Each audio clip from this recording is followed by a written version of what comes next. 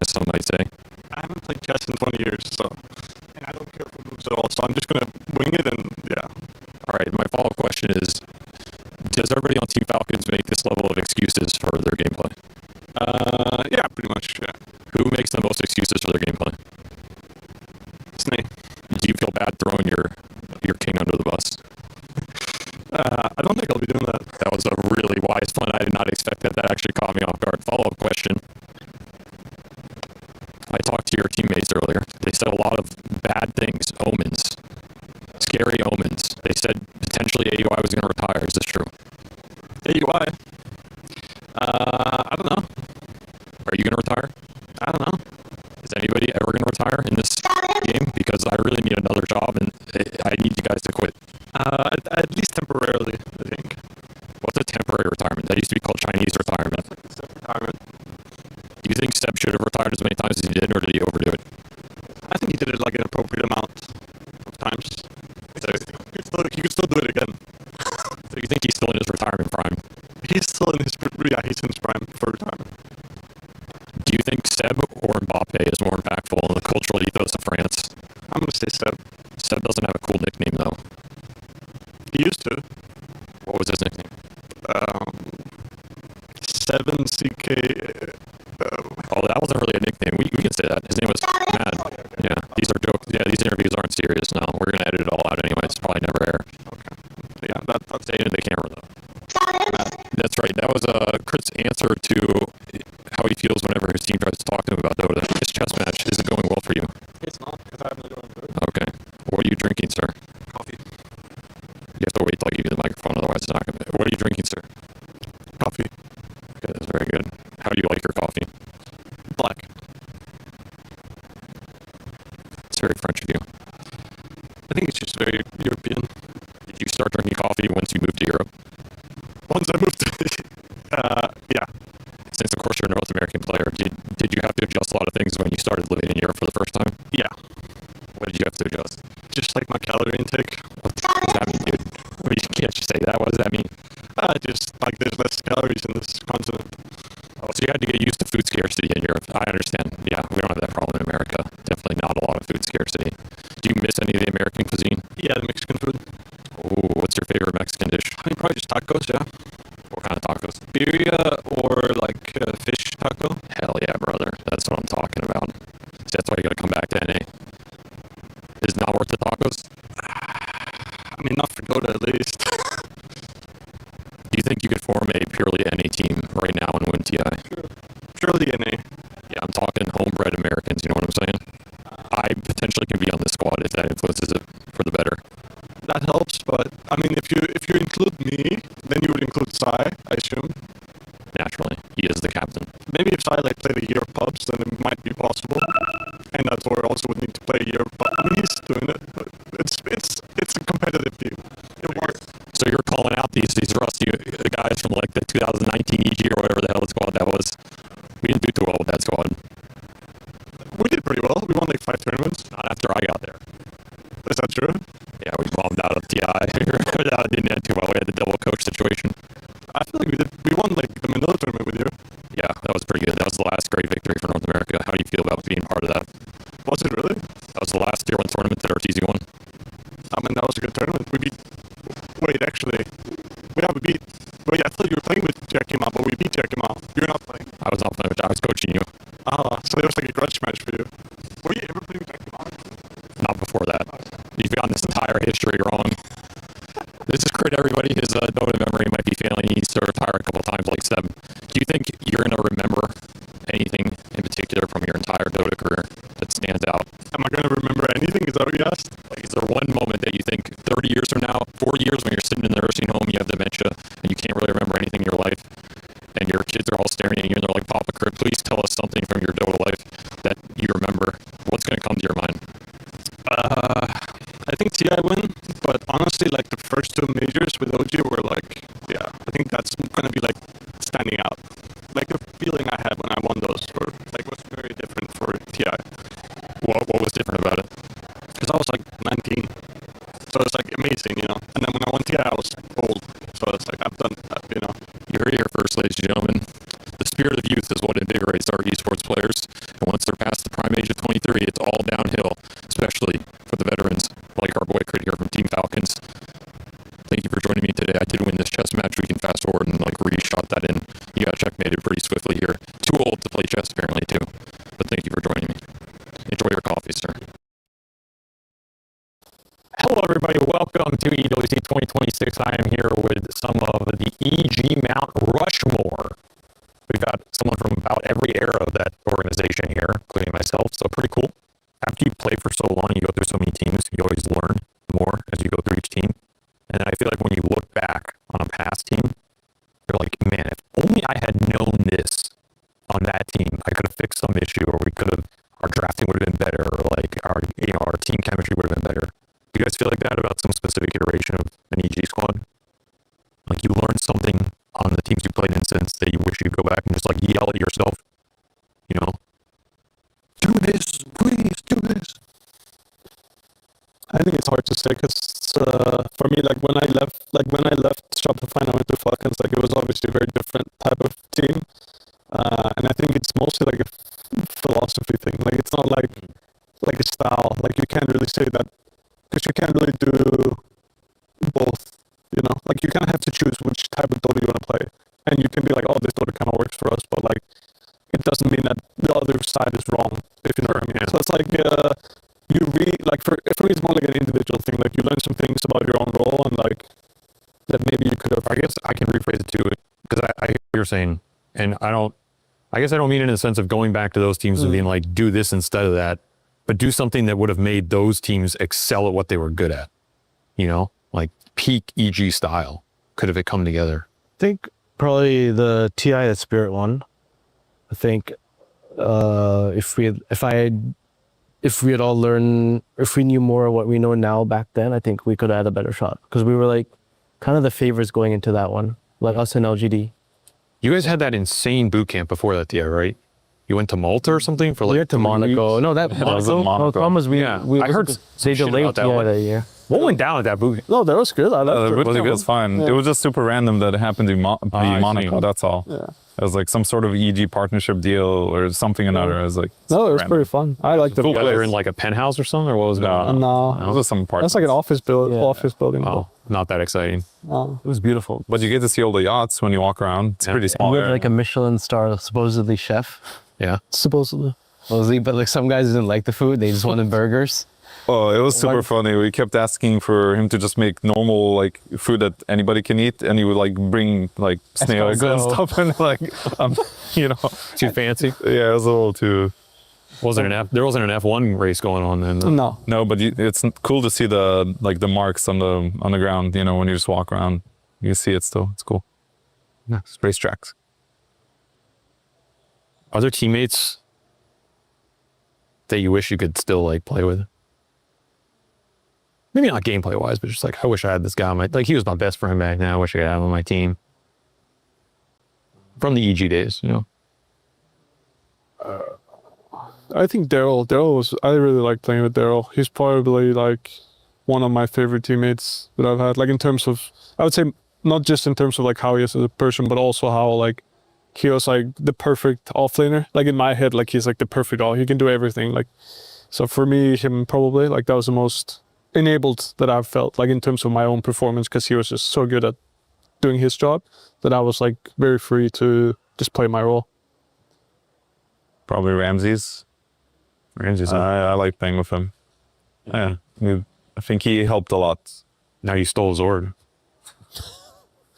I guess so. Shout out to Ramses. It all worked out in the end, huh? Yeah. Why'd you like him so much? He was just a dominant guy, and in the sense, like in the game, he was able to help lead from a core position. And I felt like we had inconsistency, like back then, especially with Abed and Artur, like not to like flame or anything, but he was able to more consistently just take over the game or help them. He's a stronger shot caller. Yeah, he was. And I think that's something we kind of missed. So you think that was a recurring issue on some of those EG teams in terms of like who was the clear shot caller in game? I think, I mean, it's not about throwing someone under the bus. Yeah, I think Artur had it in him. Sometimes he would be like amazing, but it just was not always happening. And it was kind of weird why, because like he usually has good lanes, you know, he's a super good laner. Yeah. I'm not entirely sure why. So yeah, I think it's needed, like to have cores that can help lead the game at some point. Yeah. So I feel like that was one of the things that a lot of those versions of EG were looking for from an outside perspective. Like you bring in Ramses, S4, these kind of core players that were like designed to be a shot caller core in game to help lead the late game shot calling or whatever. Because it's pretty hard as a support sometimes. Is that true? I'm trying to remember. Like, was that a consideration in bringing those Yeah, I guys? think a problem sometimes was, I mean, I think usually these two guys, they wouldn't take losses as badly. I think the other, like Sumel and Artur, and sometimes myself, we would take the losses too hard. But I also think it wasn't bad because they would push the overall team up. I don't think it's bad in retrospect to have someone that gets really mad when losing, but I think we made some roster changes that were like a little bit irrational. Like I think we did well with Daryl twice in a row, and then we did kind of poorly at that TI, and then like it was a lot of emotional stuff happening after that loss because also like the big TI, and then yeah, so I don't remember. I think it was also because at the time like a lot of the CIS players were getting better. Spirit won, so we wanted to get like at Nightfall. He was like a big guy that like I was a big fan. I was a big fan of the guy because he would like lead a lot. So I was like, let me try and get this guy's off lane, you know?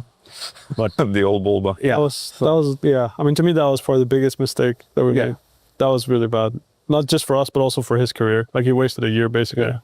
Yeah. I think just like I think like if you look at him now, it's very obvious like what he could have been like on offlane because he's like confident leader in English.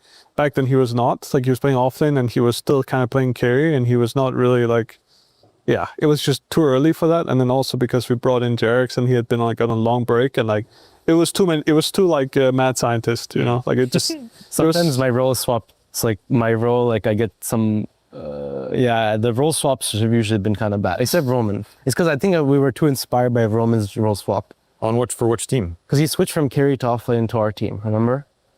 Like he was Around playing. Oh, that role. Sorry, yeah, Okay. sorry, not Thinking- But resolution. I was thinking swapped. Rezo. That's He why also swapped. Yes, Remember you that's why I was played- thinking. Yeah, so they I was both like, when did you did. play with Rezo? I mean, the role switch can be dangerous, you know. Like it's a risk. It's like investing in Bitcoin. Are you saying that as the recruitment professional? Yeah, I've learned that the hard way. Yeah. The recruitment parameters have changed. Yeah. I don't. Some people can do it. I don't know how. Like I think just that was probably my biggest regret because I think after that, we were like also talking to 33, and I think like obviously he went on to win the next one. That was the year when like we had like we could get anyone. We're like if Falcons can get anyone now, right? So we had like Neta or 33 and Amar as like the two options, and Nightfall is off lane. So two off laners and the carry guy, and Artur and I. Yeah, it doesn't look as great in hindsight. Yeah, we chose Igor, and usually he would let like Artur and you can choose, you know, and we're like, okay, let's try out the Igor. Well, thank you for joining me on this EG flavored podcast, and I hope everybody enjoyed watching. We'll see you next time. He thinks he can come in here and play my game. Let's go. He knows nothing. Let's go! Tyler Wine, you're done. Raw energy. Half blow the house down. Hello everyone, welcome to the French food tasting. I'm Seb and I'm joined with the Nigma Galaxy boys. You know them, GH, Omar. We have a bunch of different things for you guys. You don't have to eat anything you don't feel like eating, I will say that. Some things are easy picks, pretty tasty, nothing can go wrong. I know you will like it. Some things are maybe a little bit more difficult. You're not gonna have the best time of your life. So, but don't worry, I will always give you a trigger warning. I'm not gonna trap you into anything bad. No big deal. Okay, there is sweet and cheese. Do you have a preference? You want to start with something? I don't like cheese as much, so probably the sweets. Okay. I like cheese, but the ones I choose. Okay. You didn't choose any of these? No. You didn't?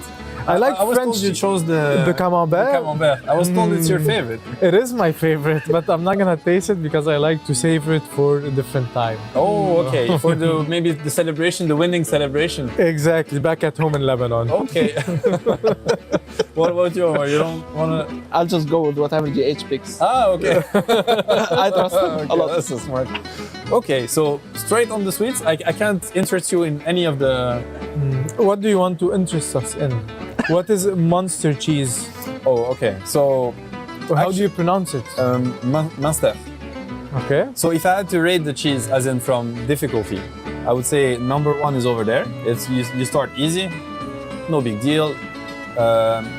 Kind of like a cheese you might know is picon, kind of like the same. Then this one is comté. It's pretty typical. It's pretty soft taste. Then camembert, we start getting in trouble. Camembert is you have to make sure you don't talk to anyone for the rest of the day. There's a bunch of things that goes with it, and Munster is the top of the top. So I'm not even gonna, Camembert is afraid of Munster. You know, He's on top of the food chain, this one. Where do we find the monster? It's a good question. It's a question for AI. Okay. I believe. I guess you don't have the answer to that. I cannot help you with that. Okay, but, sounds good. If you get an answer, let me know. Will do. Okay. So let's get to the sweets. Anything you recognize that you've seen before? I've seen the Madeleine before. Okay, nice. What about Omar? I think I've seen the macaron. The macaron, yeah. I think that's one. Yeah, I think I've seen it before. If you guys That's the feel only like trying any of it, please be our guest. Go ahead, GH. You wanna try the macaron? We Go can for try it. the macaron. I think you have chocolate, strawberry, and I assume it's vanilla. flavor? Which one feels good for you? Go for the easy one, chocolate. Chocolate? Okay. Yeah. I'll cut it in half. Go for it. That's a very good split, bro. Thank you, bro. Go ahead. That's how you split the support resources? No, No, it's not like this No. at all. Huh? No. I think a much bigger piece I for. think I'm that one. He's this one. Okay. What do you think? It's good, not Yeah. the best. Not I the give best. it a 5.3 over 10. 5.3. Not the best compared to other desserts, or not the best compared to other macarons you've had in your life? Not the best compared to other macarons. Aha. You have a connoisseur. You know me. Okay. What do you think? I think it's a 6. I like 6? Okay. Cool. Why are you laughing, bro? Why are you laughing? It's good. It's just funny, bro. It's good. Try the Madeleine? Go for it. Okay. You don't wanna try anything? No, please. This is I've been French trying. cuisine. I've been trying all day with everybody else. You want a piece of camembert? No, thank you. It's for your celebration later. I would not dare. I don't think so. Thank you, bro. Okay, I'll try the Madeleine. Yeah. I'll cut you a small piece, Omar. Like we say in Lebanon, sahten, and in France we say Bon appetit. bon appetit. Okay. Go ahead, Omar. Yeah. This is called Madeleine. Madeleine. What is it made of? It's another question for AI. You have a lot of questions for AI. No, as a typical eggs, butter, a bit of sugar, I assume. It's not bad, but it's not great.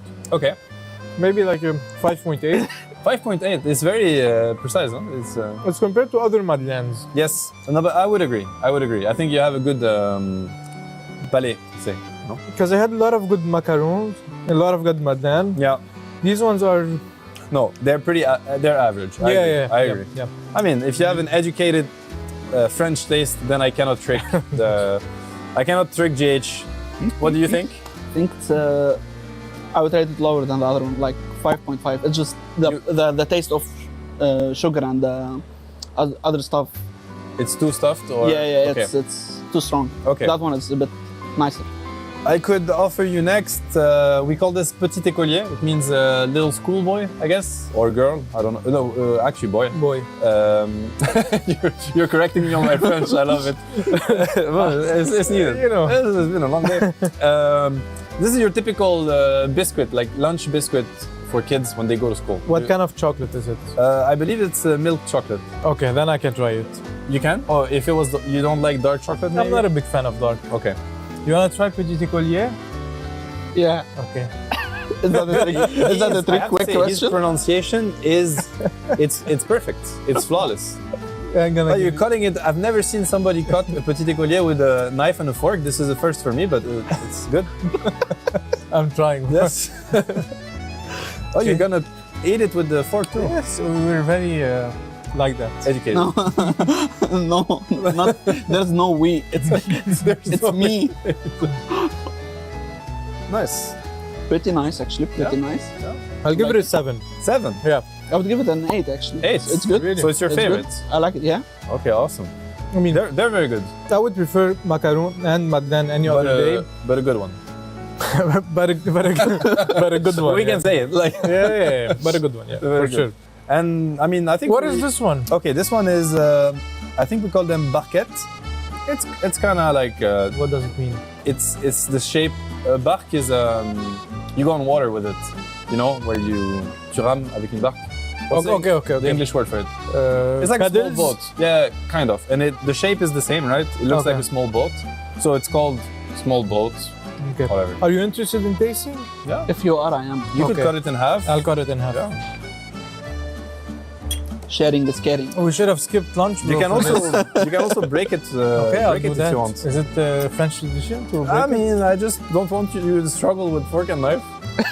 I'm just trying to help. No, this is what the Nigma Gold repetition looks like. This looks like much more, huh? I'll have this one. This is a Shiva Refresher Aeon Phoenix, and it's a 4-step Rubik. If even. If even 4-step. Fluffy hat and Not my favorite. not your favorite, okay. No, Also. I wouldn't do it again. We can't beat the Petit Écolier. No. You wouldn't That do it one's again. best by far. This one, no, maybe a different place. I think it feels pretty old, like the biscuit. It's possible. Maybe you can try it and tell us. You don't have to use fork and knife either. It's Maybe you can tell us if it tastes like a original or a bit older. 2007. 16. Okay. I was going 16. It's like wine. older, bro. It's like wine, you know? Yeah, 2007. It was a good year. It's aged. Yes, it's Aged bark. H. Barquette. Yeah. 18th century. You like it? I like it. I like it. Okay, next up is the cheese. No, For that's it. Seb? No. I think. But you have to show us how a true Frenchman eats Munster cheese. You want me to try the cheese? No, I don't. You don't have to do it, bro. Okay. I was gonna do it for you. Anything. No, you don't have to do No, okay. No, I think honestly, you guys tried almost everything. Thank you for trying. Thank you for rating. You were pretty critique, but that's the man's of high standard. So I did not expect anything less. it. You know us. Yes, I know you. Thank you for watching, and cheer for the boys in the tournament. You guys are doing very well at EWC. You're currently 5-1. Is that correct? 7-1. 7-1. Excuse me. You guys tied with Aurora, who were I would say coming into this, they were probably the team expected to get top in their group. You guys are tied with them at 7-1. So what do you think is going to happen from here on out? Aurora plays Liquid tomorrow. Do you think you guys are just going to sweep the rest of your groups and you guys are going to be tied at the end and have to play a tiebreaker, which I assume there is? Yeah, I mean, I'm pretty sure we're gonna 2-0 tomorrow, playtime. And Blitz said they're gonna take one game off. Yeah, he promised. He promised? Yeah, so we should Okay. be good. All right. Yeah, I mean, I think it's more so dependent on Liquid if they can beat Aurora than us, to be honest. Okay. Probably end up playing tiebreaker. Okay. And how do you think that tiebreaker is going to go? Easy 2-0 or what? Nah, they're good. So maybe 2-1, I would say. Okay. Maybe Yeah. 2-1. GH, what's that stare for? No, I just love this guy. He makes me laugh a lot. So He's just look funny. at him and laugh. He's a funny guy. He's a bundle of sunshine in a dark world. It just makes me laugh. It's funny because I feel like I've heard many people describe you that way. No, it's just I've played with him for a long time, I think already. Just he makes me laugh. I like him a lot. Okay. Yeah. All right. Okay. So outside of the people in this room, I don't like anyone. fair enough, fair enough. But outside of the people in this room, who was your favorite teammate to play with? And I'm going down the line, so be prepared. That's a good question. I have to run down memory lane. Played with a lot of people. I would say, I mean, every single individual brought their own positives and negatives. But hands down, I would say the most skilled player I've ever played with, after Sumail, of course. Of course. No, let's remove this team. Let's put it on the side. So I would say it was a miracle. He was absolute best player I've ever played with. He shined a lot in his own way. He was fun to spend time with as well. So I would say him. My second, for different reasons, would be Kuro, because we played a lot together. And as Omar said, I learned a lot from him too, especially inside the game. He had really good vision about how the game should be played, what are the important things, what to focus on, and how to play the game, basically. And then I would specifically shout out Matumba, man. He was a very fun teammate. He was very stoic, I would say. I think maybe it's a characteristic of Finnish people. They're very stoic. So I think these guys were really fun to play with. So Mal, you're next. I mean, I guess I said it already, right? It was the whole of TI6 post TI6 EG. It was Uni offlane, Zai +4, Crit +5, R4, me. Then we had Fear coach. Yeah, that was with the boys. Yeah, and then we got Avery's secondary coach at some point. Yeah. And then Fear stopped working there. That guy was just sitting there. Yeah, but it was just like a insane fun group, to be honest. I have good memories of that time. Only good memories, to be honest. Okay, so I've got a story from Avery about you, and I want to see if this is true. So when he first was potentially going to join EG to coach, you said, not that guy.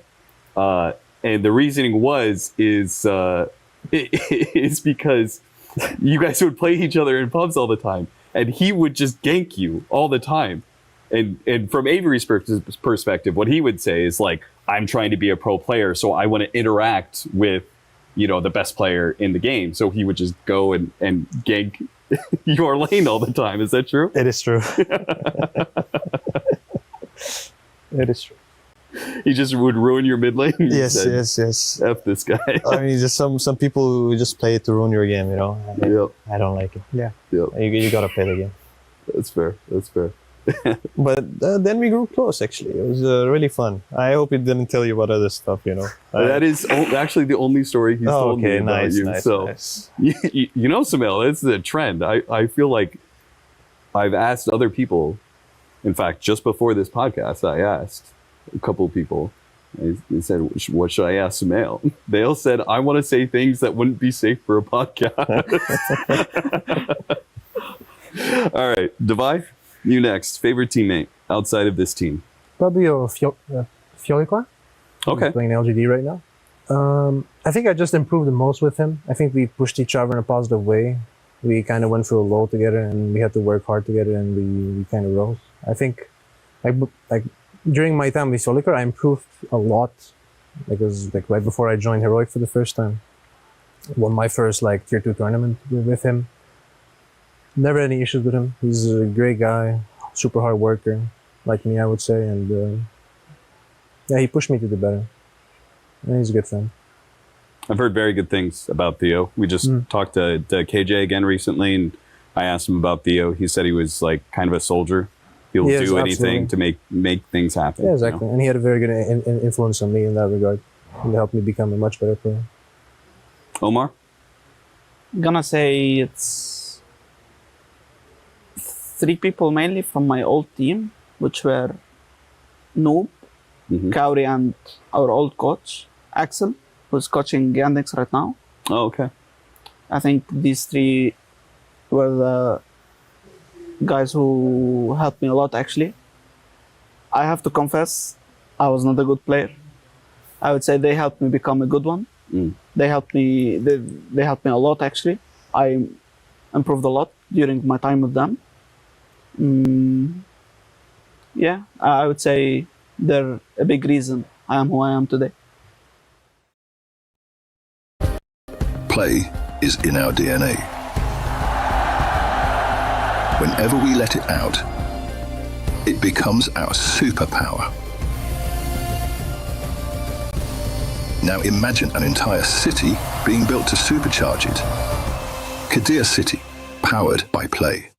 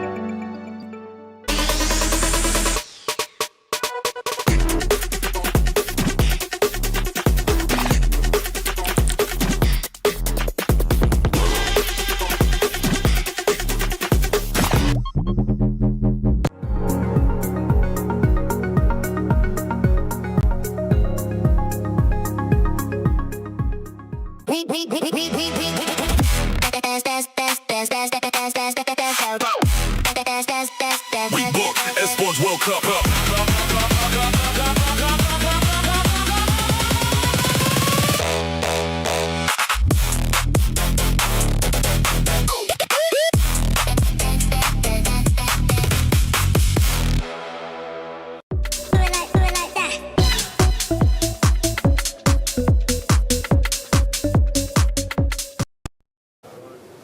Well, it was business as usual with Dota yesterday, Purge, but are we going to get something similar today? I'm not too sure. Yeah, I don't know. We had those exciting upsets that happened earlier, but they got their dreams crushed yesterday, unfortunately. So might see something similar today, but it could be another upset. You never know. How are we thinking about the teams? Have they got a chance up against Falcons and Co? Well, Enigma Galaxy is looking much better this tournament than they have in years. We could see them upset, but it could be a reality check. They haven't played Dota in a long time. Oh, let's find out if the reality check hits. It is Falcons with the easy side of the bracket. Who'd have thought that was going to happen? Let's get into the next day of Dota here at EWC.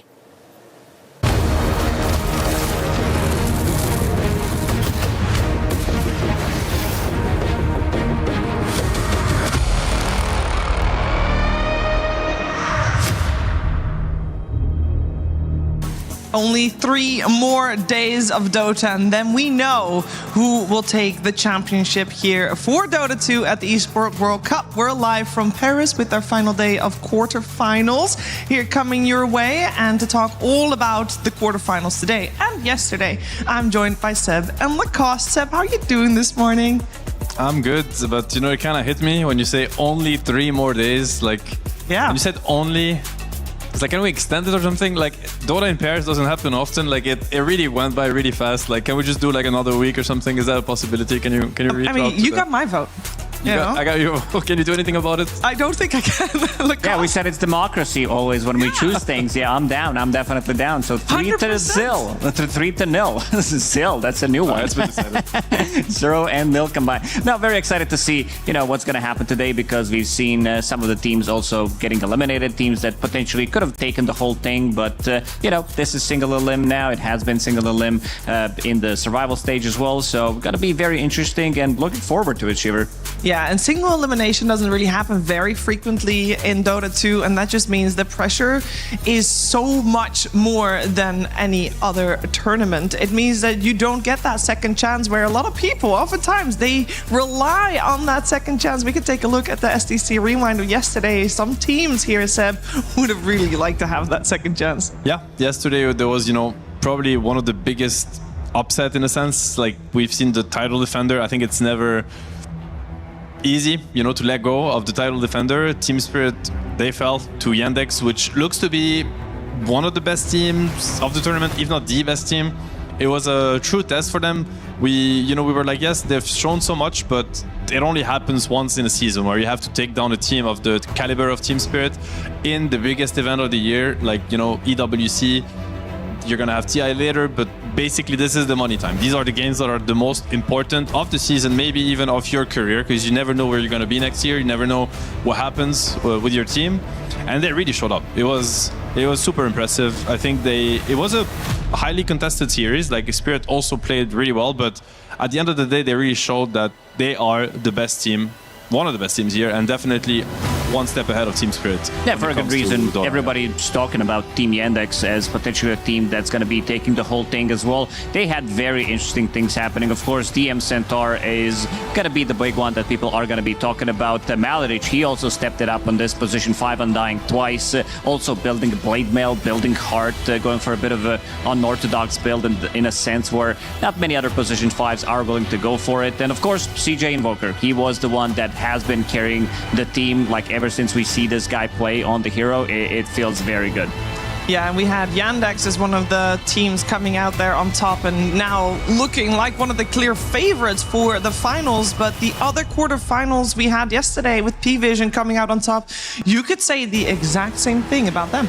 Yeah, I mean they've been cruising so far this tournament. I don't think they look very dominant, and it's kind of like these two teams are rushing at each other like full speed from one side to the to the other side of the bracket, and even in different groups and stuff. Obviously, there's like a lot of other contenders which we'll be talking about, but these two, I think, nobody, they didn't go unnoticed by anyone here. Like because you guys are the maybe way they peaking win at the right time of the year. Is that how impressive. it feels right now?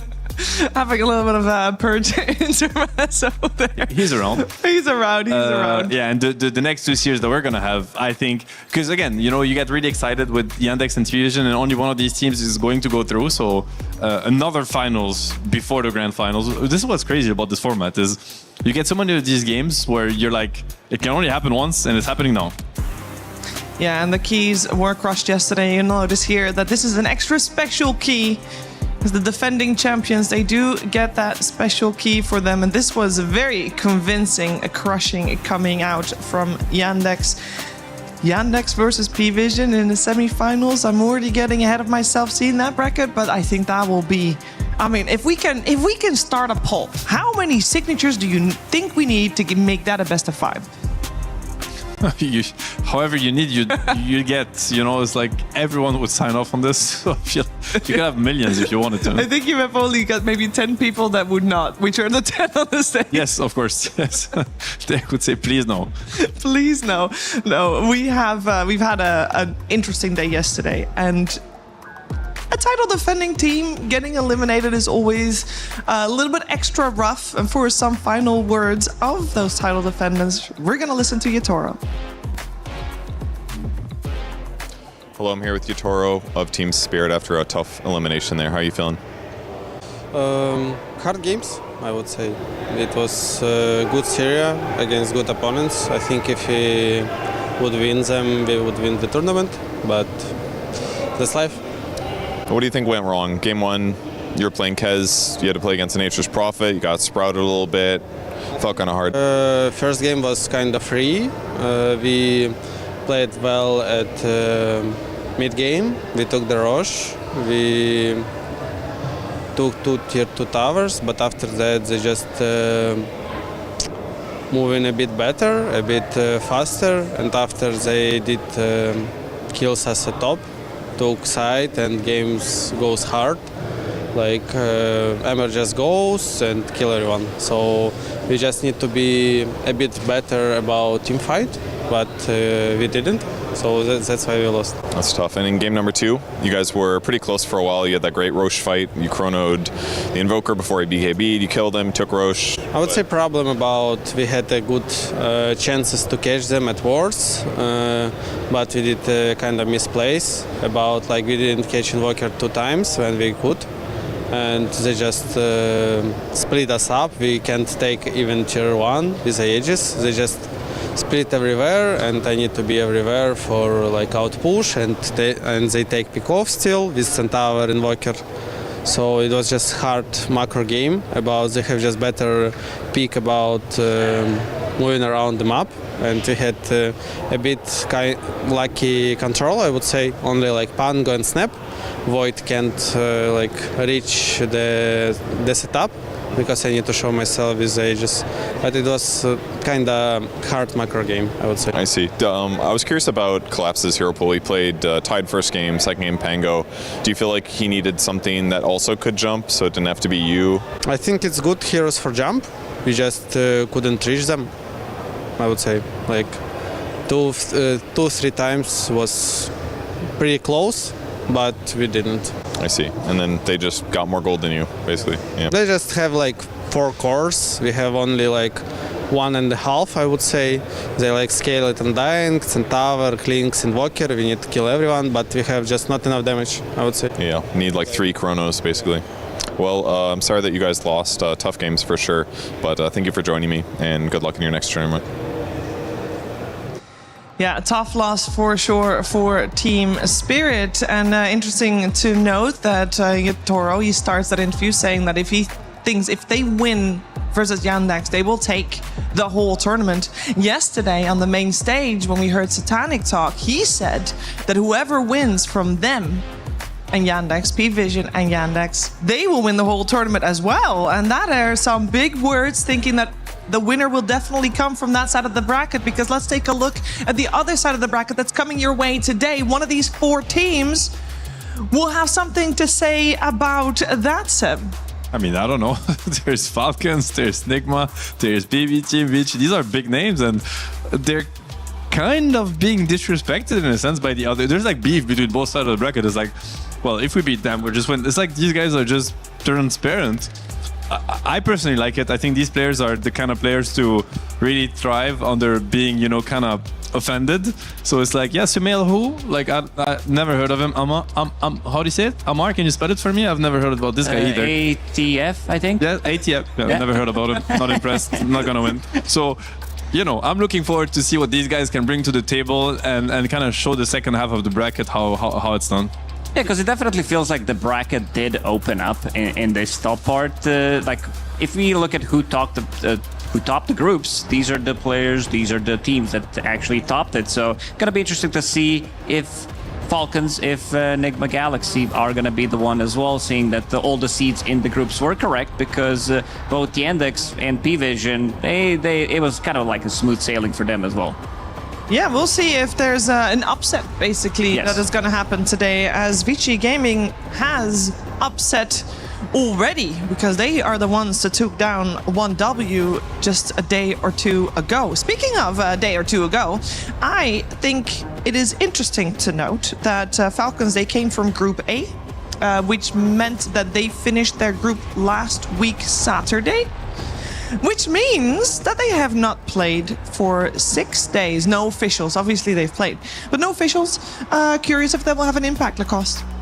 Yeah, for Falcons, I think it actually benefits them. This is the team that, you know, I'd say this is the team that almost never gets outdrafted in a sense. Maybe there should be some small adjustments, but they always have pretty strong drafts. And with all this time to prepare to watch other teams, what they are doing, I feel like that's going to benefit them a lot. Having AOI, having like so much experience on multiple stages, like winning so many tournaments together, it just feels like it definitely benefits them more compared to Vici Gaming, who has been like needing to show their strat, needing to show their hand, because we are in a single limb. We've been for a while now, which means that like you are pulling out your best strategies.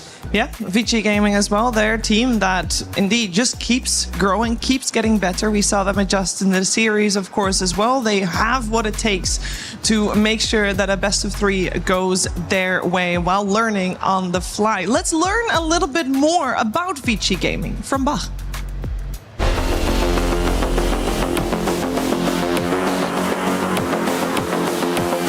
我们怎么变成这5个人现在在这个阵容？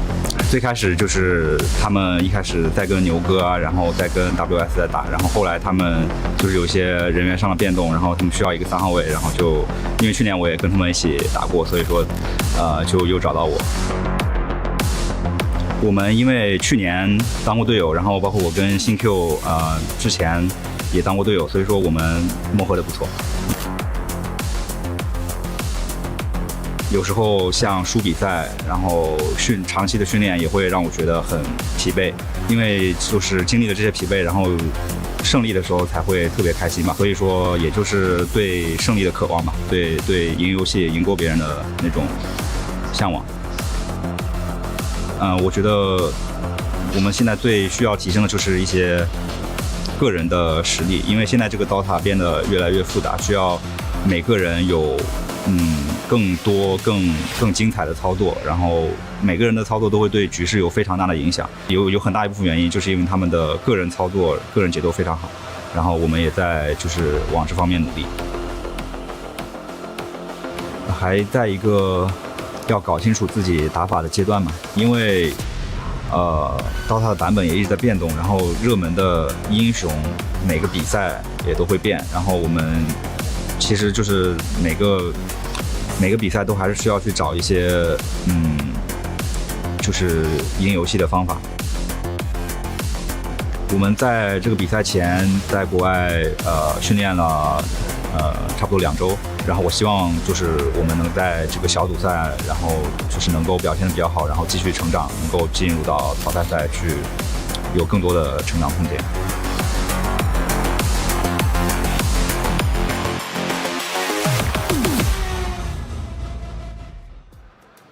And he does say it is like focusing first on the group stage, doing well there, and then continue to improve in the survival stage. And they definitely did that, Seb. They did. I think they did more than that. Like, no, I don't think anyone expected them to, knock 1W out, because a lot of the teams that are remaining in the tournament would name 1W as being one of the favorites. So in that sense, I think Vici Gaming is now on everyone's radar, and people are like, yeah, I mean, true. We also have to worry about these guys, because these guys are not unknown to anyone here. Like, you think of Bach, formerly known as Faith Beyond, Zinkyu, TI finalists, several times actually. Zinkyu was in last TI finals under Extreme's banner. I think all of these names are big names of Dota. They've been there forever, so there's like a really cool mix of like experience, wisdom, and know how to approach these big events. And this could also have been a factor in their deciding series yesterday against 1W. So we'll have to see today. It's another Titan they have to take down in Falcons. They are the title, like the TI, winning team, like from last season. So yeah, we'll have to see. But Zinkyu, he's coming for revenge, Oh, absolutely. Like, this is the guy that has been missing. Like, he's been streaming, and I think a lot of people missed him being in the scene because his playstyle is very unique. Like, if we talk about like the position 4 players that kind of changed Dota meta forever, he's gonna definitely be in the talks, like the way that he approached the game. And he's bringing in some like classics as well, but also bringing in new stuff. Like, if you watch the qualifiers as well, like he really nailed it. There was such a clutch game against Yakuto Bros where he like single-handedly with that 90+ minute game, he had one play, that 4-man stun with Lion that basically changed everything. It changed the outcome. And this is the team that didn't really have the best season. They were really struggling. They only played 4 tier 1 tournaments. They managed to get like top 6 only once. That was their best result. But it seems like they are peaking at the right time. Yeah, a team that has said kind of that they're struggling a little bit, even though the results are still very good, is their opponents for today. I'm talking about Team Falcons. Very important for them also to do well here, not just to prove to themselves that they can do it, but also because their organization has been at the top every single time for the club championship. And to be at the top, you need to get at least one first place finish. And it would be really nice for them to get that out of the way with this Dota one. But of course, road to climb still here, as we're going to listen to some more about that climb from Elreen. I wouldn't say we're performing that well in recently times, and what Amar said is kind of true. First of all, we're still bad. Okay. We're just top 8. It's nothing. It's not an achievement. We're struggling because we're playing for a longer time to get better, and like it's just some problems popping out, and sometimes hard, difficult to deal with them. Miro just turns around, roars him up. Now the BKB is faded away. They hit him with the fear, and he's dead. Just an easy kill. I wouldn't say we're in the best shape, but at least we solved the issues that we had before, and now we have something to learn for future. Once in my time, I was watching Simpsons, and like there was like a voice line by Homer. He said like, I'm not looking in the future more than 5 seconds. We have to see how we're gonna perform, who's people are gonna take their rest, who don't want to take their rest, and like it's just not only up to me. Wait, no, the silence came in. The silence came in time. He can't get off the Reaper's sight. Ghost might just be able to make it back to the top, but the Magnetize finishes him off. First 2 days, I was not performing the best of the first games. I don't know actually why. I was kind of like, I wouldn't say struggling, but I actually was getting confused because I was like waking up, playing early pops and like getting ready for the official. Then I think as a team we was performing good. We're just paying more effort to every official and every clan war nowadays. So it's just getting easier for us to play officials. But the Doom will not, and they're farming these heroes in the Fountain Winter. This is cruel. It's very important for the team to have a rest day 'Cause you kind of like, I would say like earn it, deserve it, that you got the first place and now you have reward yourself. Another box save, trying to wheel to stop it. What a beautiful hit to Ties, catching 3. That is beautiful. I mean, I think the hardest opponent is most likely going to be CIS teams like Yandex. Other than that, like those teams just playing such a weird style, I would say, and usually it can change. They have like their own hero list and it just works for them, which is going to be very good to see in official match against them. Now Reen on the chase again, just jumping right in an ATF. Be better two-man call. Naive until the end, both just deleted. I would say I'm hoping that we're going to get better placement, but this time I would say we're much more confident in ourselves. I mean, there's no more words to say. It's just like we have to see how it's going to go. Some Homer Simpson words in there. Didn't expect that this morning. But not looking into the future too much, taking it one step at a time. I think that is a very healthy way to approach it. Yeah, it is. And I mean, we've seen, you know, getting ahead of yourself kind of, I guess, fire back at some players this tournament. And, you know, we heard players talk about series, future series, and yeah, maybe... Yeah, going too quick, and all next thing you know, they're just not there. You know, they don't make it there. So I think it's a good approach generally to just take it one game at a time, even one map at a time. You know, don't even think about the result of the series. I mean, let alone the next one. So hopefully he'll think about the future when he plays the game. I think that's quite important, but I'm convinced that he will, because thinking ahead is a very big part of how to play Dota. But good words from Marine. I think I always like hearing, you know, teams being humble and kind of knowing where they stand and being also okay to just like take it one step at a time and improve. It's all about peaking anyway. Like you need to be at your best level when the big games are coming. And I mean, they're coming now and they seem to be there, I think. Yeah, when he said Homer, I thought he was talking about the Greek poet and philosopher, but seems like we're finding like even more poetry in some of the TV shows and smarter characters as well, but especially now with Odyssey being popular nowadays. And yeah, we'll have to see. But one step at a time, I think that's the correct one. Like one series a day, one game a day, because you've been playing only one series a day, which means that you have quite a lot of time to prepare, only one obstacle that you need to get through, and then you still have a good amount of time to prepare for the next day as well because of the schedule. So it does feel like it's going to be benefiting them, I would say, slightly more. Again, because Falcons, they are the team that always comes in prepared, and especially with these players that they're trying to dissect all of the smallest things, try to break the game as well, compared to like Vici Gaming, who might have been struggling, but should definitely be an interesting matchup, because these type of like players, these caliber of players, you should never underestimate them. No, you should not. I think also going on the big stage, this is something that for Falcons, you know, I feel like they have a little bit of extra pressure on them because it is EWC and they are held to a high standard by themselves, as we clearly hear, as well as also by the Falcons organization. They already are on the board in terms of points, but they would like to continue being on top. And even then, on the other side, Vici Gaming, I think they're already, you know, they're also taking it one series at a time. They're already very happy with what they have achieved. Yeah, and it's always dangerous to face that kind of team. I think, you know, a team that has no expectations, everything's just bonus at this point. They have nothing to lose in a sense. Like they talked about how they're just hoping to make it through the groups, and all of a sudden they're top 8, I mean, and looking to get even higher, top 4 potentially. So if you're Falcons, you got to be worried. Yeah, you might have to be worried, but at the bright side, there was preparation done, I can only imagine, for both teams. And we're of course going to talk about that and what they could have been discussing regarding that. But to get this match started properly, we're first heading over to the stage.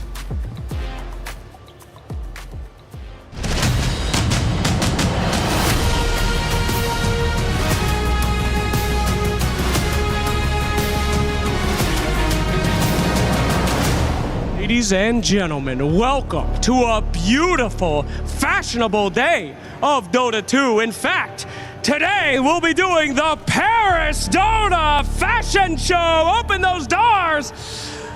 I'm sorry, it's just us. Ladies and gentlemen, please welcome Milos Oh, the Gouache Ice Frog Collection. Vintage brick. My God. Brick color from the brickiest of dumb pudge players here for you today. Excellent fit, sir. Excellent. You're talking about myself. Look at you. We got the Storm Spirit fit right here. What the hell? Arcane boots. He's all in. They're talking about blue suede shoes. My man is top to bottom ready to go. That is our man's. Give us a little twirl, Slacks. Come on. Come on. Let's get him a little twirl. Hell yeah. All right, walk it up, man. Walk it up. All right, ladies and gentlemen, how you doing? You ready for some Dota? All right. We have got some great Dota here for you today. Yesterday was a pretty crazy one, though, Milos. It absolutely was. We had our first day of quarterfinals, eliminations, plenty, of course. 2 best of 3s that went the way, and I guess game 2 was a bit of a stomp, but otherwise, we got a day, and we have 2 teams that have qualified in the semis, and now we're waiting to see, because honestly, yesterday, it seemed like Yandex are going to have a tough time in that semifinal, just looking satanic, looking right in the camera and saying, I'm going to destroy you. And that was cool. That was cool. Biggest surprise for me, definitely Team Spirit's departure. I mean, that team was absolutely goated, and then we saw them walk away. So super surprising, the defending title holders taken out. But there is one other team that is defending a title here. That is very true, and that is our first team on the walk-ups for this quarterfinals for today. Let's bring it up. First up is Team Falcons! Woo!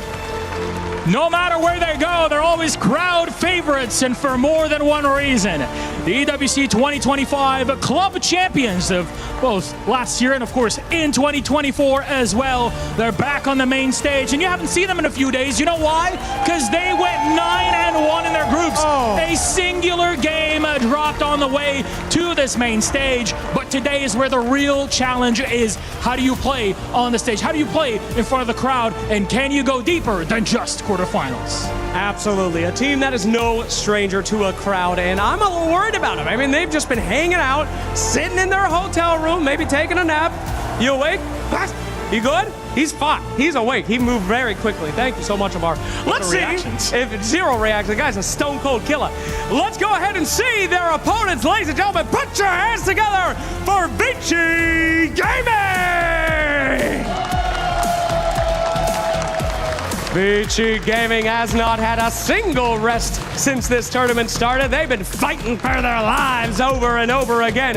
The final hope of Chinese Dota here today. They have beaten their biggest rivals of Extreme Gaming, even LGD, who tried to come and take their spot. Ain't no way. These boys are here to slay in a rivalry we have seen before, but not this year on this big of a stage. Gentlemen, we got the thumbs up. You ready? Go ahead. All right, please, keys to your positions. We're going to need to see that handshake, Milos. Anything weird?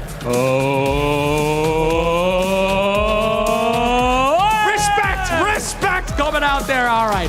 We've got a hell of a game coming up your way. Don't go anywhere. We will get right into that action right after this video.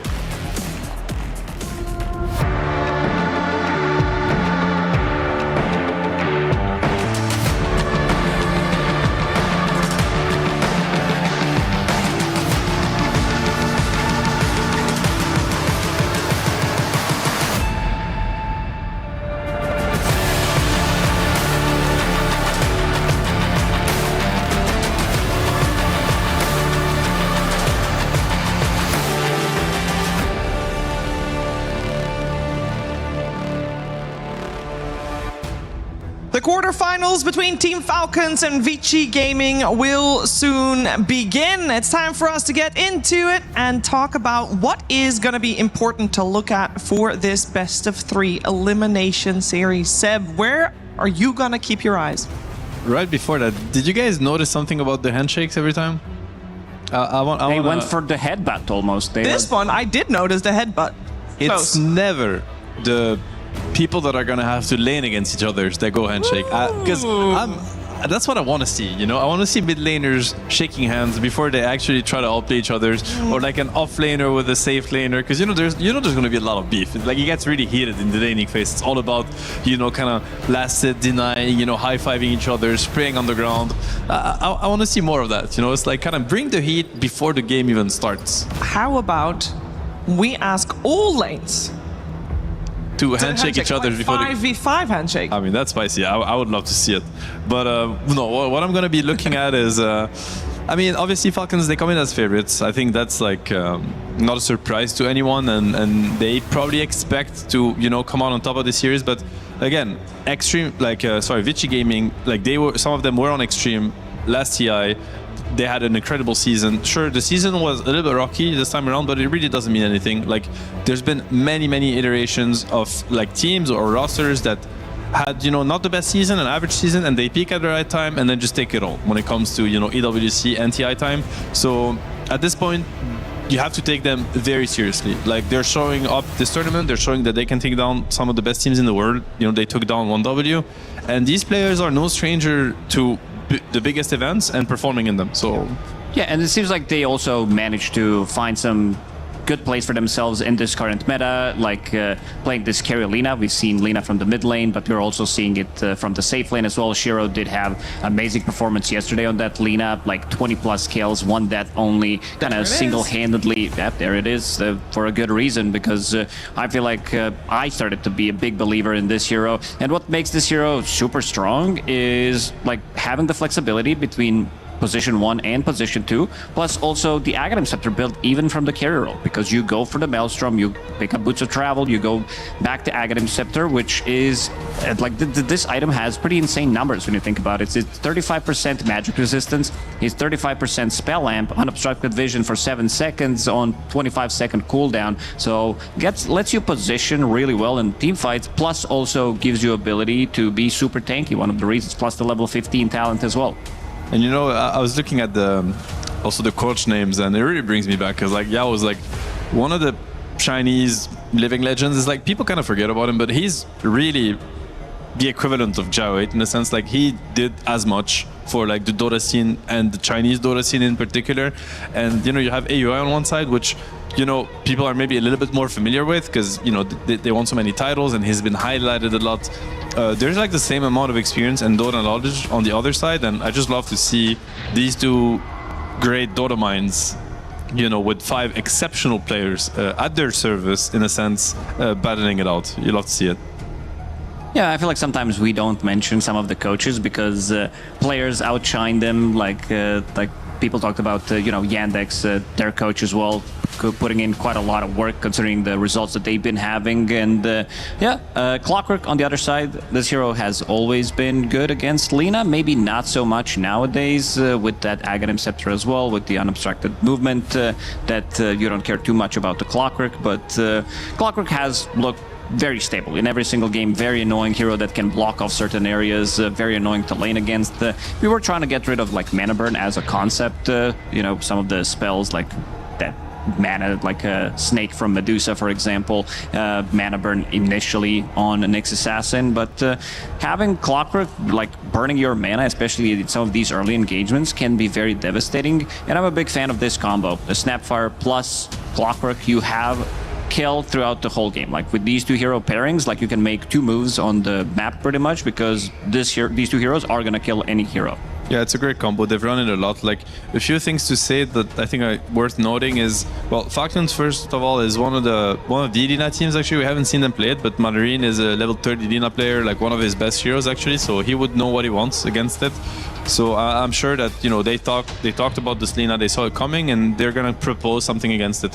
You mentioned the Clockwork. I think true that the cog interaction is not as good, but at least he has the jetpack, which is like, it can be very useful against Lina, especially if they build Aghanims. It becomes really hard to catch, right? They're flying over trees. You lose. Yeah, both of them are flying. Yeah, right. And now they're both flying, but Clock's gonna have vision of Lina. I mean, they're gonna play their own game, but at least, you know, he's gonna be able to track her down. So that's like a good tool to have. I want to mention the Undying ban also. I think it seems to be, you know, one of the top, you know, +5 and +3 actually heroes of the tournament.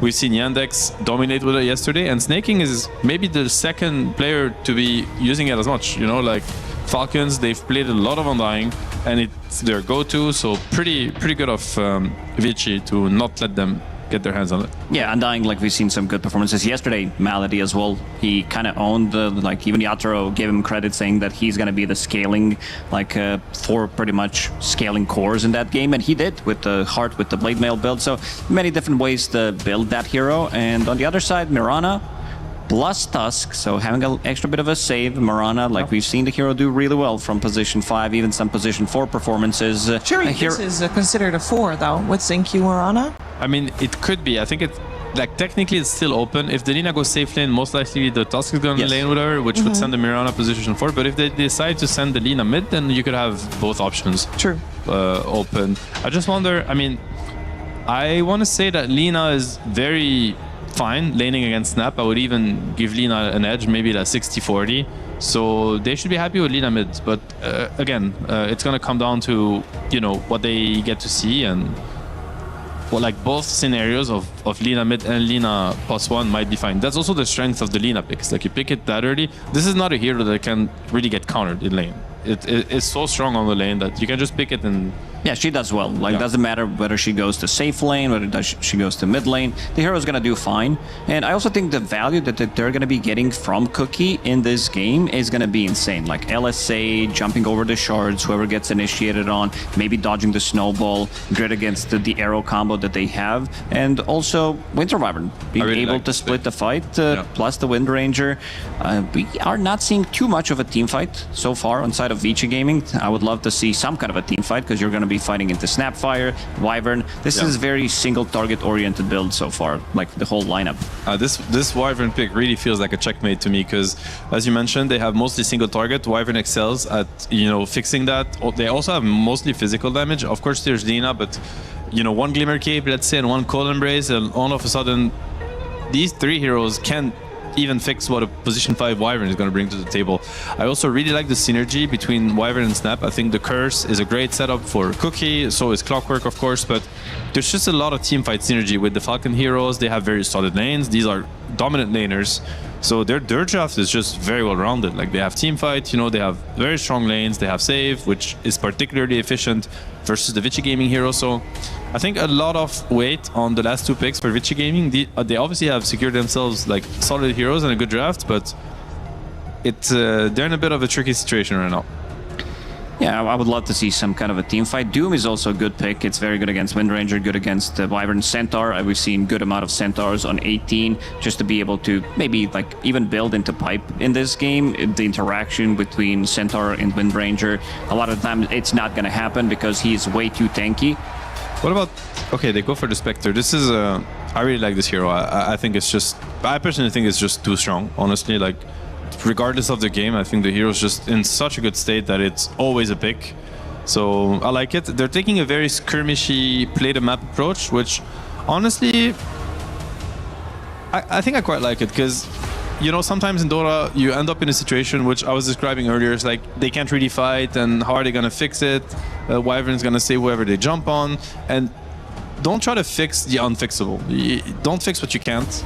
It's like just double down on what your heroes are designed to do in the game, which is push lanes, you know, ghost push lanes with Mirana, Aghanim, Lina, you know, killing creep waves from, and like split Falcons apart on the map and pick them off with Tusk, Moonlight Shadow, Lina Travel, Spectre, and force them to play your game. And this might actually make heroes like Wyvern look completely helpless. Yeah, this is something that Yatro talked about in his exit interview, that they like split them real well in that game, even though they were the ones holding the Aegis. They just played the map extremely well. And I like the bans coming out, especially the Viper ban. It would be very good potentially with Clockwork, super strong lane, break against Spectre would always be good. And again, they have a lot of single target. Viper loves to play against these type of heroes, a lot of magic damage early on, and it would kind of decimate Spectre in the lane because if it's going to be Spectre plus Mirana, this is not a strong lane by any means. So I feel like with whatever they decide to pick on side of Falcons, they are going to be having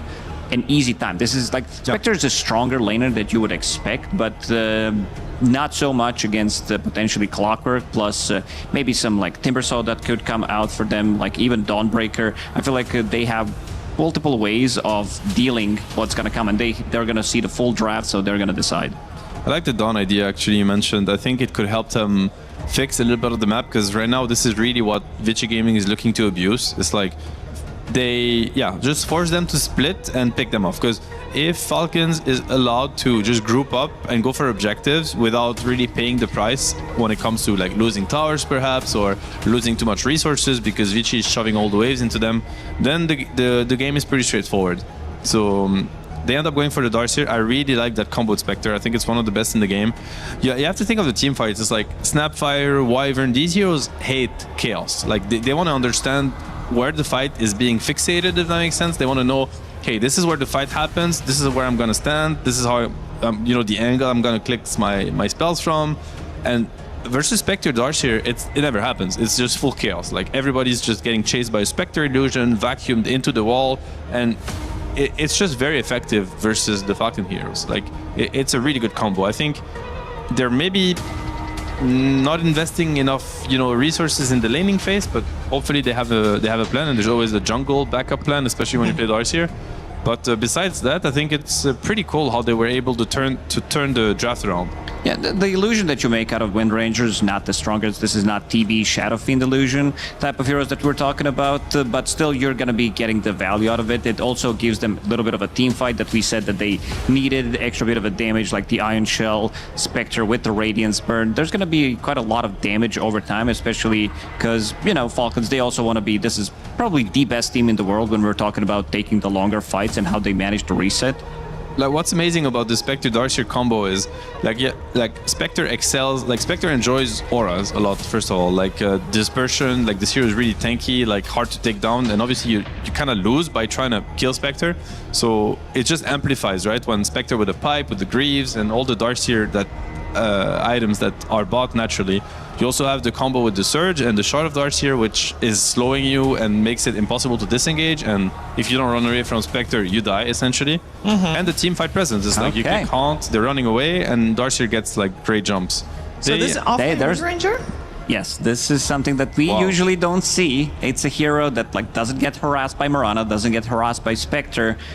It's a really good lane for it's a good this hero definitely has something to it. It has been played from Wind Ranger back in my days as well. It definitely has some merit to it. But I've never seen it. Yeah, I think they opted to go for Tiny because this is the hero that doesn't care too much about the Darkseer in the lane. He's way too tanky to be killed. And also, this is the hero that builds into Silver Edge. He's also kind of like a global hero in a sense. Once he starts down to hunt people with the Blink Dagger, with the Silver Edge, cut into back lines. And these heroes don't really have that much HP. Like Lina, yes, she can be tanky, but one thing that Lina hates to play against is any repositioning tools. I think one of the best matchups against Lina is Tiny, and it's also going to be Magnus, which we really haven't seen. Yeah, and it's Tiny is one of the heroes that at some point will just stand his ground, right? Yes. So you just he's just there, and he has Silver Edge, whatever, Satanic, Daedalus, Tiny 25. He's just standing in the front, and Darkseer, Spectre are gonna click their spells, and Tiny's just not gonna flinch. He's just gonna stand there, and he's just too tanky. And I think it gives them also a scaling angle where I don't think Wind Ranger would have been able to take this game to the late game on the carry position, but with Tiny it's completely different. You kind of have to think, is the synergy going to be good enough? But it brings me back to Amar playing Ursa in, I think it was in TI finals. Yes. Where you're like, oh, and then he just makes it work. So I would just trust them to, at the end of the day, the guy's just Ursa offlane, Doom Radiance, Necro Radiance, offlane, whatever. Carry. What's the problem at this point? Just Slark, yes. This is I guess another day in the office for Amar. He's just pretending to be offlane. He's never been an offlane player. It sounds that Falcons has found themselves a very strong overall last pick. How do we think Vici is gonna fare against this? Because I do think that the way you guys were leaning was, if I were to ask you who won the draft, it would be Falcons. How is Vici going to deal with it? I mean, honestly, when I saw the first 3 picks, I would have told you that Vici Gaming is getting completely outdrafted, and I was very worried for them. With the last 2, Spectre and Darkseer, I'm super hopeful. I think if they play this game well, and let alone get an advantage, they could definitely take it. Yeah, I kind of agree. I feel like they fixed some of the issues that they did have, but the safe lane is not going to be easy for Spectre. Well, we're going to find out. Game 1 of this quarterfinals. Falcons, Vici Gaming, coming your way with Sunspan and Kazu. Welcome! Game number 1 of this best of 3 in the playoffs here for EWC Falcons versus Vici Gaming. We are indeed paused. We know the reason already.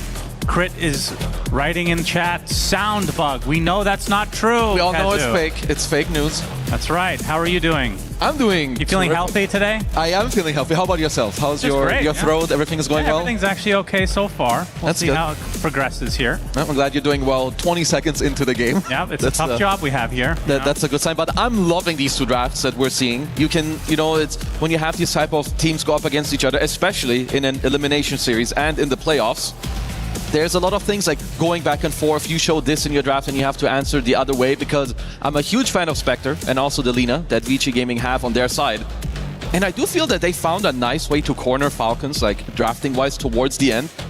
We heard them talk about the Tiny. I think it was one of their best picks because Wind Ranger carry would not cut it, but it does mean you have an offlane Wind Ranger. Now, it is Amar. We know this guy defies any type of logic when it comes to offlane picks, so I trust him to make it work, but still do feel like they were heavily pressured in the drafting stage. Yeah, I'm fascinated what's going to be happening here in Amar's lane, because have you seen him play this hero before?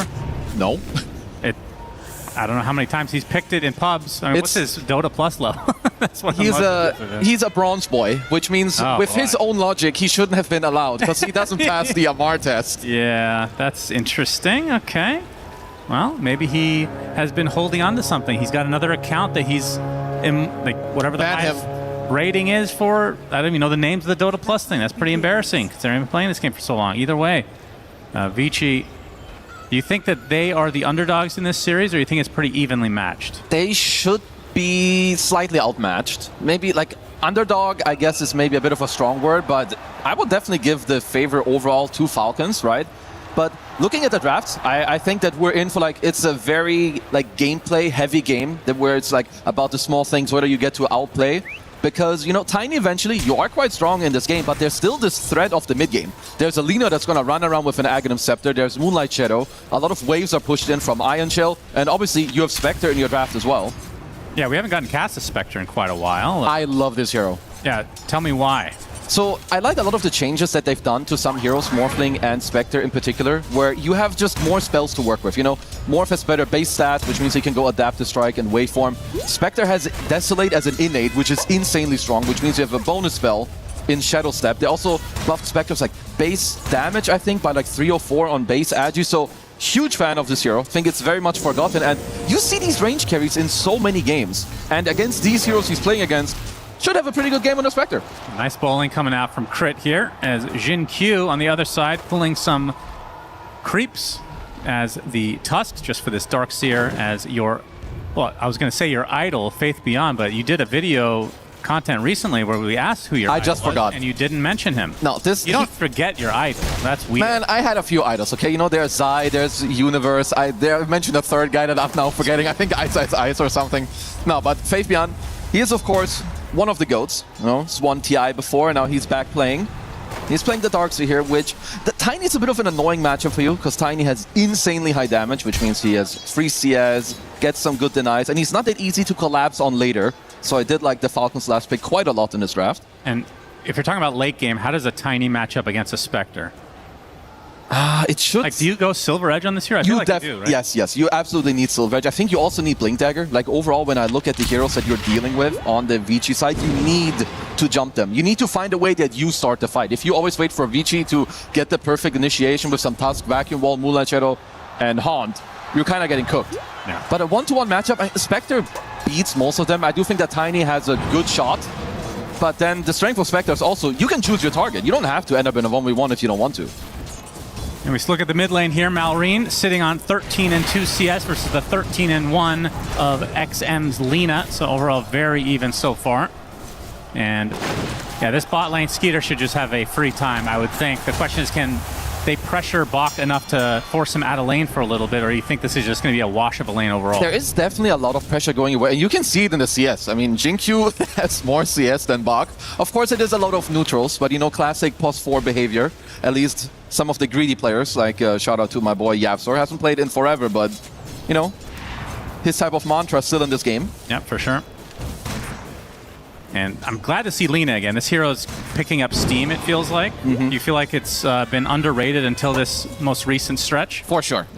We've seen it mid, we've seen it carry, we've seen different builds, and we've seen it pick quite early also. In this game, it was the overall first pick, and like mentioned before, I like that they went for the Spectre round later in the game. So we'll see, if the XM mid Lina can put in some work here. I'm quite faithful in it. Curious to see what Malrine itemizes this game, because he can be kind of off the cuff at times, similar to Malrine, or similar to ATF rather. Now, I'm also a little bit interested because, generally speaking, you want to go the magic build on Snapfire. It's the one that allows you to play the fastest, you're dealing very good damage, but also maybe relying on your ult against Darkseer Vacuum and Shadow Step could be a little bit difficult. So we'll see what route he decides, because of course you can go the travels into Blink Shard, play magic, but we've also seen a few physical Snapfires. Yeah, I mean, when you have a carry like Tiny that's kind of a mix of damages, I guess you don't really have to go a specific route. I mean, the question is, again, what is Amar building? He's definitely going carry. Nah, like you, offlane Windranger, if he buys Guardian Greaves or some shit, I'm leaving. You're gonna solo cast. Guard, pipe. No way. Ain't no way. First of all, it's not good. Second of all, it's Amar. I'm pretty sure those items, he removed them from his shop. Right. Yeah, it makes sense. So I'm just expecting most likely just some Maelstrom Pike, I think, eventually on the Windranger. You could even, consider like a Silver Edge even later if you want the BKB in the mid game. Amar gonna get slowed down. A baby arrow comes out from Y. Nice Jackal from Amar though. Will buy himself enough space. Still no first blood in this game. It's a nice power shot on the Y, who's actually slowed quite a bit. Or is he just that slow in general? Looks like that's the case. Crit coming in from the other side. Gets both inside the cogs as Y taking the brunt of the damage, and the power shot from Amar will give him first blood on the off lane. Windrunner. Yep.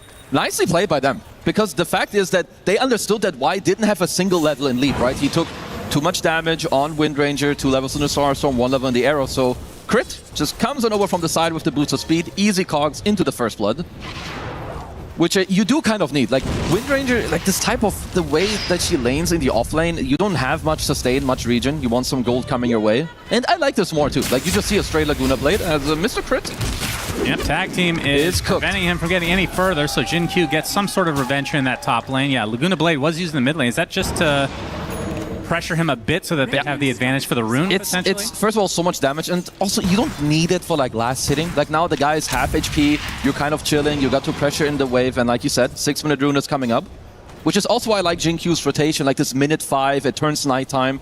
Combining your 2 supports in the safe lane, then they can both walk to the mid lane together. It's a very natural but also very strong move. It's going to be that top rune for XM, so he does pick up the damage rune. Obviously, without Laguna Blade, it's going to be a little bit more difficult without some support to get a kill. As Amar pressured a bit out of this tier 1 area. Yeah, let's see how this goes, because Amar on low HP, potentially we'll have to see if Malrine is able to help him on the Wisdom Shrine. Of course, he has ult, which means Snapfire is the king of the map right now. If there's any fight breaking out, you're getting at least 1 or 2 trade kills here from Falcons. The only thing is, okay, so Malrine did get himself another TP to be available. Yeah, it's going to go for the blink first, it seems, on the Snapfire, as a 7-minute Wisdom about to pop. And Shira looking pretty healthy right now, gets a Shadow Step out. As Bach heads towards his shrine, Snaking and Skeeter look to be maybe trying to contest. Inside they go, but XM there with the damage rune. Here come the kisses. Thinking about it. Yeah, the kiss is coming from afar. Bach, he does get burned out, and XM inside gets the Laguna Blade onto Snaking, so it's a trade of sorts, and now it's a 1v1 battle between Skeeter and XM. XM winning it, and we'll get the shrine as a result, as Malrine, though, getting doubled up on by these supports from Vici Gaming. And he's slowed very much, only with the brown boots right now, so Jin Q should be able, I mean, the cooldowns are quite a while. He's going to dodge the arrow. Surely they can catch up to him. He gets to the high ground, vision advantage is his. Cookie to the low ground. Might be enough. Indeed, Malrine somehow gets away. I thought he was dead for sure here. It's a nice escape, as Jin Q wants to continue chasing him, but not quite. They were very close to the haunt. They did just unlock it now on Shiro, so if there's any less denying in this top lane... Go into the fountain. No, just do it. Come on now. Come on, man the hell up, Shiro. How has Shadow Step changed how this hero is played? Or is it more the fact that the innate is just... No, it's both. Because the thing, like, you just have another way to help fight on the side. Like, usually the reason why Spectre sucked so much in lane is that you were a dagger and that's it. Like, now with Shadow Step, you don't even have to commit. You can just let your illusion poke, fight alongside the pulse 5, and then you can also go to the illusion, which is incredibly strong. So probably one of my favorite changes that came out of some of the last patches that we've had. Yeah, and we're finally seeing the results With Spectre actually being picked occasionally. Usually it does take a while, and we can see Amar's quick buy here with the Mjolnir currently. Yep, that's right. No big surprise. Anything that does damage, he will go for. In this case, Shiro. Not pressure too much. Crit, level 5, so no hook shot quite yet. We've been seeing a lot of level 3 clockworks at this stage of the game, so that's, I guess, good news for Falcons. Crit knows what's up. He is, I think you may have even said it the other day, he's been the most impressive clockwork out of all the clocks we've seen. I think his positioning is superb. His bowling skills are supreme. Yeah. I don't think I said that, but I'll take credit. You said that you liked his clock the most, I'm pretty sure. I don't think it was him I was referring to. Well, you should have. Yep, he's very good. Very good player. An easy layup here. You know me, I can't lie. I don't know about that one.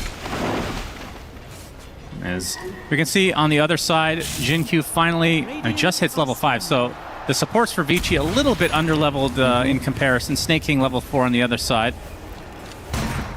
As Malrine, he did scan out Jin-Q, so he knows that he's on the side. Yeah, I want to see if Malrine actually goes for the first item Blink Dagger, like just to speed up this game as opposed to the travels. Shiro getting gone on Skeeter through the gate, gets the avalanche, and they collapse completely onto Shiro. Nice pickoff for Falcons. First death for the Spectre thus far. And honestly, this is one of the classic Falcons plays. Like, even Malrine TP to the tier 1 just in case a fight did break out, that you can take this play. So the Skeeter winning his lane, going through the gate to also now help Amar in the off lane. Crit has gotten 2 out of the 3 power runes so far in this game. As Malorine's going to be spotted by Jin-Q. Snowball. Shards off the mark. All right. That's a hasted crit. Support now as the Mortimer's coming out right on top of XM, who's stuck inside the cogs, taking a ton of damage as a result, burning away. He's still going to live. The Snake King's going to try to finish the job. He will do so. It's going to cost him his life, along with Crit. So both supports bite the dust for Falcons, but if you're trading XM, you'll take that. But I'm not nice dodge over yet as Malrine under the tier 1 tower, getting gone on by 3 members of Vici. That's a triple kill for Y on this Mirana. Nice shackle coming out. Missed the power shot though. Yeah, you're not going to be able to do any more damage, so that'll break the fight up completely. Okay, so at the start of the fight, I was like, okay, this is still decent for Falcons. They took the top tier 1, but with everything that ended up happening, like, you want these small fights and skirmishes on Spectre. Even if you only get the assist, also like a triple kill for Y. Like, maybe during this, I believe that Skeeter has a TP ready later on, perhaps with an avalanche when they were diving, they could have helped out, but you can just see all this damage. Like, Snapfire ult this early on is so deadly. XM was actually super close to living there too, because the last glob wasn't quite enough to get the kill. XM has Boots of Travel as his first item, and his counterpart in Malrine still eyeing up the Blink. We'll see if he changes his mind for Boots. I assume he wants Boots of Travel as well. Yeah, so the Travels would feel nicer, but Blink is a bit more of, it's slightly more committal, but it also gives you more plays on the map, right? You can unlock things that you didn't have before. You could potentially smoke up with with Mr. Malrine and smoke maybe into the bottom side or fight plays that you otherwise cannot. They also TP'd Skeeter into the mid lane to go for a smoke, so an active rune timing on the 12-minute mark here. And Jin-Q going to get avalanched into the cookie and into his death, although Snowball will delay it just a tad. And the Invis rune was grabbed by Jin-Q before that point. Still a 2k lead though for Falcons. And yeah, we can see Malrine just queue up the kind of normal items. Boots of Travel into the Shard. Skeeter, also no surprise on the Tiny. You go to Echo Saber. You're gonna go for the Shadow Blade.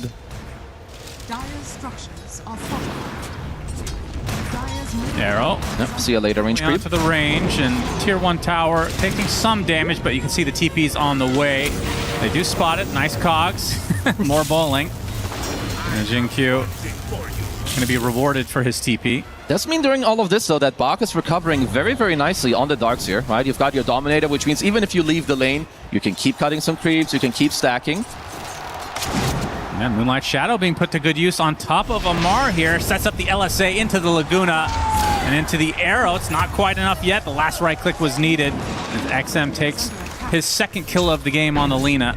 There's a lot of like very nice micro plays. So when you play offlane Wind Ranger, you don't want to end up in this position where Amar just died. And usually you want to pull the hard camp in the top lane after you kill the tier 1 tower. But if you look at what Vici did, they sentryed the hard camp. So there's no way for you to bring the lane back. They also have a lane ward to always see where is this guy after all. So now you kind of indirectly force himself to overplay, kill him, and they're farming stacks at the same time. So very nice stuff here from Vici.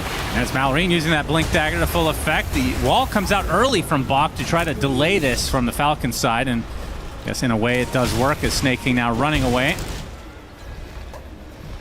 So not a lot of Ancients taken there. They are quite low though. Yeah, you'll just keep farming this on the Darkseer. So they are happy with a very static map. If any overplays, of course, happen, you will look at it with the Haunt, Shiro, who's currently just happily farming his Blade Mail. I mean, once he has this, it's quite nice for him to reach into the game. Oh, it seems that Malady has passed on the script into the next series. That's right. Execute Wisdom Shrine Steel. Well done. Yeah, it's a great Blade Mail game. Like, especially Wind Ranger and Snapfire ult. Wait, who bought Blade Mail? Spectre. Oh, it's super good. Yeah. I love that. Helps you, first of all, helps you farm. It's super good for the fighting. And it's like, yeah, we've seen this before. You steal the Wisdom Shrine, you kill some camps, but you do pay the price. Well, Y will take a tumble. A la Malady. Without the Malad, just the Y. Yeah, just very good. Lacoste will be proud of this one, might be chuckling. XM has the Kaya now, as he's opting for Aghanim Scepter, it seems. We'll talk about that in just a moment, but I think we're going to have a connection here onto Skeeter. Not able to lock him in, though, is Jin Q, as he's snaking on the high ground. Just keeping his eyes peeled. Have to be careful how you play here. They are smoking over already. We'd love to get Jin Q. He's going to dodge the avalanche, though, but there's the hook shot onto the back line, onto Lina, with the Mortimer's Kisses right on top as well. And that's the death of XM, and the Mortimer's still being flied. Look at this damage as Shiro joined the party. I think he regrets his decision. The wall comes out a little bit too late as Skeeter. Can he outrun his illusion? Looks like Amar will clean it up for him. So 3 for 2 in favor of Falcons. And Y would need to... It's not an perfect easy kill. Execution here.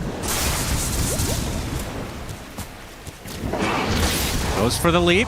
Into the Starstorm, not enough. Definitely needed the arrow on top. I was thinking maybe he would try to arrow from the high ground, but either way, Falcons with a very timely response there earlier with the smoke. As Marine got off a full duration on the kisses. Amar also kind of bailing out his team. And what do you think of the Aghanim Scepter that XM wants to opt for here? It's just so strong. We're gonna see this again because this looked good initially, right? You kill the Winter Wyvern first, but this hookshot into the kisses, and I think Bach is kind of low on mana, so there's not too many shells going on, no real vacuum available either. He also just got his wall available at this moment. Oh, we have a fight in live. We can see the first curse of the game, I do believe. Holding them in place as Box takes a lot of damage over time. The power shot a little bit early, but I think they're still going to find the 2 kills they came for. Nicely done from Falcons as Y will be able to escape. As this 2K lead is very firm now for Falcons. They're definitely pacing up, and it's also the right thing to do. You asked about the Aghanim Scepter, which is very good on Lina. But you're now building 2 items on Vici. You kind of have to, right? The Radiance and the Ags. They're kind of... It's dead gold until you fully complete those items. Like the build up to Aghanims, no one really cares. Get a little bit of HP. So if you're Falcons, definitely want to continue to keep up the pressure. But yeah, Lina Ags, unobstructed movement. You get insane spell lamp and magic resistance, which is great against the Radiant draft. Yeah, they are almost all magic damage. Tiny ends up getting a lot of physical the later the game goes, and obviously the Windrunner, especially with Amar playing the way he is. He's 4-1 actually. Yeah, he's owning. They only squeezed in that one little play on him earlier. Possessed Mask is also something you feel quite happy with on the Wind Ranger because you have no sustain. Yeah, he's got Mjolnir now. And Shadowblade up and running for Skeeter. And speaking of Skeeter, he is found. LSA ready for him along with the Laguna Blade, and they're going to be cleaning him up easily. So a very big kill for Vici, showing some semblance of life here. No, definitely. That was quite deep, I would even say, because Skeeter having a very, very good game, but wanted to keep up the pressure here. I'm a bit surprised that I'm not seeing Bach queue up any auras early on, you know, a potential pipe or Greaves against the Tiny, the Snapfire, this like abundance of magic damage. But instead he is opting for He bought the shard early on, which is very good in this game, but it's also quite aggressive into the Shivas. Obviously, the minus attack speed against Tiny is incredible. Probably the best hero to build it against. Very low attack speed, incredibly high damage hero. This is like, I'm trying to think if there's any other hero that I consistently see the casual Chasm Stone on, other than Darkseer. I've definitely seen this a few times. His arrow's actually going to cancel out the ult coming out from this. That's a real. When did that happen? I never saw that. I don't think I caught that either. I was about to say that's a dirty pause, like just killing the guy straight up after. We never got to see that one. That must have happened off camera while the fight was continuing elsewhere. Man, that's the second time I've done that in my career. Yep, keep it up. Chalk it up to old age. As a Skeeter dies again. Let me think of the Chasm Stone. Sometimes you see it on Underlord, that's pretty good. Seen people buy it on Snapfire. Darkseer, of course, also very nice with the good old vacuum. Me like. Seen it on some support Earthshakers, which is, of course, played very, very little. You can see Crit is actually opting for a Blink Dagger next, which is something we've been seeing more and more on these Clockworks. Mm-hmm. Why is that? It just seems to be more and more kind of what you want to do. It's about, you know, getting a hook shot and then repositioning or just blinking behind him and playing on the cogs, because the hero is a lot more about having proper positioning and then landing your hook and cogs than it really is anything else. Yeah. You're not expected to be on top of someone with a battery assault. It's a very, very big bonus that you're playing for. True. What level is his battery assault right now? Level 1, classic. I'm even surprised he has a level in it. Usually you see like 044. Mr. Snake King. Yep, they find him, and Boots of Travel with Shiro coming in as well. Will eat him up very easily. As Bach actually taking a ton of damage from Amar, so he actually gets a bigger kill isolated from the group. Hookshot's gonna miss. This probably will end the fight, although why? No more leaps to work with, so they'll find a second form of a kill. No, Amar is cooking. I wonder if he's being slightly disrespected by some of this itemization. Okay, XM. Oh my god, they actually get the Mortimer's Kisses. Shackleton not going to fully commit. It's LSA. Yep, see you later. Blade, rather, not enough, as Amar will right-click him down. In addition, he's 6-1 on Windrunner offlane.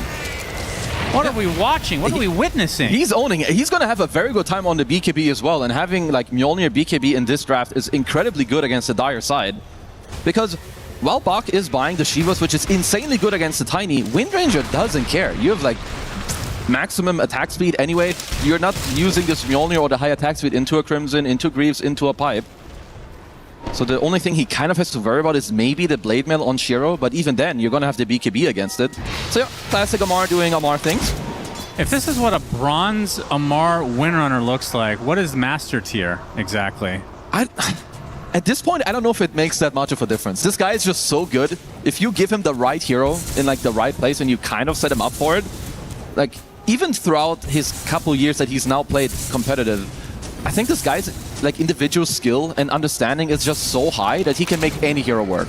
Yeah. I mean, this guy played offlane Ursa at TI Finals in Game 5. All right, I'll believe it when he picks Ricky. I mean, that hero's just garbage. Exactly. Actually, mid Ricky is playable, but offlane Ricky, I don't even know if he could make that work. That's the true test. We'll see it in Game 2, of course. Right here. Challenge Let accepted. them know. AUI, if you're watching, please oblige. You think he's not watching? If you're listening, he usually tunes me out. I don't Hero blame about him. to get ganked by 3 members of Falcons, although his spidey senses are tingling. Yeah, they did go for a scan, and the arrow also hitting here for a while. It's been a little bit of a quiet couple minutes for Vici, right? We talked about the items earlier, Aghanim, Scepter, and Radiance, 2 items that you have to like farm towards for a long time. But no Moonlight Shadow pickoffs, no Haunt pickoffs, bottom tier 1 still available as well. Kind of shows a bit of the strength of this last pick, Tiny, as well, being able to just sit in this area for a long time. And Faith Beyond just about finished with just a recipe away for the Shiva's Guard, as he's going to eventually get this tower with the Rally Skeletons. Yeah, another reason why Dominator is just so good. It's bonus farm, but also the reason mid tower died is the Helm of Dominator. The reason the bottom tier 1 died, Helm of Dominator. Looking for a play on Amar here. No BKB yet. Yeah, they're going to get the punch up into the LSA. They bring everyone, basically, and they assassinate basically what I would consider to be the carry of this game so far. Oh, he is. He definitely is. Also, like with this top net worth currently, because Skeeter is not going to enjoy team fighting once there's a Shivas. XM found out. They get the Avalanche set up for the Mortimers as well. So Skeeter, nothing comes for free for Falcons. They lose somebody, they usually get a better trade. At least that's been the case so far in this game. Yeah, because VG, they have a couple of sentries on the map, actually quite a few, but none like kind of deep in the mid-river. It's very much on their own side. So Skeeter finding a very, very, nice move there with the Shadow Blade to get this pick off onto XM. Malrine with an invisibility rune as he is 6-2 to match Amar. Great start to the game for their offlane and mid. And Skeeter. They were hounding Bach a little bit. He has his shard. It's a pretty early pickup. You typically get it this early on Darkseer? It can be quite good, like when you just walk. I think the slows is quite nice against like Tiny. Like it's overall about the trail. So we do see it generally when you can play very aggressive, like you have an Ursa in your lineup or maybe a Weaver that's just continuously running around. So potentially slightly earlier than usual. And so they're not going to quite oblige to the Tormentor, as I guess they just don't see anything on the map. So I have to be a little bit careful. Yeah, interesting. Definitely could have gotten it. But I guess maybe you're worried about, he just picked up Radiance. If you haunt right afterwards and you're super low, you could give up a triple or an ultra kill pretty fast. The Jin Q spotted, but the Sentry will see. He's going to get hook shot and pushed back into the fray. Skeeter claims him. Nice. 3K lead for Falcons. Okay. And in terms of Roche play, which team would you say has the advantage? For now, honestly, neither team is like that good. Maybe you have Focus Fire, which is the best tool for Radiant, so you definitely can take it. Dire is fine because you have Ion Shells and Tag Team, so I would maybe give it to Vici slightly. Once you unlock Manta Style on Vici, it's absolutely in their favor. So could definitely see a world where Falcons will want to control that area and then turn it into a team fight, because they're both teams have insane pit fight abilities, right? You have Darkseer Vacuum Wall, you have Winter's Curse, you have Snapfire Kisses. So might see a lot of team fighting around the Roche. If Falcons have to use Focus Fire to kill Roche, if it gets contested, then it's real bad, right? That's why it's horrible. And Falcons are very good at those type of things. They do not overcommit. They wait. They play patient. They wait for the moment. So I wouldn't really see that situation happening. Smoke from Vici. Scans coming out, and looks like they will not connect onto anyone, as Skeeter already exited the area. I think I find so fascinating about Falcons, as we're going to get a pause here. A bit of Kale. I find them to be one of the most fascinating teams in history because of the dynamic that they have in the team. They have, not to mention AUI as coach, but Malrine, Amar, and Skeeter, for a very large portion of time, especially when the meta really aligns with them, they can all play similar hero pools. Yeah. And being able to flex like that in the draft just gives you such a leg up overall. And then you have, just in a traditional sense from how they're playing now, Skeeter, it just never feels like he's actually the carry player. He's like the backup, the stable guy that will always give enough space for the likes of Amar and Malrine. And the thing I have to mention is that, Amar and Malrine, I love them and they're incredibly good players, but I think this type of carry player, they don't get the credit they deserve. Think of Matamba Man back in the day, It's like the type of shadow carry. If you need them to hard carry, Skeeter can. Matamba Man always could. But they're the reason why some of these teams work with the greedy players that they do have. Yep, Malrine's going to get punched in the air. Arrow's going to come in and connect as well. XM there to finish him off. Beautiful kill from Vici Gaming. And now Falcons on the run. Snake King able to traverse terrain here. Looks like he'll get out just fine. Vici with a one and done. Very, very necessary curse, because otherwise Snake King was for sure dead. But you can see a little bit of the power coming in, Moonlight Shadow into the punch. You have a quick follow-up. And Vici Gaming, they got through some of the hardest timing off the map. Bach, though, maybe never not so lucky. Never for free, it seems. XM's going to find another kill, though, in the form of crit, at the very least. Still, overall, I do think Vici have a lot of power spikes coming their way, right? They got to the Aghanim. I'm sure you lost a couple of heroes here or there, but Yacha Kaya, Axe completed on Lina, XM is closing in on the Blink Dagger. And honestly, the Radiance for Spectre, it's a small timing, your illusions are slightly better, but once you have Manta, that's when you're really looking to get more involved. If there's any stun, a support will insta-die if you haunt in and drop the Manta. 25 minutes in and still no Roche attempt. I have to say that's a little unusual. Yeah, it's just that it's hard to, because if you commit against, if you commit as either draft against the other, and they're gonna like smoke over or anything, they're gonna wipe the floor with you. You can see the same, yeah. Tormentor as well, right? Still up at 26 minutes.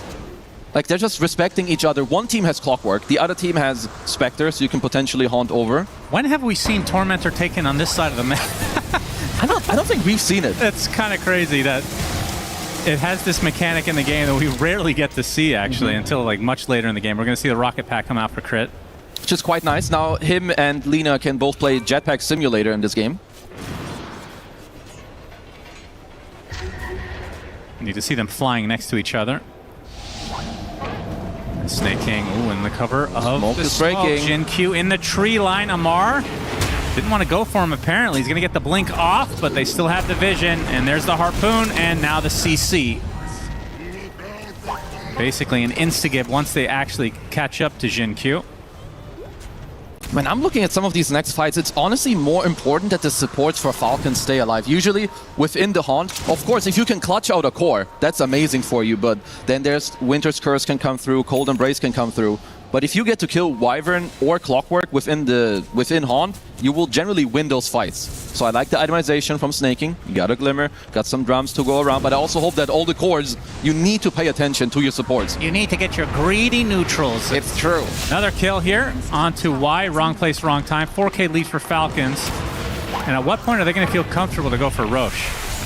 If they have a slightly better map, I think as... Okay, that answered your question. Yep. They have mid control, at least somewhat. HG, though. They will definitely fight this one. Yeah, they have Haunt. No Mirana, though, for 30. So this is a 4 versus 5 crit. Likely to be the sacrifice. Does have the Blink Dagger, though. And Roche. They're finding a good angle, but it's late. They'll find it first. Yeah, they should get it in time. Now, will Vici want to fight regardless? Someone is gonna spot the Snake King Wyvern as the hook shot coming in right on top of Jin Q. Another death for him. And Haunt on the back line onto Malrine. That's a good back. Like a big back wall onto several heroes as Bach with a triple kill now. Shira is getting gone on by Amar. He will get that kill as Bach continuing his reign of terror onto Amar. There you go. Okay. I didn't know the XM picked that up, but hell yeah. That's always the funniest way to realize there's a Dagon when some dude just gets his ass sapped at the end of a team fight. Okay, So kind of a crazy fight. They get Aegis, but Falcons pay a heavy price. No, they absolutely do. It was quite good of them to get it, like to get the Aegis. You can just see the power of Spectre. Look at him, like he reality rifts in on the left side onto Malrine. That's even without the Manta. This vacuum wall just kind of sealed the deal. Amar still has crazy damage. Yeah, I was a little bit surprised that Shiro popped his blade mail so early, actually. I figured you just wait for the Windrunner ult, but... I definitely think you can wait, because, right, it was overall against the Snapfire, but at the same time... Yeah, if you get just stun locked, then you feel bad not using it, so... And Amar has the... Amar has BKB anyway, who's working currently on a Satanic, which will help him. Yeah, Blade Mail not nearly as good as it used to be, I suppose. I remember back in the day with Spectre... Oh, it used to be it would be ultra part of OP. his... Even in, like, super late-game scenarios, you would keep the Blade Mail a lot of the time. I like Went this. through BKB. I like the Dagon on the Lina. First of all, the item was buffed, so you get cast range, which is quite nice. Sure, it's not that much. It's only 60 level 1. But your spell amp on this hero is crazy with the Kayayasha.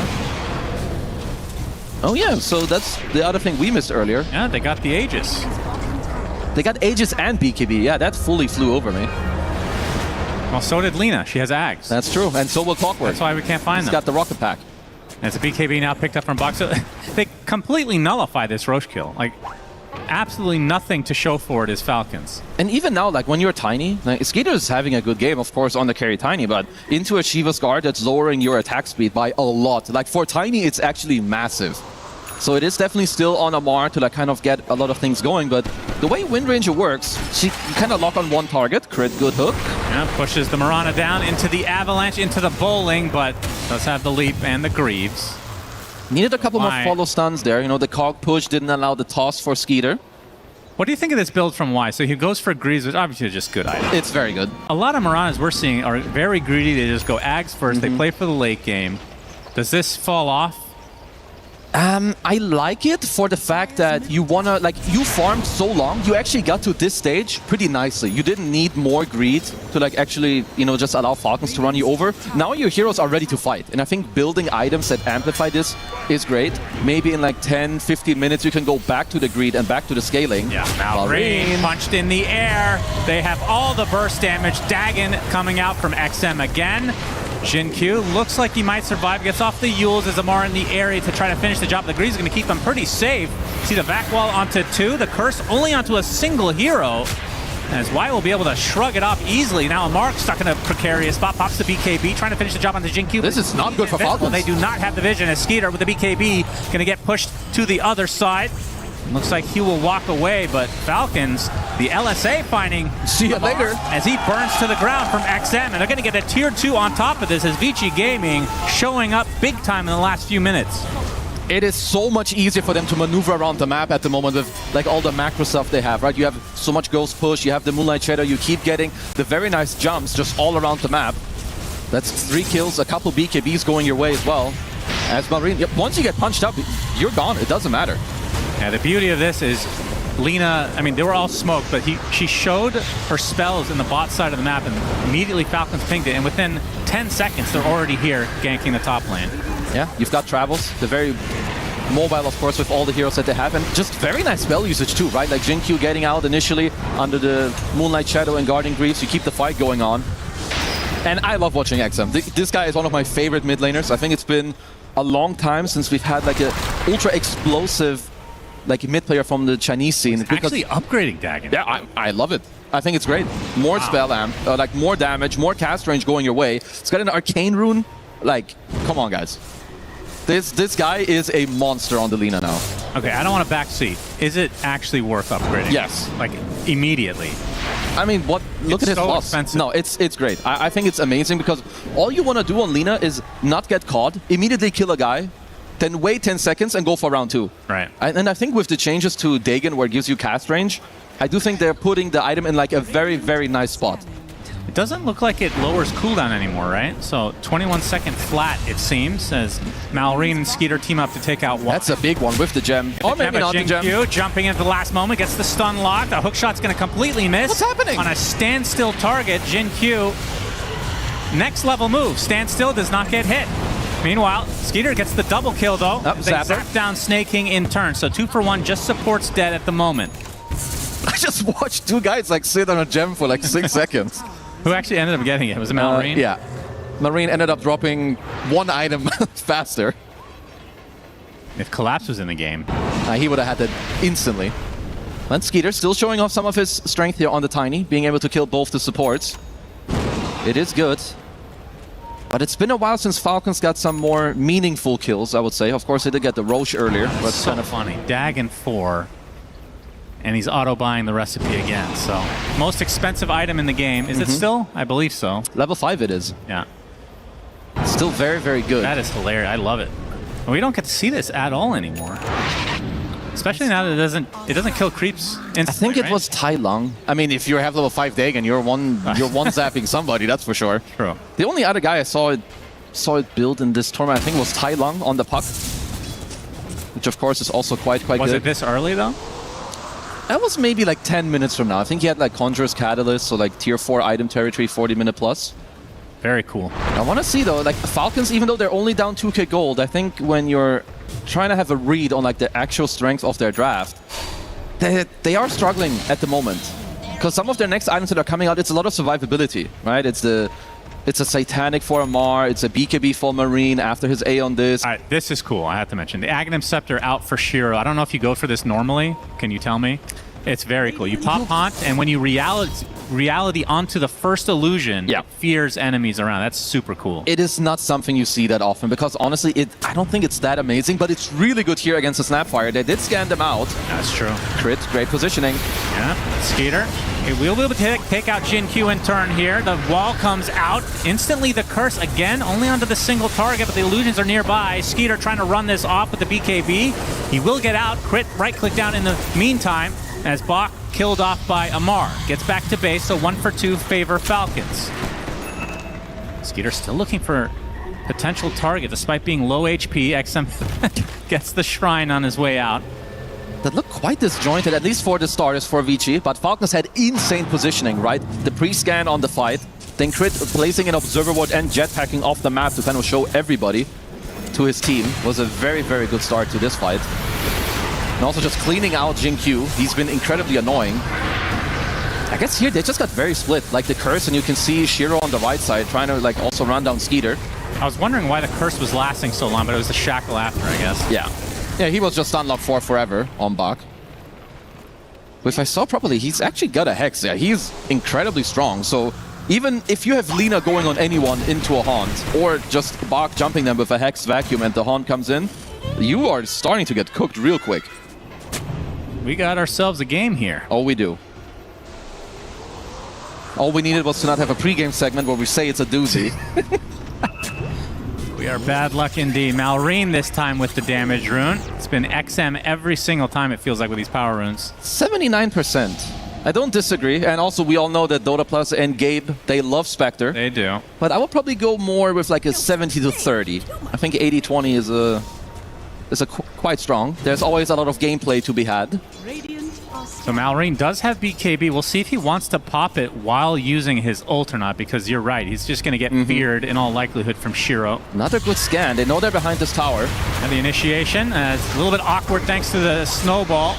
As XM coming in from the south. Gonna get bowled on as Jin-Q is staying alive. There's the Haunt coming out. Get a big back wall onto 4 heroes as Crit and the rest of Falcons attempting to run away. Amar super low as well. They clean up 1 support. Feels like every fight is just Falcons trying to run away as the Illusion's catching up to him. LSA not going to hit thanks to the BKB, so Skeeter gets to the high ground successfully. He might actually get out. Interesting. So that's somehow, yeah. After all of that, just one kill, but want to play it safe. Also, second Roche is, about to respawn very shortly. Kind of looked like Jin-Q could have just been instant dead there, but with the Yules again making a lot of time, guarding Greaves and everything to make sure that he does stay alive. We'll see it here again, because it looked like a good go, right? Like Jin-Q snowballing aggressively on the map there. It looks like Shiro didn't quite get to linger onto people. Could have maybe played a little more aggressive towards the start there. Because yeah, only Crit getting out. Very nice disengage from Falcons. You mean getting out to the grave? Yeah. It's crazy when you get a vac wall that is that disgusting. You get a singular kill on a support. Shiva's from Faith Beyond. Going to spot a little bit of action going on. Laguna already onto Skeeter. Arrow is coming. It's going to fully hit onto Malrine. He's in a lot of trouble now. Vacuum onto 3. Where's the follow-up? LSA into the dagger, but the cold embrace is keeping Malrine alive. Hookshot on the other side. They get the stun connection onto Jin-Q. Is now a curse coming out onto 2. The Spectre beating the shit out of his teammate as the power shot from Mars going to be enough to take out Y. XM now getting gone and gets pushed back. Beautiful cogs from Crit. They isolate the Lina. Double kill for Amar. 3 kills overall in favor of Falcons. Oh, Falcons will happily oblige to that play. If you're Vici, look at their cooldowns. Wall only came up now after the fight. Haunt is still on cooldown. Definitely overplaying their hand there, but that's a Falcon special. They kind of toy around with you. They bait you to overstep ever so slightly. Baiting you into their own observer ward, and that should just be a free Roche for them. Absolutely. The Falcons were looking on the back foot a bit until that moment. Unless Shiro wants to Haunt, pull an inner collapse, fear them, and steal the Aegis? Yeah, that would be a dream. Not quite. Collapse not in the building. I mean, that's a big reason that Falcons won the fight. They did not have Haunt. Yeah, or Wall for that matter. Like, look at it. You're definitely, this is an overplay. But nice curse here also from Snaking in a moment to make a little bit more time here. And XM, that is a maniac Lincoln, if I may say so. And when you're confident, you're confident. Oh, yeah. Beautiful curse as well from Snaking. Just excellent execution for Falcons and Vici. It just felt like a cooldown-related issue, which I guess maybe that's the game plan from Falcons. You get into an initial fight, you make them use these big long cooldowns, you back away, you reset, you go in before they're up again. That is definitely one thing you can do, right? You're playing against Wall and the Haunt, as Y finding himself a very nice spot here in the trees. Will now spot them on his own ward in the jungle. Snake King spotted out, instantly killed. Try to turn this around onto Skeeter as well as the Haunt comes out. With the Shivas, nice vacuum onto Skeeter in the tree line. Gets the Spectral Dagger applied as well as the Mortimer's Kiss. Is not going to be doing that much this time around. And kind of isolate the Tusk, though, as he's completely stun locked here. As we get back into the game. We're back.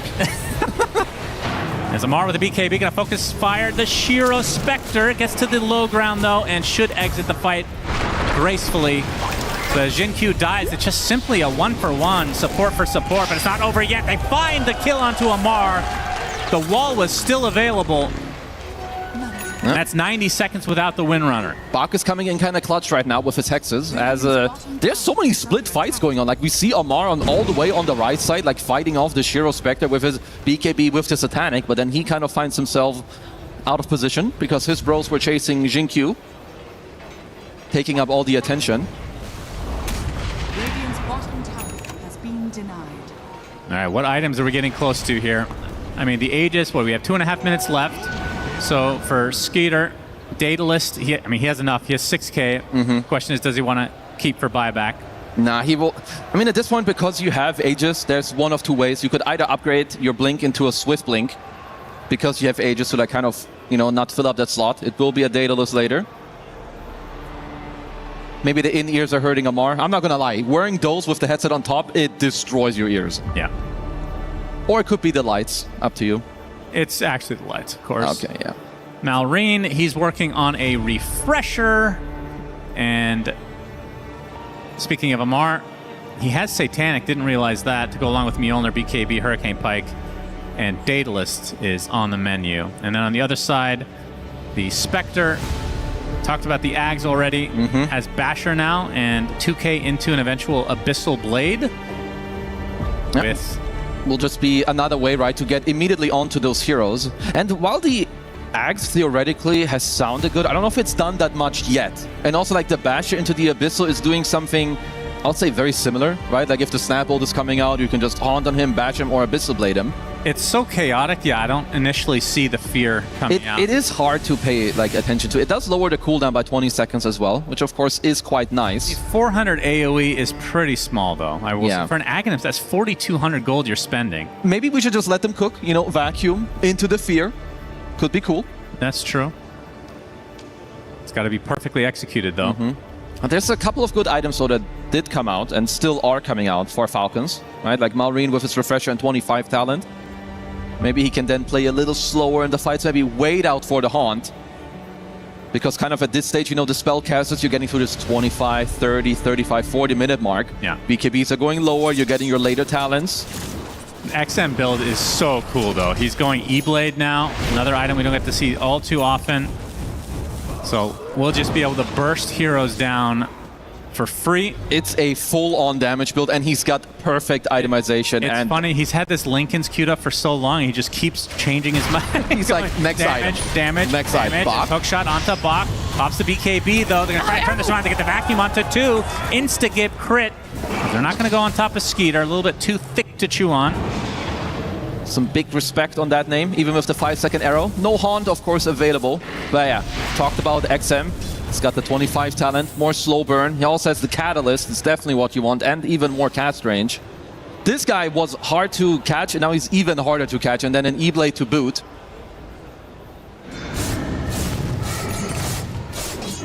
And there is the Daedalus for Skeeter.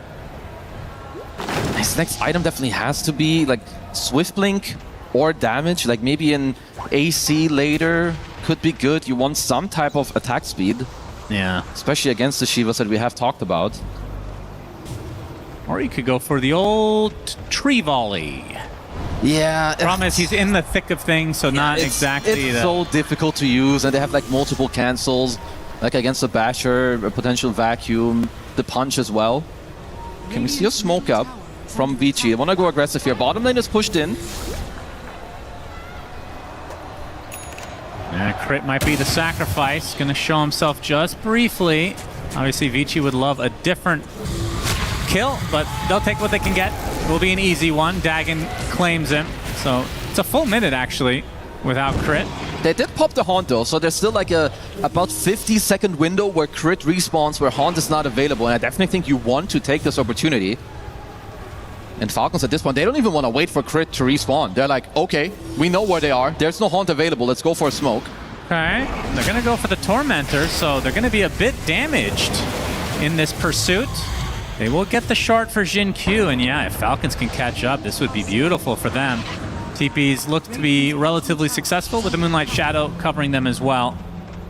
It's likely not to find anything. It's a good read. Like, look at the map from Vici's perspective. There's been waves at the bottom tier 3 for like a minute without anyone showing their body. So just a full retreat into their base and now kind of, you know, mirroring the movement into their own top jungle. It's a nice defensive macro here by Vici Gaming. Drinking Buddy's quite nice. A little bit of another save, and the Abyssal completed on the Spectre. Oh, wow. And Nullify. Wait, what? Yeah, he took apart his Radiance. Ah, yeah. Okay. These are some great timings. Now, like, there's Aeon Discs on the Radiant side. Doesn't work anymore for Marine. The Glimmer and the Force as well for the Spectre. This is a problematic item timing for Falcons to fight into. Are you going to miss any parts of the Radiance? Nah, it's fine. Like, at this point, Manta, like, whatever. You're gonna clear out waves quite fast anyway. And you've got all the gold that you need. Like, Radiance has done its job.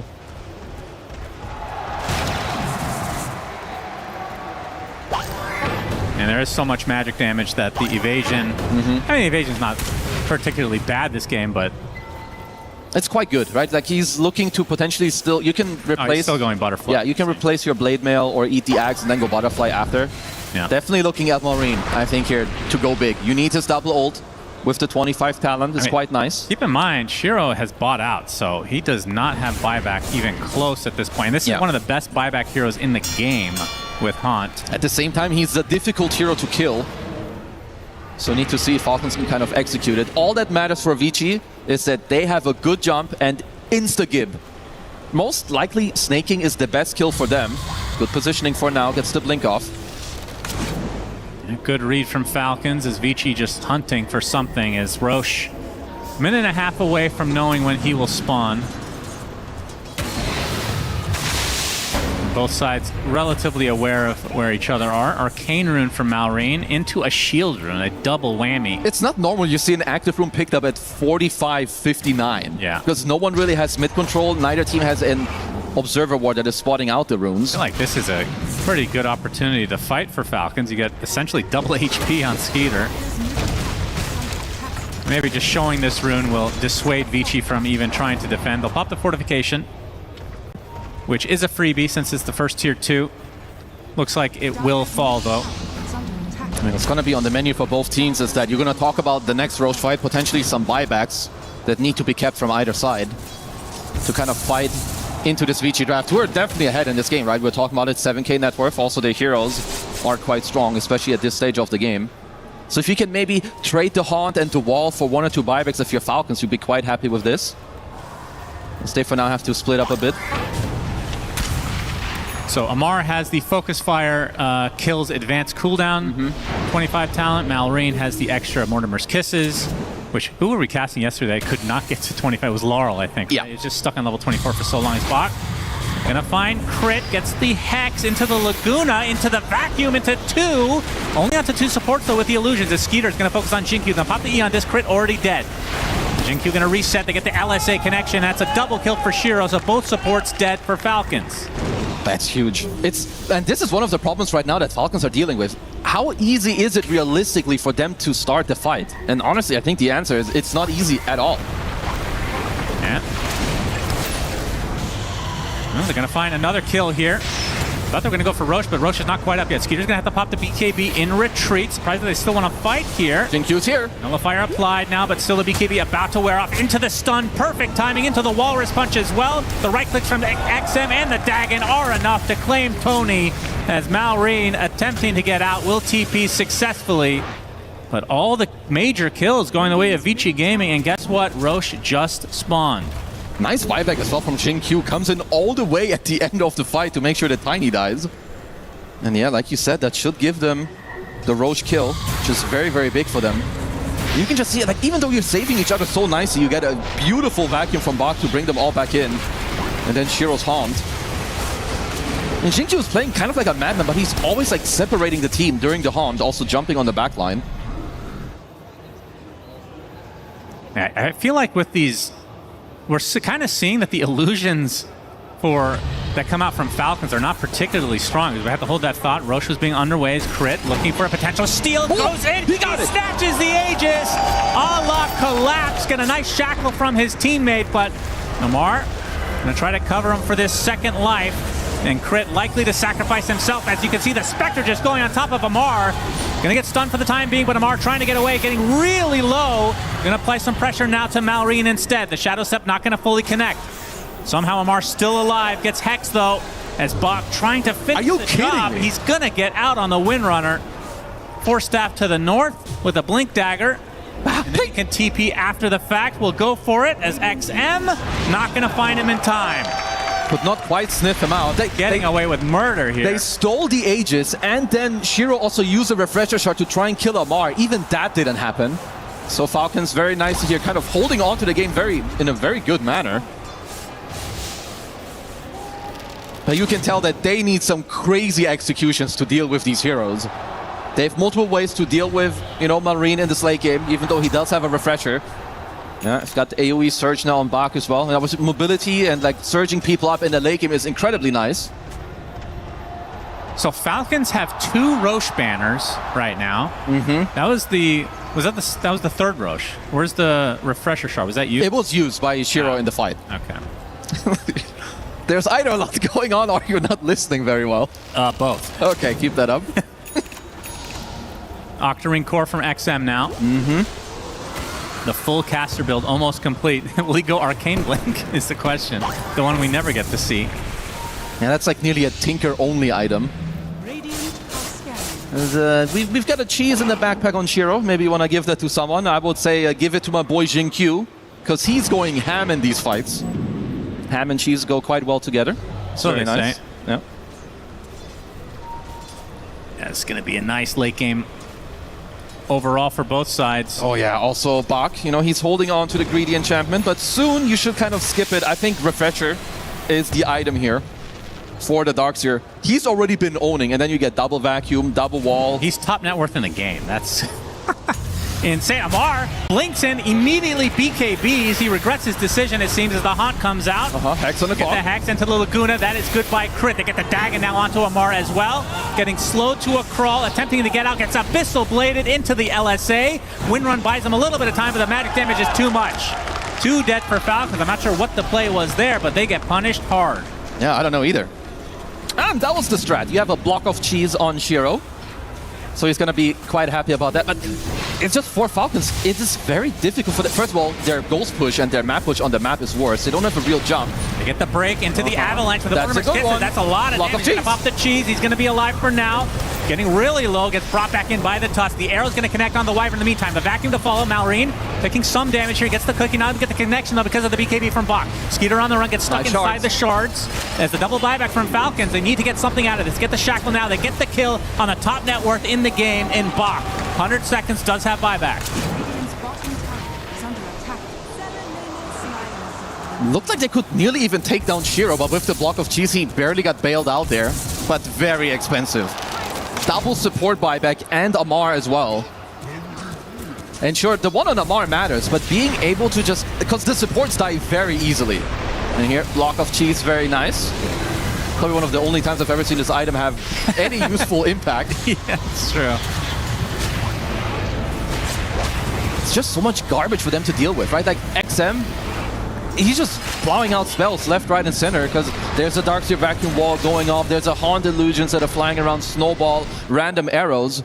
Yeah, if you're Vici, you're still pretty happy with this. You do lose Bach, but you force out 2 buybacks. You can take a fight in the next 6-7 minutes. Yep, 6-7. Without them. That's right. Same with Y too. Like he's closing in on a 25 talent on Mirana, and we've seen many late game Miranas have crazy impact. We've got the Ags, 20 talent for the Starstorm, 25 talent for the multi-shot. So close. Yeah, that's got to be one of the best 25 talents in the game. I feel like it is definitely so annoying to deal with. Also, I didn't talk about it, but I'm surprised that Y took 100 leap attack speed over Moonlight Shadow gives evasion. Usually you take that because, first of all, it's very annoying to itemize for like 20%, but it's only during Moonlight. You don't really want to buy an MKB. I guess maybe with the quiver, getting out a little more pew pew. How many times do you think analysts go over decisions like this and it just ends up being a misclick? It happens, but it's rare. I don't think like it's that hitting often. 1 and 2. I've done that several times. Yeah, but you're also not a pro player. I understand that. But they play a lot more than me, so they make more mistakes, technically. I don't know if You that's like that how it logic? works. I don't know if that's how that logic, checks out. That's technically true. My former co-caster would agree with that. Oh, yeah. Maybe there's a true, it's the reason best he's kinda not here. Shout out to Cinnamon. Or TK leads for Vici. And they're going to try to pounce here. Still a ways away for Roche. Which means this is likely to become a 60-minute barn burner. A real doozy, as they say, for those neutrals. You could play on some buybacks like we talked about earlier. For Falcons, of course, that would help you. We did see a lot of their damage, right, onto the Spectre, but the only way to make that happen is that he has to be broken out of a Silver Edge, which means you have to... It's kind of all on Skeeter. I think you have to blink in, Avalanche, then Silver Edge hit the Spectre, and pray to God that all these follow-up spells are coming through. The hook shot, the kisses. Feels like all the stars need to align to be able to do just that. And that's He was one on high series ground. early. True. Avatos, they find the Tusk, but the Eondus is going to proc. They get the heck now onto the Tiny. As Amar with the BKB gets the focus fired, trying to kill off Shiro. He's taking a ton of damage here, trying to walk it off. Gets the Abyssal Blade. Is actually trying to help him out from afar. Able to jaunt though, as they get the connection now onto Amar. Blow him up. 2 minutes on the deck. As you can see, Skeeter's just getting played around with Bach. Forcing out the BKB eventually, as he's going to get gone on. Shadow Step applied, the Dagon onto crit. LSA not going to hit. As a Mortimer's Kiss is trying to help out Skeeter a little bit, but Bach's just going to run away. Surge is too powerful for this, and now they're going to turn this around onto the Wyvern instead. Gets the full HP, but the damage coming out from XM is way too much, as Skeeter no more BKB to work with, and they have stuns for days. Skeeter dead, 3 dead overall for Falcons, and this is going to be buildings. That is just, it's 2 diebacks and a Tiny who doesn't even have it. They are dealing with a lot of trouble here. Like, also, Amar, he can't really kill Shiro. First of all, he still has the block of cheese barrier that's constantly, like, just on him, helping him. You don't have an MKB against the Butterfly either. And without Shiro being broken, you can tell that this is a game where you are pressured. You don't usually see a play like that from Amar. Very true. Shiro going to finish off that first set of barracks as XM heads to the south to get a second. And they have so much time to deal with. I mean, in theory, this should be mega creeps. Marine doesn't even have any ults to play with. This is absolutely megas or even tier 4 pressure. So play it nice for now. Shiro completely slotted now, can eat the Ags. We'll see what he gets after the fact. They probably play disciplined. Now let's see how fast they can actually take this, because I think quite fast. They can take the tier 4s as well. Okay, Marine. We're going to blade onto Malrine, able to get out. Damage done though. We'll have to wait this out as his barracks evaporate. So mega creeps for Vici, and now the pressure for the tier 4s. I mean, they don't know that Tiny doesn't have buyback. It's money related. They don't push slowly. They've got the Wolf as well from Bach to, give them all the damage aura. And the final tier 4 about to go down. Back. Bach with the last vacuum of the game. In all likelihood, they burst down Malrine with the Dagon. He buys back. Mortimer's Kisses. Ancient already exposed as they try to wait out these Mortimer's Kisses. As the Tiny will be back in 5 seconds, but that Ancient is about to explode as XM finishes the job and Vici take game number 1. Honestly, I think just even starting from the draft, I think they had their number here. Against Falcons, like the first pick, Lina, it looked like quite annoying for them to deal with. Then they kind of do the reverse Uno. It's like, haha, it's going mid. We still get the Spectre. Bach also with a crazy game on the Darkseer. And I think, like, all things considered, I do feel that Falcons held on quite well to the game, but then you end up with like this off-lane Wind Ranger. It's not an easy mid-Snapfire game at all. Yeah. So honestly, I think this time around Falcons were just out-strategized. And Vici played so well this game. Great to see them coming into form now so late in this tournament. XM finishes the game 19-5 on the Lina. Just an absolutely bestial performance from him. And like I said, Darkseer, I mean, I would pick him as MVP this game, even though his scoreline's 4-6. That's not anything crazy. His spell usage was crazy. Yeah, he had a lot of assists, 25 assists to his name.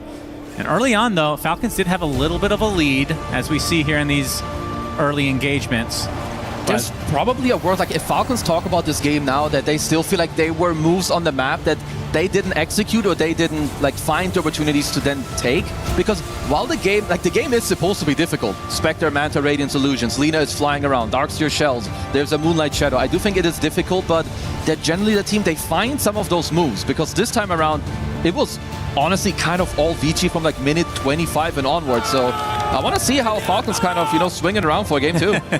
The crowd is quite pumped up here as Vici take game number 1. Thank you very much, gentlemen. We're going to be trying to break that one down. What a cool game 1 we got treated to with these two teams. We got Lacoste and Seb here on standby to tell us exactly why it happened the way it did, because we kind of thought the Tiny over last pick was cool, but then the Spectre and the Darkseer, Seb, you already mentioned it during the draft that these two were going to be very scary for Vici Gaming. I mean, there's a reason for why I'm a big fan of this combo. I think it's just amazingly good together. It's incredibly hard to fight against it. I think, I mean, not only did they play an amazing game, I think the draft made a lot of sense. The heroes, like the hero combinations together, there's just a lot of synergy. It is so much chaos. It's so much chaos.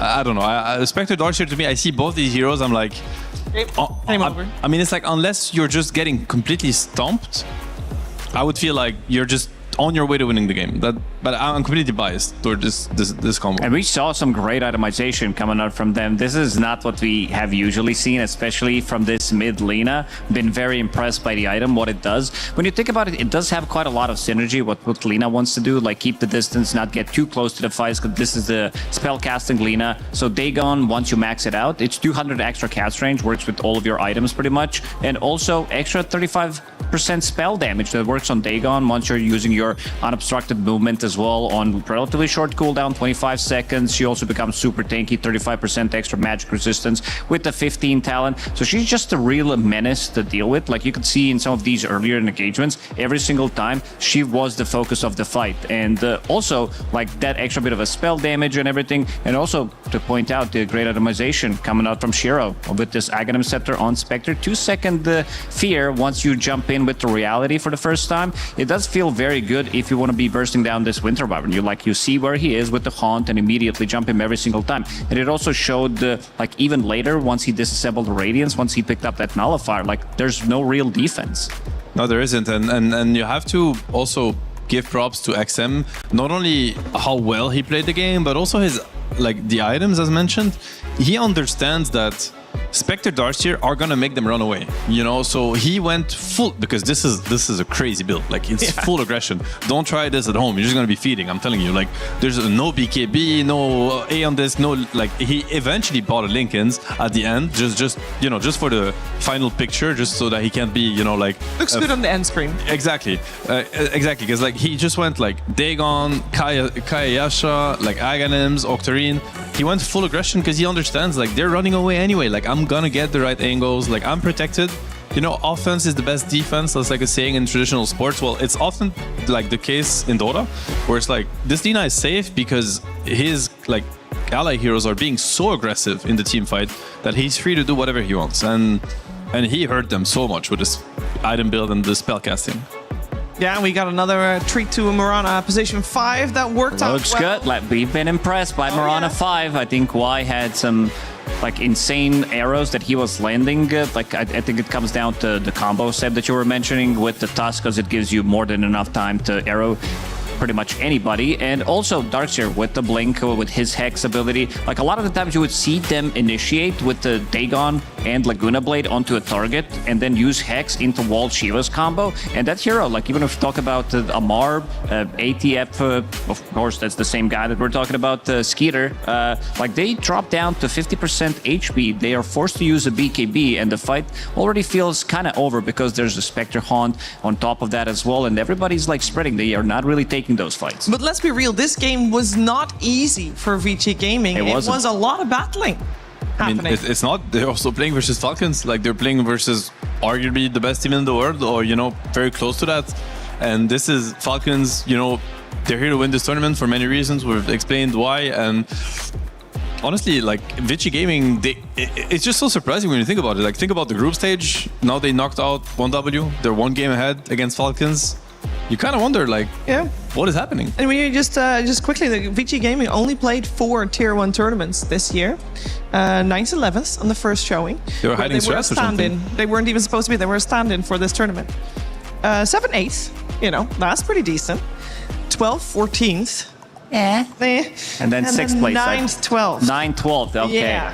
Yeah, things are not working out for them, but again, peaking at the right time, like, does really benefit. Like, we are in EWC, we are in TI era at the moment. Like, this is where the big money is coming from. You know, like he talked about in an interview that they have been boot camping 2 weeks prior to this. Like, they even look good in TI qualifiers as well, and they are ready. They seem to be having very good ideas how to approach the game. Like, you would probably see other teams kind of fall off or just like lose in 20-30 minutes against Falcons with a draft like this, but seems like there has been a lot of thought put into these type of drafts, and they knew exactly what they were going for. Yeah, and we do have a couple of fights that we saw that were going to be broken down here by Seb.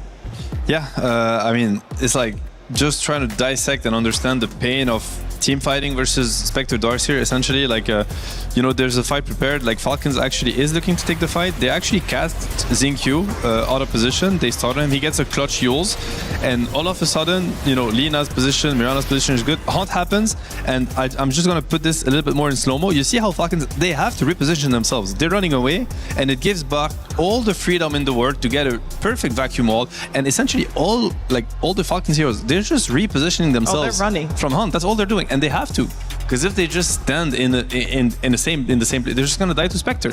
So this is why Spectre allows Darkseer to have such a shiny and flashy team fight impact, and this is also why Lina's item build in this game, it makes perfect sense, because he doesn't need a BKB, nobody's jumping him.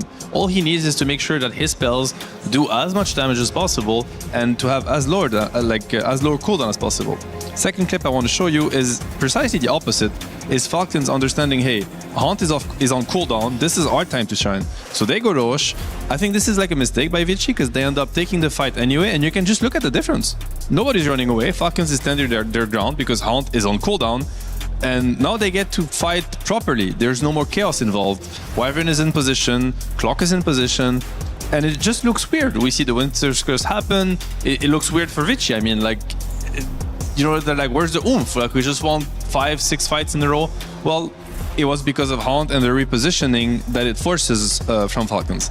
And the last team fight that we're going to look at, which is, you know, the most impactful one, this is where the game has been decided.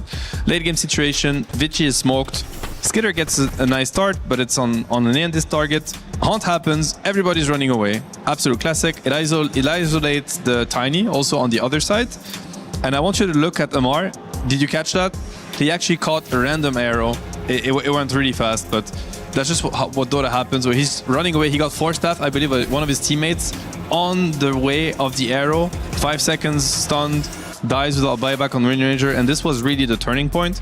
They try to turn the fight with the snap, but great kiting from Vici Gaming, and eventually they run them down. Because like the beauty also of this Spectre Darkseer combo is that not only it is amazing at breaking the fight and breaking the enemy formation, you just get chased down all over the map. Like, they have an infinite amount of chasing potential, which means that, you know, the first hero dies, everybody's gonna follow. Yeah, absolutely. This is what like Wind Ranger is supposed to do in like most of the drafts. You want to be killing the hero off and then playing 4v5, but this time around they kind of experienced what their draft wanted to do as well, and maybe they experimented a little too hard with this offlane Wind Ranger. We're yet to see, because it did look very good. It was on top of the network, like he was having a really good time for the good first 15 minutes, and then you could feel some of the issues as well once they pick up the Yule Scepter. The kiting was definitely there, you know, with the Tusk Punch and all of these things added, plus the Nullifier. It didn't feel like he could have that much of an impact in the later stages of the game. No. Also, honorable mention, do want to give credit to Crit. He did steal an Aegis. He did. That was really cool. That was amazing. You gotta play to win. It delayed the game by 10 minutes, but just think about the game from Malrini's perspective, like Snap's perspective. Like, this is like a nightmare Snap game, because all you see is your teammates kind of running away, running past you, because you're also very slow. You're like, guys, hold the line. Like somebody needs to hold the line for her. Hold the line so I can shoot, you know, Mortimer Kisses, because like everybody's invis, Moonlight Shadow, Spectre Illusions, everywhere. Your teammates are running past you, back to their base, getting chased by Darkseer Illusions. it's just unplayable for Snapfire. Like it's impossible to have like a clear understanding of where the fight is gonna be fixated so that you can cast your spells properly.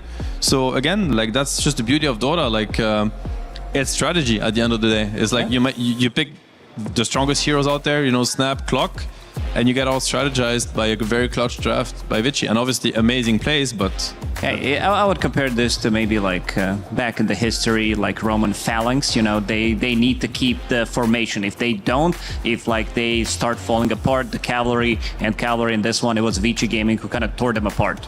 Exactly. We have a little bit of a trip down memory lane of this game right now. The Roche steal, we're gonna see that again because we do like these clutch moments. They are what teams do when they're playing to win. There's not that many generally, unless, well, especially now with Team Spirit getting eliminated, I would imagine. It was super clutch. It was. I mean, at this point, if he doesn't steal the Aegis, at this point the game is just over. Like they would literally go for every tower, start sieging high ground.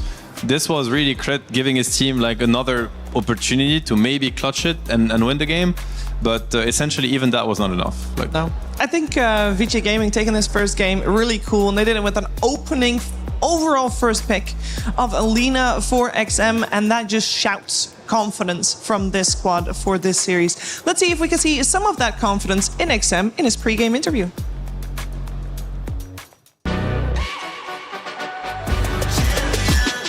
This ain't no regular thing. I came for the ring, you know what I mean. You see my name in the lights, better get right, I'm champion.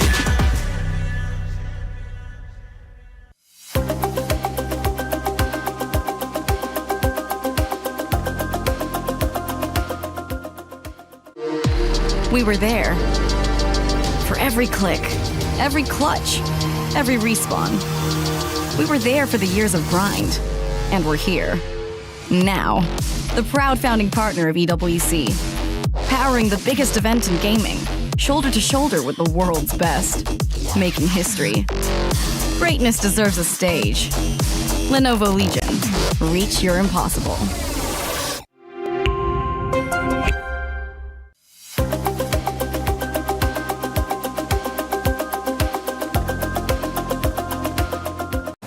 Hello, I'm here with XM of Vici Gaming. You had an amazing upset against 1W, one of the favorites for the tournament, knocking them out. I was curious how it felt winning that series. 毛哥，首先就是你们当时打赢了 1W 战队，让很多人都比较意外。你们当时获胜的时候感受怎么样呢？感受挺好的，因为我们成功晋级8强了。I mean, it does feel great to be able to enter into the top 8. So yeah. That's awesome. What kind of improvements have you guys made as a team since you started this tournament? 你觉得你们来到这次电竞世界杯的比赛当中，你们整体你们的战队进化了哪些方面呢？或者哪些方面进步了？就是我们团队上对线的处理吧，主要是学习了 Yandex 跟那个就 Yandex 的那种处理吧。I'll say one of the major areas of improvement would be our laning phase. I think we learned a lot of the laning details from Team Yandex. We've been watching some of the replays, so we've been adapting like them. That's cool. You haven't gotten to play any of your signature heroes so far this tournament, like your Sniper and your Viper. Of the heroes you have been playing, I was wondering which of them do you feel most proud of? Which ones do you think you're best at? 那这次比赛当中，我们也没有怎么机会见到你的一些绝活英雄，比方说你的火枪和你的毒龙。那但是你也拿出了一些很多新的英雄。那在你这些新的中单英雄史当中，哪一个英雄你个人认为是你感到最自豪的呢？我觉得是土毛吧，因为我感觉土毛到25太厉害了。I'll say it's Of Spirit. You know, Of Spirit, once he hits level 25, is just completely different and overpowered hero, and feels really good to play. Well, hopefully you get to play him in this series. Thank you for joining me. Good luck in the series. Bro, I'm not turning on screen shake. But why not? You can put this enable shake screen, and then when you're in a team fight and you're playing shaker, you echo slam them and then.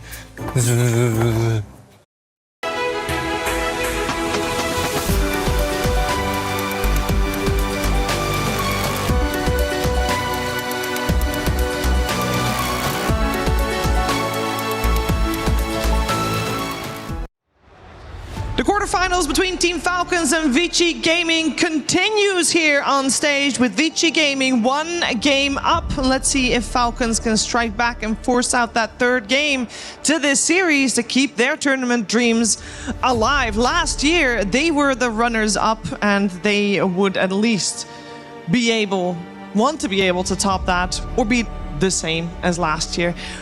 We'll see though, this seemed like a tough game, a tough strategy also that Vici Gaming posed upon them, and I want to pose that to my panel as well. Overall, first pick, Lina.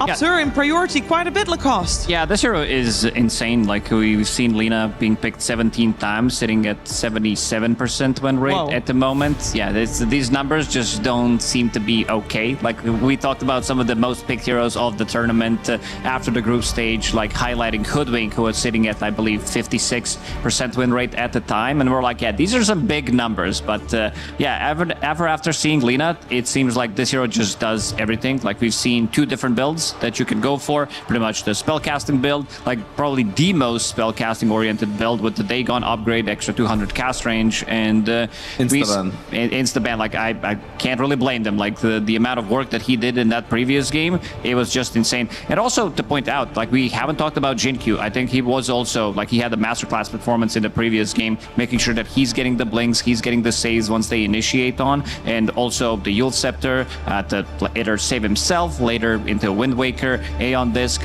making sure that he doesn't die. Like Jinkyu, he's been known to be like relatively greedy as a player where he wants to scale, but definitely toned it down in the previous series. And I have to tell you, like, you know, the ban order, it means something. It's like, because you could ban Lina third, like second or third. Like, the first ban is usually the, yeah, okay, I don't want to see this again. Yep. Okay, good job, guys. You're not getting it again. You know, no more Lina. This is a, let's play an honest Dota game without Lina in it.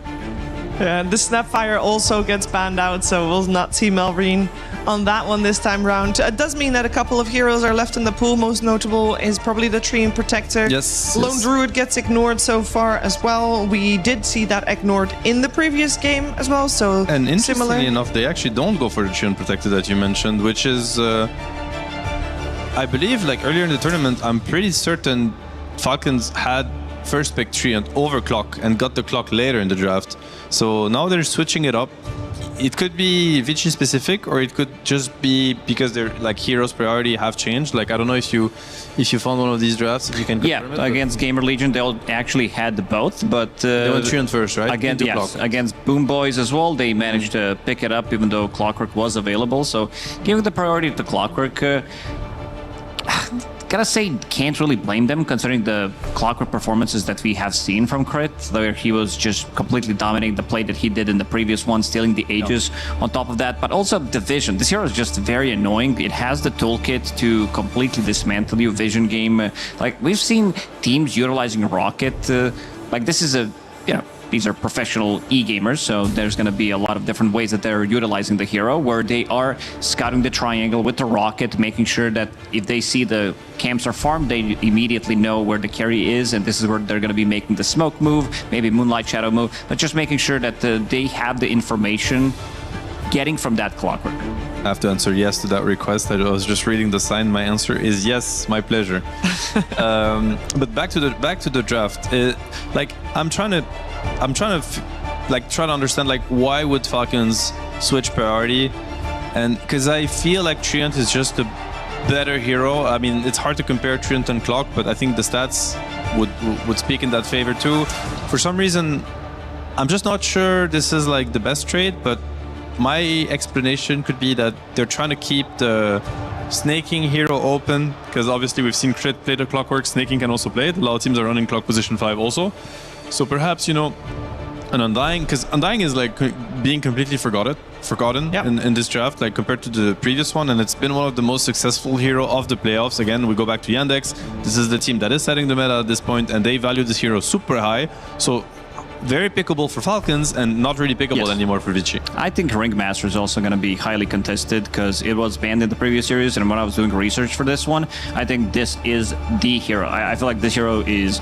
A lot of teams realize that it's super good, but I would also give it extra like 5, maybe even 10% to be picked up, because the hero just feels very... It has every single tool. It scales so well. Super strong laner, percentage-based damage, like AoE control and the team fight, plus the save.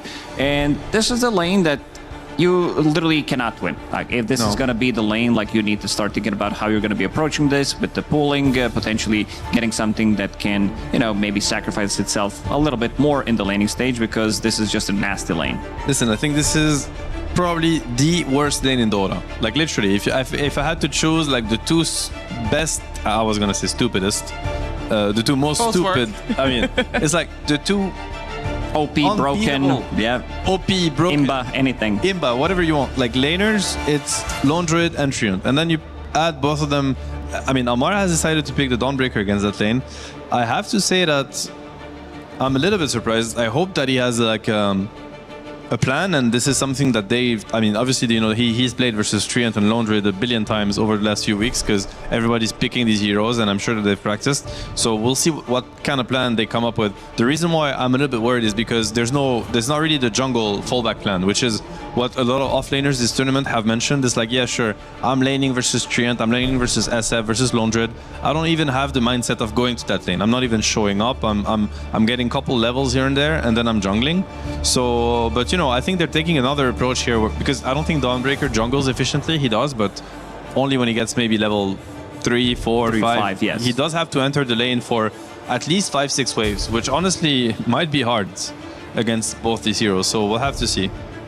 Lone Druid is sitting at just a 56% win rate, though, even though it has been so highly contested. But is it just because the only people that have let it through are the teams that think they can beat it and then have a plan specifically catered towards beating that? Exactly that. Yes. Exactly that. And I don't know, I'm just looking at Vici's draft. I'm worried if I'm Falcons. Like, these are nasty combos. Yeah, these are very strong lanes. This is the like 1-2 combo that is very easily played.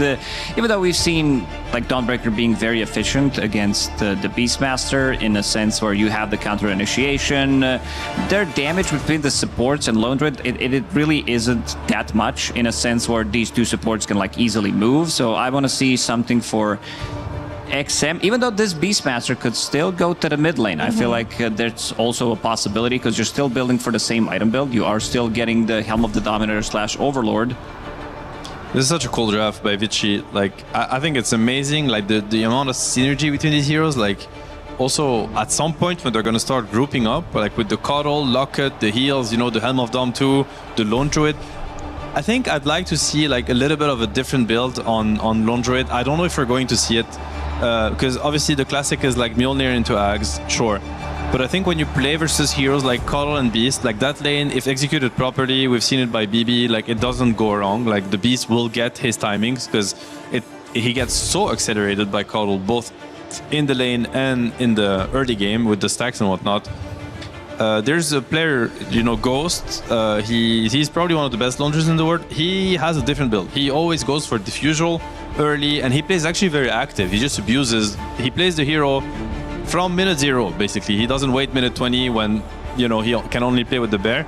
And I think this would be the game for it, because Falcon's approach to their lineup is they're gonna up the pace, up the tempo. Absolutely. Yeah. Like this lineup, I kind of agree. I would love to maybe see something different, but this is the lineup that can just like speed things up, play for the objectives, and I would love to see XM on a hero that can play tempo. I would be okay with something like a Storm Spirit. They don't have that. Banned. It's banned. Okay, never mind. Just ban it out, because it would also, the reason why I like Storm Spirit, not because of the matchup, but because they don't have that much control. I would love to see in this particular matchup, he could also be picking up Guardian Greaves, which would give them quite a lot of tempo as well. It would be amazing.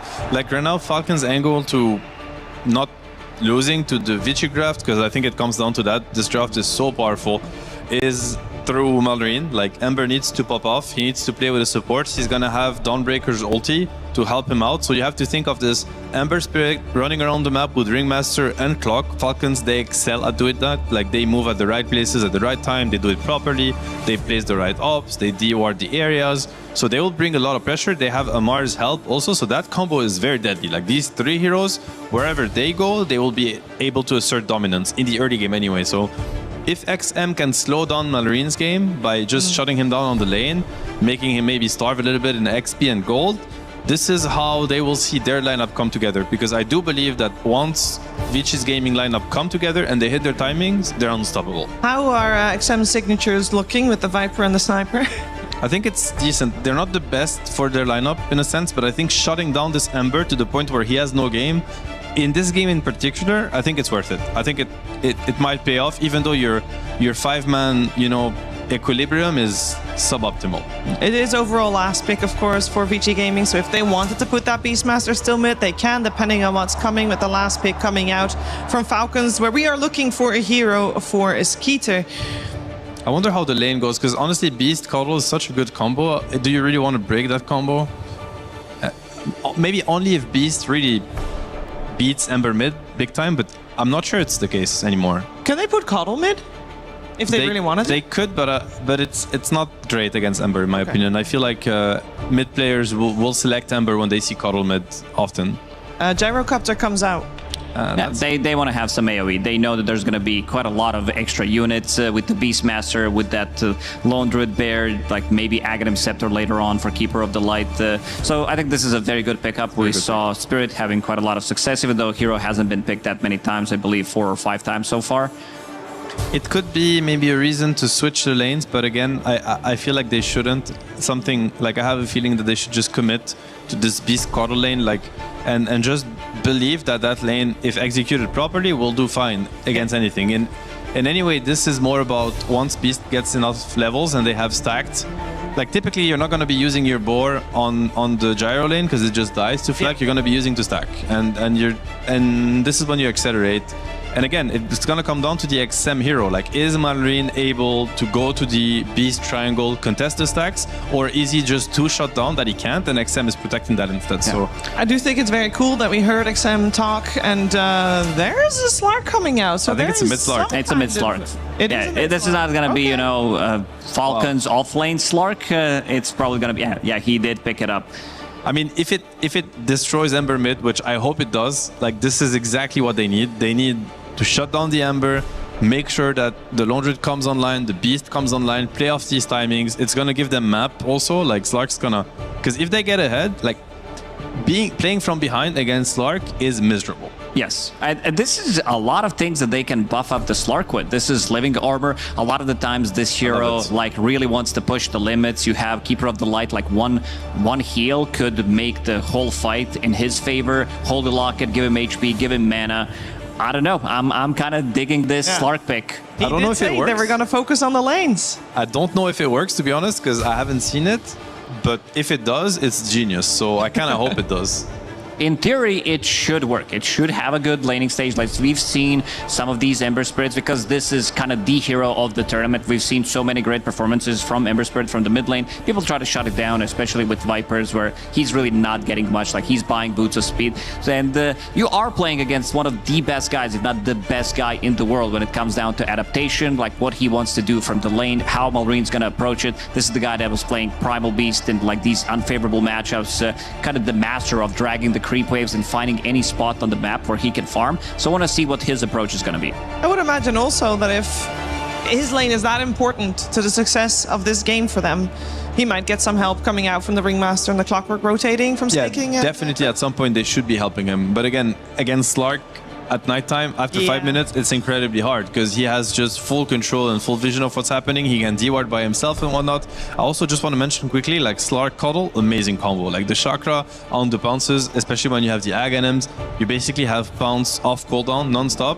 It's a nasty combo. We don't get to see it often, but it's very cool. Well, a very cool game coming your way with game number 2 of this quarterfinals. Can Falcons force out game 3? We're finding out with Sunsfed and Kezu. Thank you, Shiver. We have game number 2 about to begin. And I do have to ask, Lone Druid has looked quite stinky the last few days. That's true. How many times has Vici even picked it in this tournament? Do you know? I will find that out for you because, Mr. Shannon Larkin, we've got the Lenovo Legion. So, Dota above, Mr. Vici Gaming, they haven't played Lone Druid a single time in this tournament. Okay, well, that's a better record than most Lone Druids in this tournament so far. They played it 2 months ago. He went 7-0-10, and they still lost. Okay, so that's not good news. All right, let's get into the game as we have another hero that we definitely want to talk about. Stop looking at me, take me off camera immediately. Let's get into the game because the game has certainly started at this point. Certainly not paused. Definitely not. And we're in the game. Congratulations, everybody. We made it. Game 2, Vici up 1-0 in this best of 3 of the playoffs here at EWC. Slark has been picked as a mid laner. I am having flashbacks, PTSD. Oh, DC, TI6 blah, blah. finals where Weehaw picked it. He refuses to acknowledge they in fact picked Slark mid against Wings Gaming, who had which player? Faith Beyond. And they destroyed us because why? They picked us Slark. We picked us Slark mid. Disgusting. How did you allow this to happen? I think they just lost hope at that point. It was like, it's Jover, let's RNG the last week. But the thing is, first of all, XM, I love this. I've been saying this like 8 billion times this tournament. He is the anti-mid laner. He's the FU mid player. You give me a matchup, he puts up both his middle fingers. He's like, screw you. I go mid Slark against Ember. This is not the first time he's done this.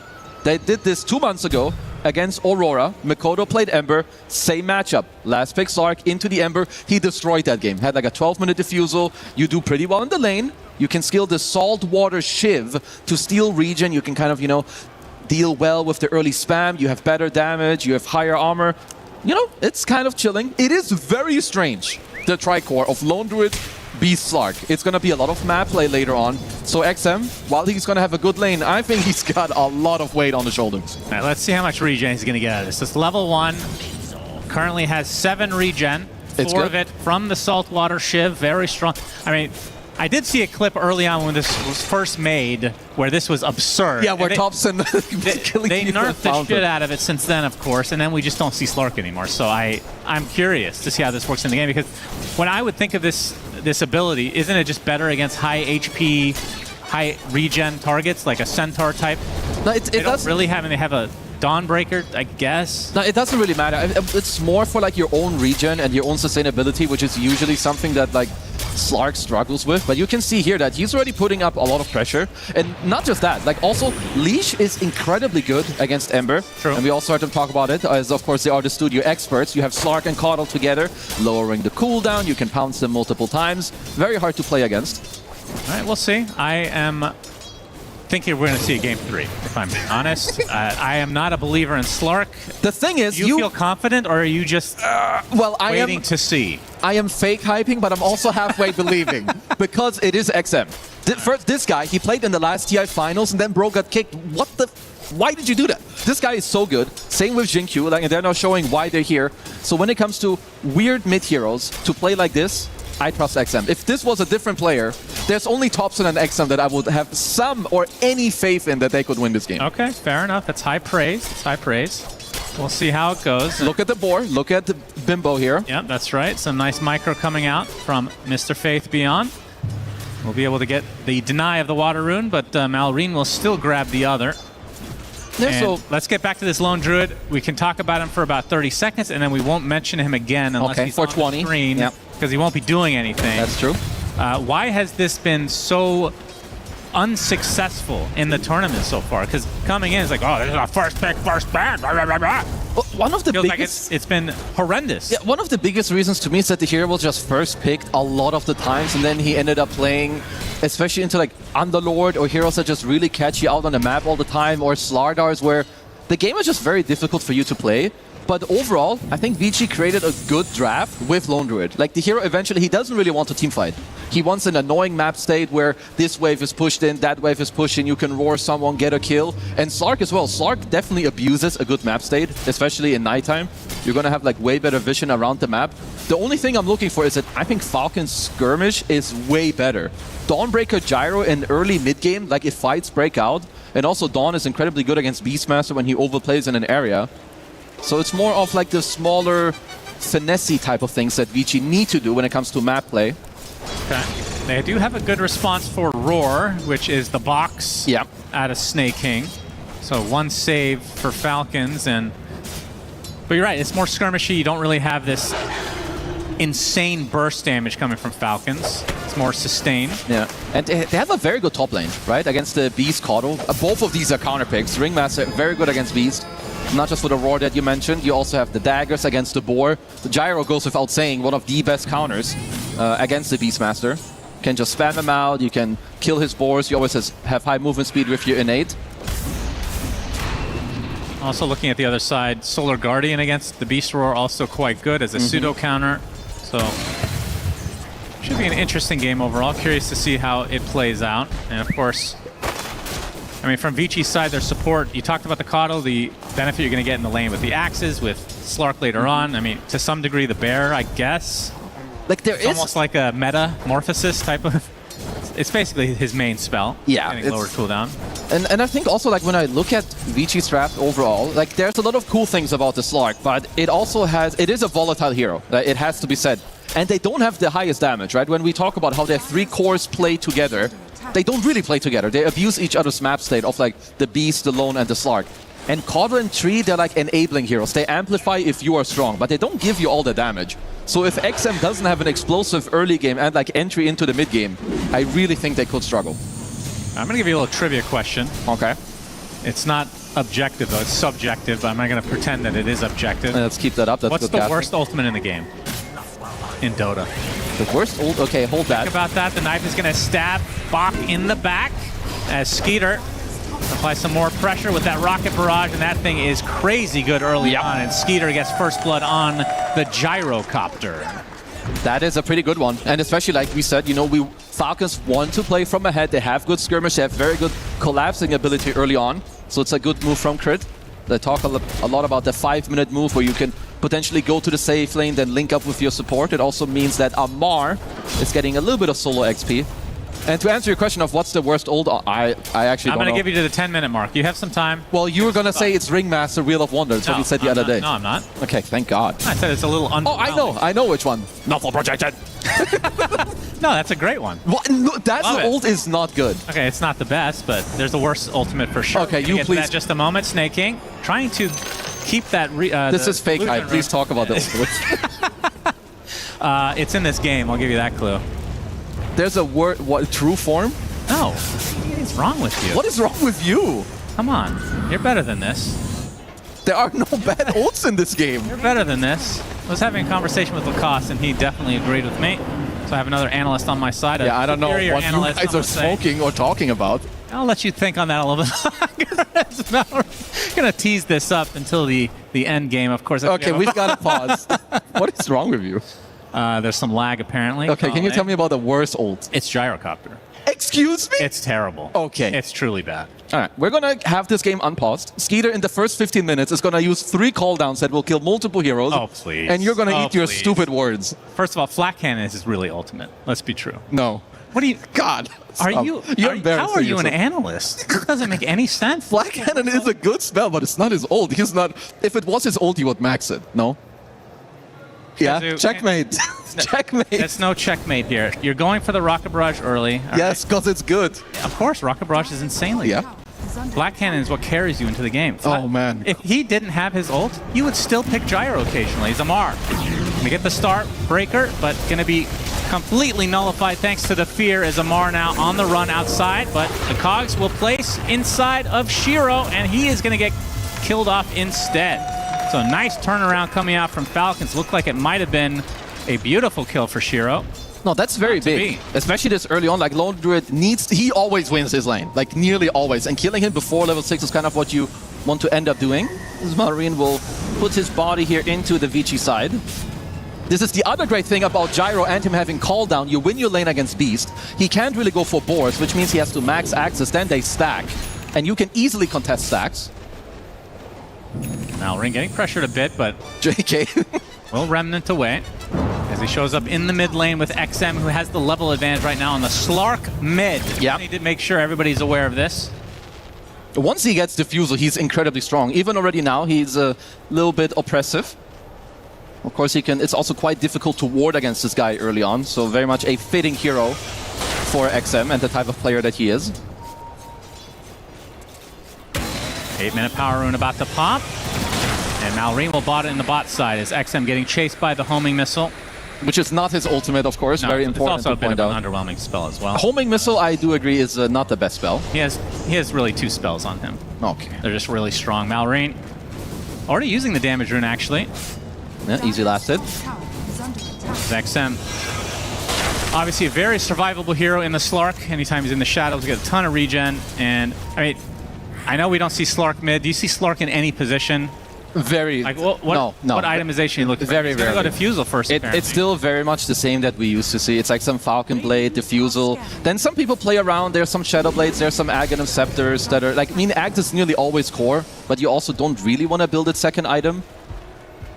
So when he played it last time a while ago, it was the Diffusal, Ags into then Skadi, but he had a way better of an early game. Because for now, like even though you pick the Slark into the Ember, the matchup is quite, I mean, it's kind of, obviously you're winning, but Malrine is still getting everything that he wants, which is levels, time, and a little bit of net worth. Also, insanely good neutral item on the Gyro, of course, the dagger of Mr. Ristool, 25 bonus damage. You take that on Gyro, you're an incredibly low damage hero. Even with the ultimate, incredibly low damage hero. It's crazy. Okay. Let's keep that up. Soul Ring now up for Amar, and we talk about these. I mean, offlane Dawnbreaker, there's several builds you can go for, but it is Amar, so we just assume it's going to be right click, which it looks like you should. Echo Saber Skeeter coming in from the south. They're going to try to get another kill onto Shiro. Oh, here comes the huge amount of damage coming out from one proc of that ultimate from Gyrocopter. Might as well not even casted, for being honest. 2 kills go the way of Falcons. Unbelievable usage of the greatest ultimate in Dota. Call down. Great. The hero died. That's all that matters. It's a good spell. This guy is a hater. Incredible. Man, imagine being a caster and using your voice to shit talk a good spell. Keep up that energy, though. Already. I like that energy. That's the most energetic you've been. Let's rewatch the damage. Let's look at this. And See, one of them hits him. Incredible. That's living armor. I think he went down about 50 HP there, as we're going to see some more action this time onto Bach with a full Starbreaker from Amar. Illuminate to try to help out as Bach gets to kill on Malrine first. So looking really bad for Vici at the beginning of that. They at very least get a kill. And Skeeter on the bot side kills off Shiro, and even bigger. This is 3 deaths for the Lone Druid already. It's feeling like every other Lone Druid game we've seen this tournament. Yeah, they're kind of falling. They're falling flat. And it all started with the call down rotation, of course, from Skeeter. That almost made me spit up my drink there. Well, go ahead. Sorry. Stop drinking. And 5 seconds, of course. Biggest timing of Gyrocopter in the early game will be unlocked again, as the call down will be back up. It's a good spell. You're just a hater. They buffed it. Missile slow from 50 to 60%. They could make it global. That would make a better ultimate. I'd be okay with that. Shout out to Bombardier from Heroes of Newerth. That's right. Nearly had the same spell without the slow. Except it's even slower in projectile. See a little bit of group up here on the top side. They did get a good counterplay up earlier, right? When Jin-Q and Bach were fighting there. Because you have the early heals from Jin-Q and also the Ash Legion shield, which allowed Bach to stand his ground, counterplay it, and they're soon unlocking the overgrowth on Y, who's one of the best Treants. Like, first of all, I think it's not that easy to see when people like pop off on Treant Protector, but when I think of Treant Protector, I think of Y and Mipochka. Like, these guys are and were so good at the overall positioning, knowing where you need to be and counterplaying the right place, right time. We should soon see XM start to be aggressive. Your first timing is usually the Diffusal. That first overgrowth of the game from Y onto several members of Falcons. They're going to get the full Starbreaker combo onto Jin-Q with the whip in addition. Probably not the best TP here from Jin-Q. And likely the tier 1 now will go the way of Falcons. Okay, seems like maybe Malrine is feeling himself a little bit again. You know, getting through this early game, tipping XM. But yeah, this is the first timing, you get Diffusal, and then the second timing is the nighttime with the Diffusal Blade, so that will be at the 15-minute mark. Let's see if they end up using this successfully. Skeeter gets initially gone on as the homing missile will find its mark in XM eventually. See if he just dark packs it off or not. Scared of the call down, can't really commit on him, of course. Really, really tough to play around that really slow ultimate. He just 2v1 though. Yeah, he just killed Snake King, and now we have the Solar Guardian, so they will get the trade. Bach. Here comes XM. 1 versus 3 essentially as XM comes in with the pounce. No more mana for Amar, but he is pretty quick. Dark Pack gets him out of the Searing Chains, but not fast enough.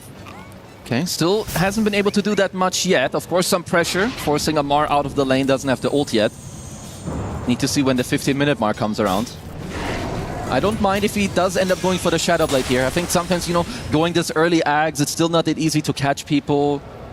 You know, it's not really the same it used to be. I think the Shadow Blade will help you apply a little bit more pressure and also allow you to scale and have a bit more attack speed. I mean, if he does get off to a good start, which has yet to be seen, he's 0-0 and 0 on XM. Excuse me, he has a Ghost Scepter first item. All right, this is the anti-Slark item. He's really respecting that mid Slark. And hey, if you're forcing him to get a Ghost Scepter, I think you take that any day of the week.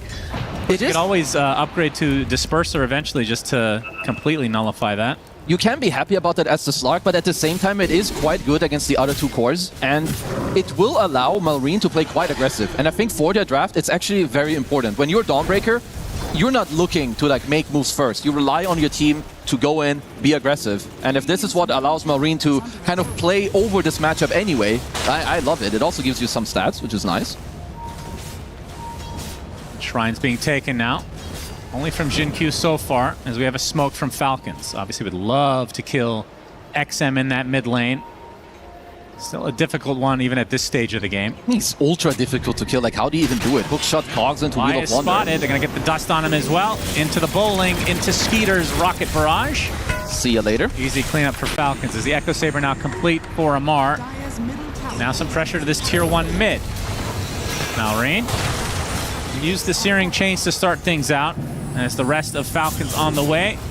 Vici, not sure if they're going to try to stay here. Malrine taking a ton of damage. The whip's going to keep Vici at bay. Tower is going to get denied from Malrine. Very even game to start things out. And Bach's been having very good games, right? Like first the Darkseer game, sure the early game wasn't incredible, but he was up against a hard lane. He's top net worth on the Beast. Getting some solo kills, top tier 1 taken, mid tier 1 taken. Very good timing on the Overlord. Of course, a lot of this is because of Jin-Q. With the Coddles, the Stacks, the Chakra Magic injection.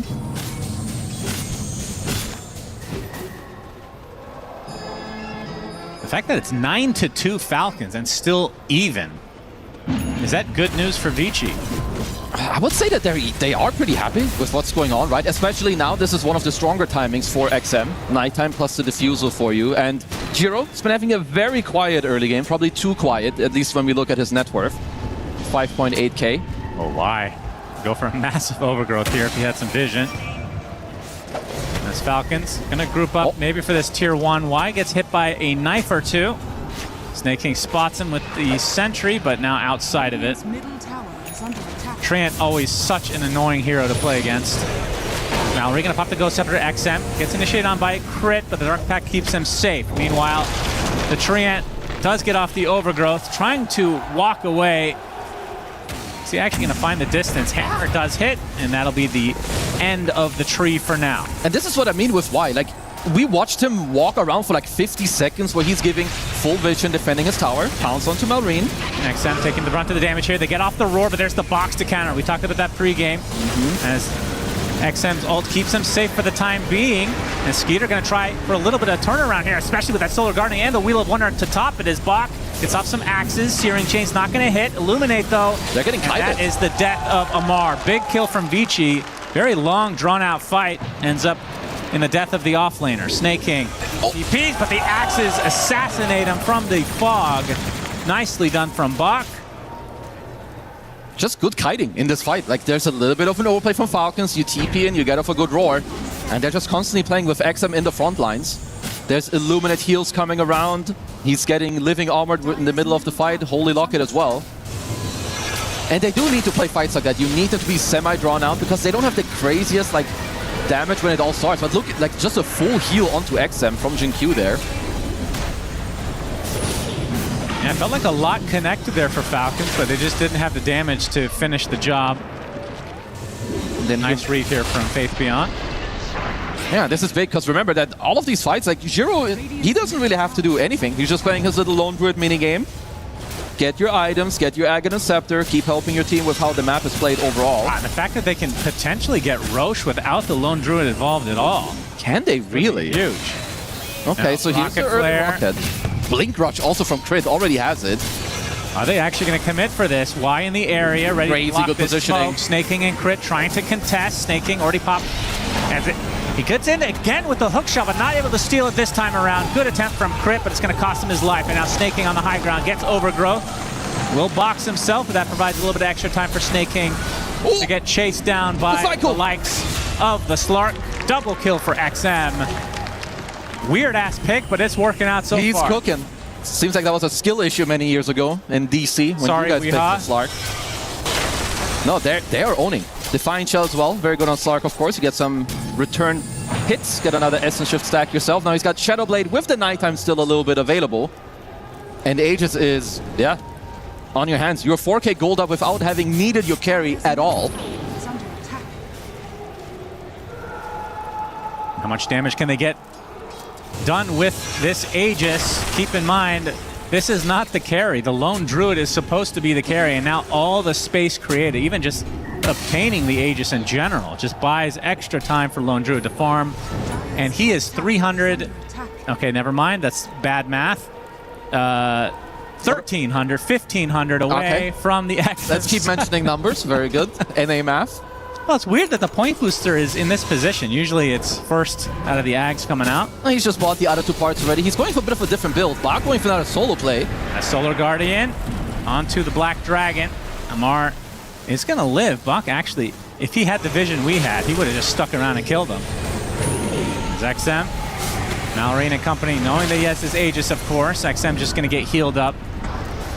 Have to be wary of this call down. Very powerful ultimate, according to one of the best analysts in Dota, quote unquote. Yeah, one of the worst ultimates, according to one of the best casters, quote unquote. That's right. Crit. Gets the hook shot off, but the Dark Pact is always there for XM, and he is looking really good. Okay, this mid Slark being buffed up by Jinkyu's Caudal with the Holy Locket Force and the max living armor is... he's a big problem. And this is without, again, Lone Druid hasn't been in the game yet. Bach is having an exceptional game on the Beast. Like, usually Dawn is a counter to Beast. When you meet up 1v1, you know, you can kind of stand your ground. If Beast goes for any place, you counterplay it. But he's the one that's taking over areas. Like, look at where Falcons are playing. Gyro is farming very defensively up top. Dawn is farming super defensively down bottom. And they're taking back barely any space in their own jungle. Vici going to take this extra space to take out the first Tormentor of the game. They'll get themselves quite a good gold lead. And these are some good shards. You get either the 3-1 for a bit more map play. Rocket. Oh, not quite in time. Jinkyu will get the double solar bind. And even, it's called. Yeah, and even more heal from the Illuminate. So this matters quite a lot. It was already difficult to kill these Radiant heroes. Yeah. Yeah, I want to talk about... usually we don't see the Maelstrom into Aghanims. It's always like a Mjolnir that goes into it. So a little bit different for Shiro here. Oh, crit spotted, but blinks out. So showing off that blink dagger. Snake King gonna be able to steal the Wisdom Shrine as Jinkyu will do the same. Follow suit on the other side.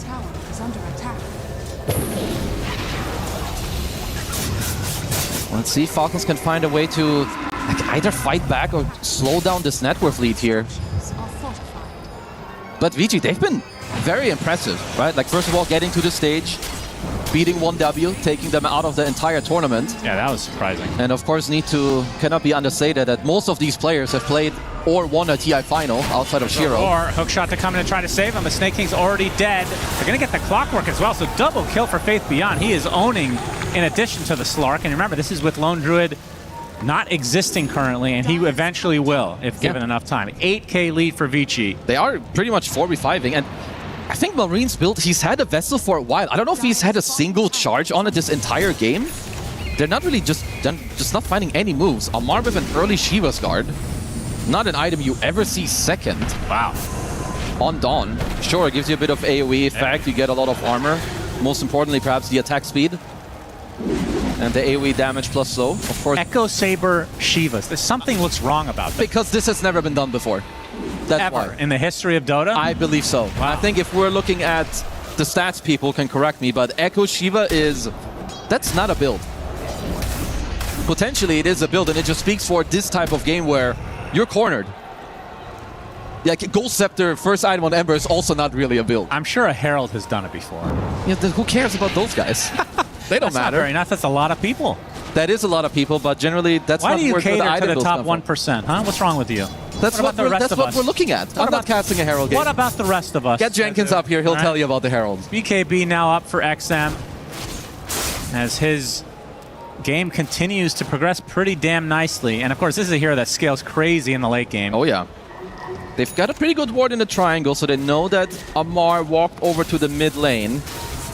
Yeah, Drums of Slum online as well. This is a big power spike for Vici. They've already been winning these fights. Uh-oh, hello. Amar spotted, tries to get off the hammer, but the roar finds him, and that's going to be another death for Amar. Malrain has to try to remnant away. Put in a bit of a weird spot here. Gonna get feared up. Do they have actually the connection? That's not Do they have the damage? It's gonna be close. Yes! Wrong place again for Malrain, and off the back of it, Vici get a tier 2 tower, and why not keep pushing? Yo, these guys are good. They're just going straight for the high ground, minute 23. This is popped. This is one of the best plays I've seen from a Chinese team since maybe last TI of Extreme Gaming. They are very convincing here in this entire series. Not going to force the issue. Not going to get too greedy. Playing disciplined. They forced out the fortification. 11k lead for Vici. The fact that they aligned with these 3 big items. And now we're going to see the Disperser next for XM. So that Ghost Scepter is not going to do shit. Absolutely not. I mean, already now, it's kind of just delaying one of the things that are happening. Okay, let's look at Skeeter. So he wants to go Satanic next, which, yeah, it helps you stay alive, but they've got damage problems. This Caudal Treant, like, dual support combo with, like, 3 beefy cores, it's really not that easy to, like, punch into. You know, I think the big power spike for Falcons when they get level 3 on the call down. I knew you would say that. I knew you would say that. There ain't no coming back from that as Malrain. If Gyro had an Aghanims that made call down twice as good, they could win with that one. Yeah, maybe. But sadly for them, it's a side gunner. Yeah, that's, again, side gunner slash flat cannon is the real spell for Gyro. It's done a lot this game. XM. Looking for the pounce target. Nighttime, baby. Indeed. Opens it up onto Snake King. They get the box off. Wouldn't be surprised if he goes for Nullifier at some point as well. The box is the only annoyance for Vici. I really like, at least strategically, what Vici have created in Game 1 and Game 2. Like, Game 1, you had a lot of, like, this overall map play. You're kind of owning them with, like, Moonlight Shadow Spectre. I think even here, it's a bit similar, right? You have a lot of summons, ghost push, but also this one guy who's stopping the tremble. Amar again might get caught out. Another roar to his name. Do they have the box nearby? Snake King trying for it. Finally gets it off to the last moment. Meanwhile, on the other side, Why taking the brunt of the damage. Shiro is actually doing a lap and a gyrocopter as Skeeter about to fall just to the bear. Eventually, Bach does fall to Malrain, so a 2-for-2 exchange to start this out, but XM is still up and running. Crit on the cliff. Dead shortly after. Double kill for Shiro, who has finally entered the game. And again, we talked about it all game long. They've been winning this game with 2 cores, and now the third has entered to play. Yeah, right place, right time. Definitely needed him in this fight because Falcons had a pretty good angle to counterplay there. Crit with an incredibly quick hook. But this is a 15k lead. They're knocking on your high ground, minute 26. Yeah, there's no fortification either. So when I look at the replay, it's just so difficult, right? It's nighttime, they see everything, there's summons around, and just great positioning and also great patience. If you look at Y, look at the back, double overgrowth with Shiro just getting to hit into everybody. Yeah, that was the Blink Dagger reveal for the tree. So Bach does die, but it's at a heavy cost yet again for Falcons. You know, I thought this series would maybe go the distance, but at this point, Vici they're really putting in the work in this game. We're the 2-0 masters. Somehow we are. I mean, if I was going to pick a 2-0 to start the series, it would have been Falcons, actually. Yeah. Because I feel like Vici have been pretty... I mean, at this tournament they've been good, but generally speaking, they've been quite inconsistent. But powering up at the right time of the tournament is nothing to scoff at. This is how you win. Yeah, but this Take is notes, Kazu. Oh, yeah, that's very useful for me. I'll go play again next month, of course. And once you realize this gyro ult is garbage... Yeah, that will be the return of my career. That's right. So it's been holding you back this whole time. Yeah, thinking that gyro ult is good. I never liked that hero. He's good when you can like play off his tempo. And there's a world where Falcons could have still done that. I feel like in like now you're not liking the hero after all this talk, huh? We only talk about call down. Stop mixing my words. You should go into politics. I don't think I'm racist enough for that. As we get into the pit for Vici Gaming. Well, somehow you found a way to use that word in a cast. Comes out. And Yeah, Falcons are going to have to try to do something, but you can see Vici are aware of this, and they're going to wrap around instead. XM going to lead the way. Still nighttime. Snake King. Got Aghanim. Spotted. Boxes himself, which means he won't have it for a potential core. There's the roar onto the gyrocopter. Solar Guardian to follow the Wheel of Wonder right on top of them, though. Do they have the damage to take out Bach? It's getting close. The Illuminate heals him quite a bit. Finally popping the BKB, and now XM can't get the pounce onto the gyrocopter as Skeeter falls. First core down for Falcons.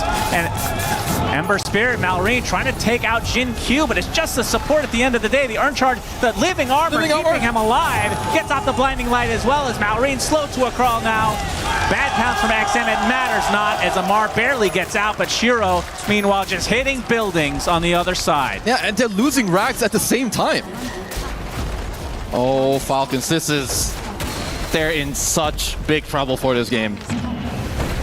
Because that fight wasn't even that bad for them to begin with. Vici went very deep, but you can just see all the backup that they have. Multiple heals. 2 sets minimum. I think XM is also getting the shard on Slark. Like, he already has the Aghanim for the double pounce. The shard is coming, which is another added save. Okay, minimum 1 set of racks is what I said, of course. Yeah. I mean, I like this play, though. Vici playing it very safe. We've seen so many times before, especially, honestly, Chinese teams are very notorious for this in the last couple years, where they'll stick around a little bit too long and get punished extremely hard, especially when an objective like Roche is available. They'll get this for free. And it makes closing the game out that much easier. And even Amar, like, if you look at some of their, like, the item builds, they're really cornered. Trying to look for crit, of course, to not give him an opportunity to steal the Aegis. Yep, XM's going to show up, and that's when the damage arrives. Going to be dead right outside his own cogs. Oh, a good attempt. Yeah. Did he take anything, Malrine? Was close. Went he had an open slot. That would have been sick, but Bach gets the Aegis instead. The only comeback I see for Falcons is a completed data list on Skeeter, and maybe if you get the time, you go for a Divine. I think you have to play for an all-in play at this point. You're down a lane of racks. You're playing against Lone Druid Aghanims and 3 top network cores. It's the only way I see for them back in this game. And even then, I don't think that's going to be enough. Well, if that isn't enough, then I've got bad news for them. Maybe double Divine. And let's see if they can make any type of space. Farm that up. So Aegis, we'll see if Vici are waiting for any items coming out that would make a difference here. Disperser is still a ways away. I'm not sure if they want to wait that long. AC also a bit of a wait. Yeah, I don't think they have to really wait for anything. They could just continue to play on the map is pushed in, we find a pickoff, we find a poke. They also have a potential to place a banner on, you know, one of the waves with the double siege waves if they want to. Because you do have Aegis. I think you're very far ahead. If you want to play super safe, you could wait for nighttime. I don't really see why you would have to do that. Because even in daytime, you're incredibly strong. Now the bear shows himself. Skeeter has to skitter away. Very good. And maybe they are waiting for this next item round. I mean, now that they've waited this long, Bach is 500 away from AC. At this point, you that can should definitely align with the disperser close enough. Yeah, you can definitely wait for the AC at this point. Why? He's scouting out Malrine here. Does he have anything? Oh, There's the actually bear. right into the bear. Going to get the root off as well, but the box is there to save him. As a remnant in addition, but he gets pounced on, and he gets killed off. Another death from Malrine. A minute on the deck as the Wheel of Wonder coming down. The Skeeter has to run away as XM is just going to focus on Amar instead with that BKB. Nice super overgrowth. safe. The overgrowth on the 3 heroes with the Illuminate. They're going to kill the gyrocopter right in their own base. Snake King trying to get out, but it's not happening for the rest of his cores. As Amar, I believe this was a buyback, so now a dieback for him as they're just going to call it. GG's for Vici as they continue on to EWC and Falcons eliminated. That's a beyond godlike for XM. And honestly, I beg the question, how did any team ever kick out XM and Jinkyu from their roster? Like, XM alone in this game with both supports just taking over the entire early game. Same with Bach with an incredibly hard lane, getting solo kills here, being top on the network. And again, this is single elim. This is Falcons out at EWC. This was a sick performance. I was not a believer. I have reason to not be a believer. True. Many years of pain and suffering. Personal mid lane, experience. Weehaw, Slark mid, but Faith Beyond was on the other team, and maybe he learned a little something from that. Kazu, and they turn around here. Took like 10 years to tinker around and then make it work. Just needed the right changes on the Slark. But I have to say, this is a very memorable performance for XM. I'm going to remember this one specifically. 10-0 on a Slark mid. I don't know if we'll ever see that again. That's insane. And this is what I love about not just the best teams, but the best players. They will find ways to make the game different. You know, you find a specific pick or a specific build, and it is just not normal to see a mid Slark. And this is what the best players do. You don't just get to play on autopilot. You're playing a different game. Suddenly you're playing XM Slarking with the Jinku caller backing him up, the Treant Protector as well, and Falcons. And remember this call down. That is something to remember as well. Just the massive damage coming out was enough to kill off Shiro. Without that was a double kill. Incredible display. Still hating. At this point, it's just, yeah, Vici, this is one of the better performances that I have seen, rightfully so. I think all of them just kind of owning from start to finish, you know, why?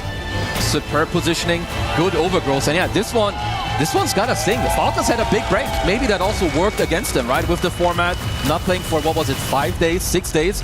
Yeah. Vici, they just looked hot and in form. Yeah, single elimination. I love single elimination. As a viewer, definitely.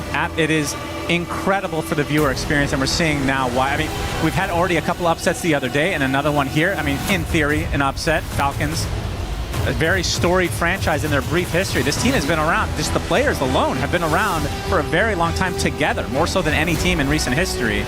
But Vici getting the better of them, and it's off of a Slark mid. Just incredible. Just a ridiculous display.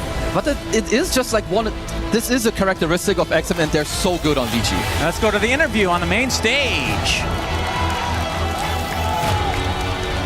Thank you so much, everybody. You know who I had to grab, ladies and gentlemen, XM!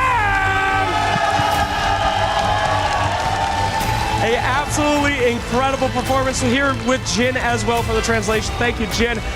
Falcons had 5 days to prep for this. They've been watching all your games. They've been just sitting in their little hotel room relaxing. And you guys that come out and 2-0 their asses. Were you expecting it to be that easy?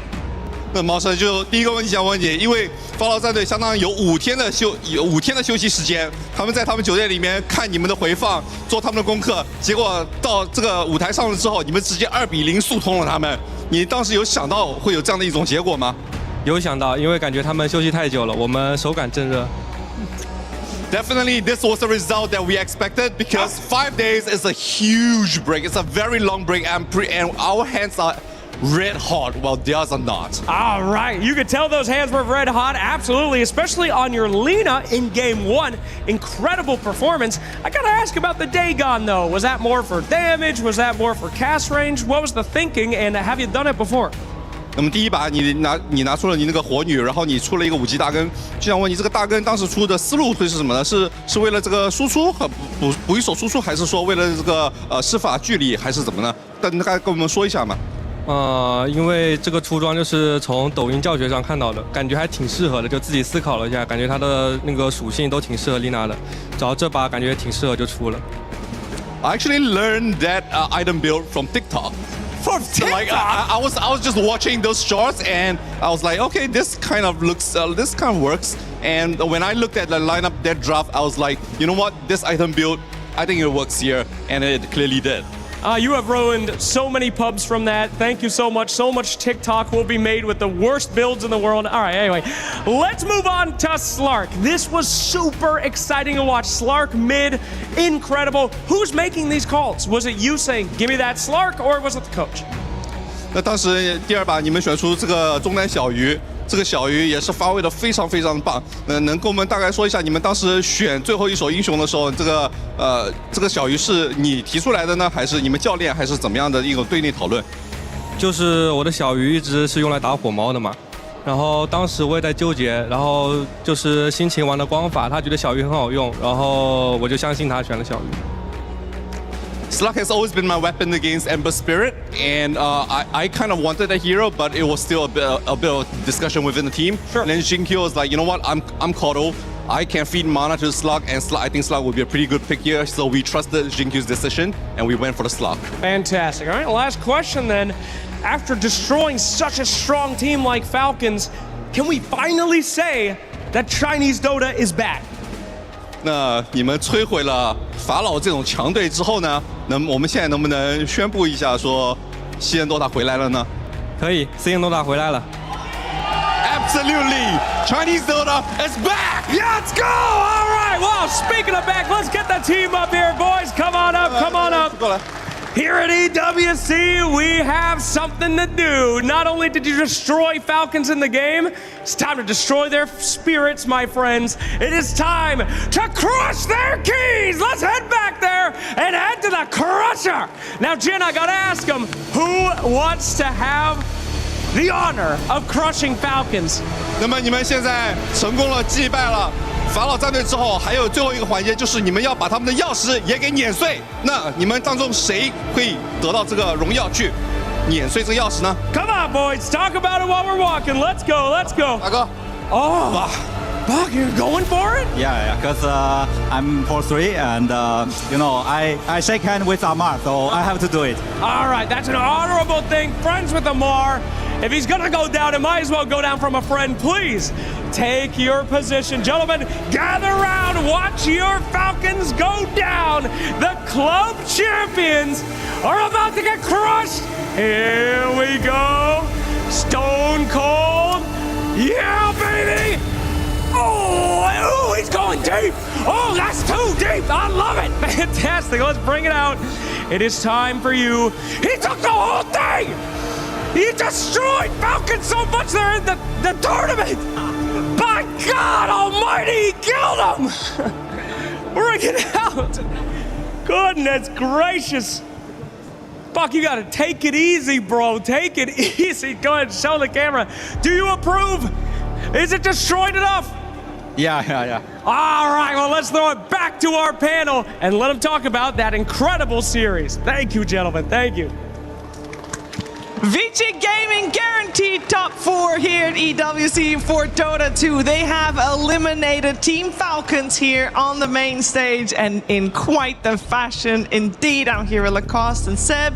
Lacoste, this game was very cool as well. Yeah, absolutely. What a way to eliminate, a team that has been in the grand finals in the previous EWC as well. And also, I love the energy from the whole squad, telling that China is definitely back. And I feel like they needed it because TI being in China as well, and also showing that some of these strategies that they do have, like they're definitely working. We saw it in game number 1. We're seeing it in game 2. It just feels like a lot of the stuff for them is clicking. And he said, their hands were red. They got caught red-handed to this one because they stole that victory from Falcons. It's honestly, like, to me, this is like one of the highlights of the season. Like, in a way, I'm sad for Falcons because, crowd favorite, tournament favorites too, and it's gonna be a very tough loss for them. But I'm sure they'll have time to, build themselves back up for TI. But if you focus on Vici, I think this is incredible what they were able to do here, because they didn't just grab like a win or something. Like, they actually dominated Falcons and they made a statement that they were the better team, the smarter team. They had better strategies, they executed their strategies better, they outplayed them too.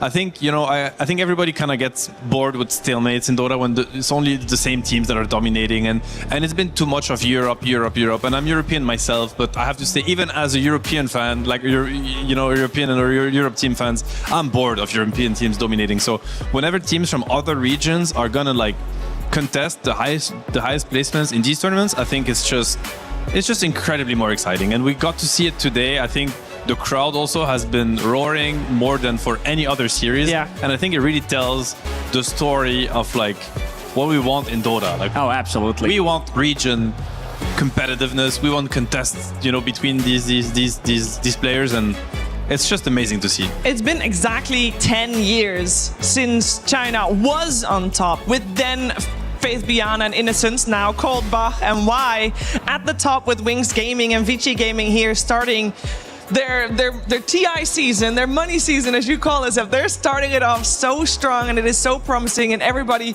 you can feel everybody wants to believe, everybody wants to hope that they can go all the way, and that would be a massive underdog success story here, Lacoste. That would be very cool. Yeah, absolutely. This has, like we've seen, like in the group stage, we haven't seen any underdog stories yet. Once we got to the survival stage, we saw quite a lot of those, but this is the biggest one. This has to be the biggest one. Them also eliminating one dub right before this series, and now eliminating that.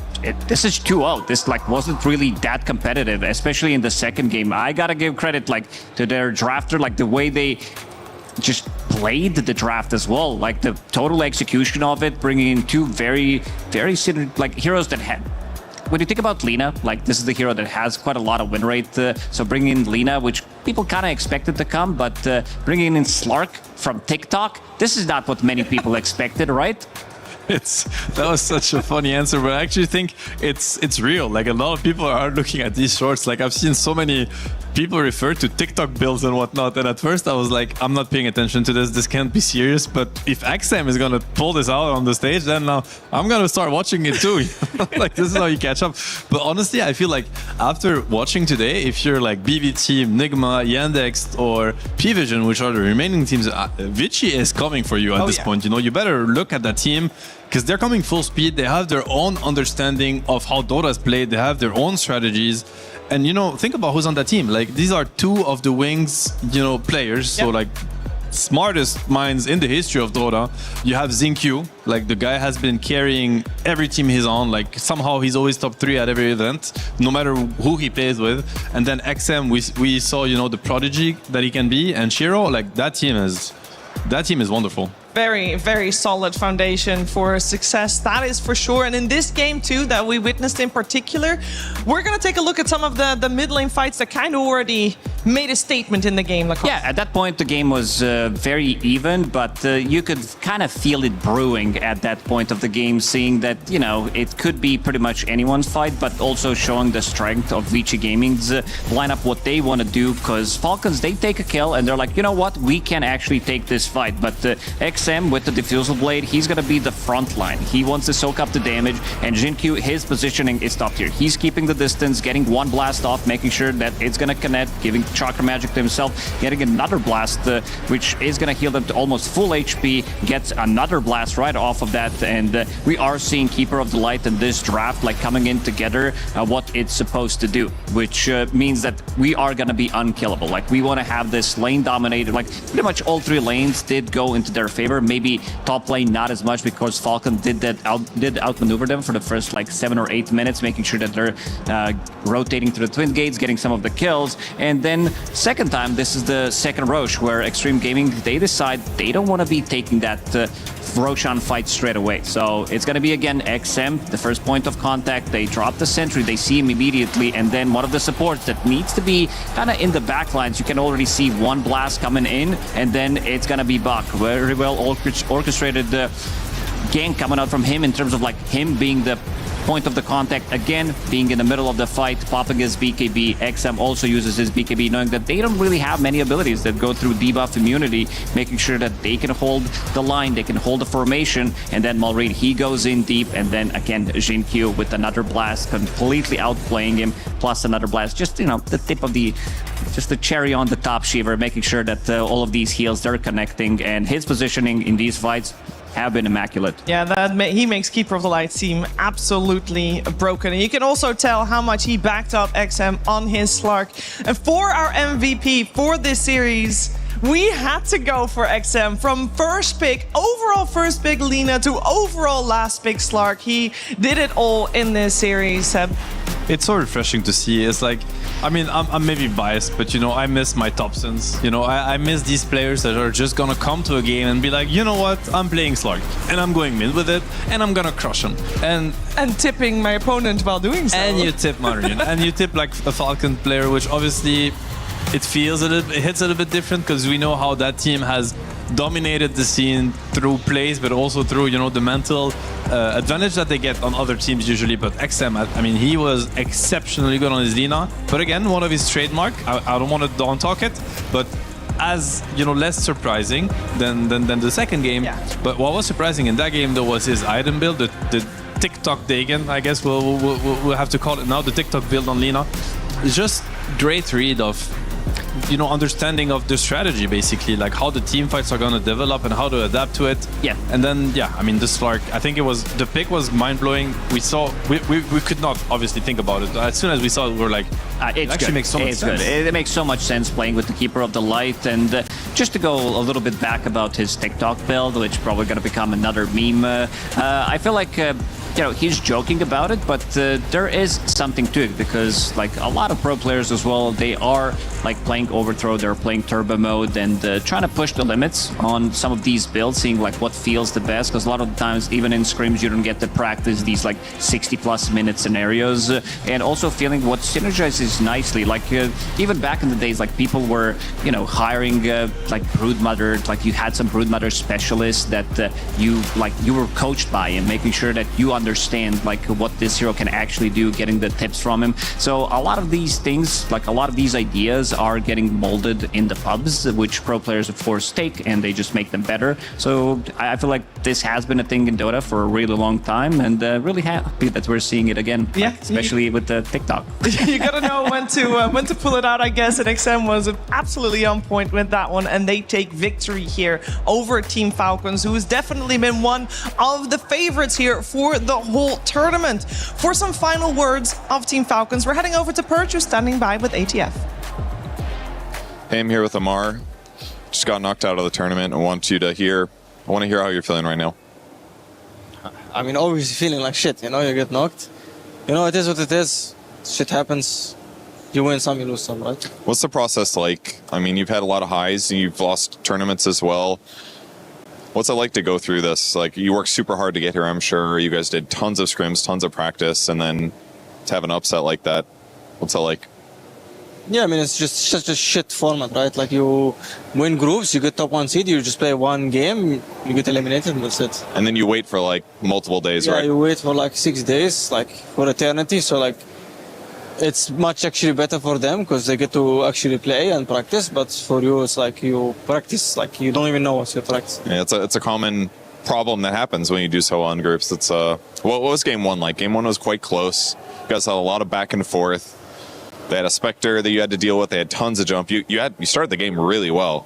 Your Wind Ranger turned out excellent. You had good KDA. What happened after that? Just think they have like R press buttons and they just auto win the game. It's like as long as if we don't snowball with our heroes, don't think it's easy. Like, I think we need to have like 10k lead by minute 20, and their heroes will do nothing. But the problem is I don't think we have like so big lead.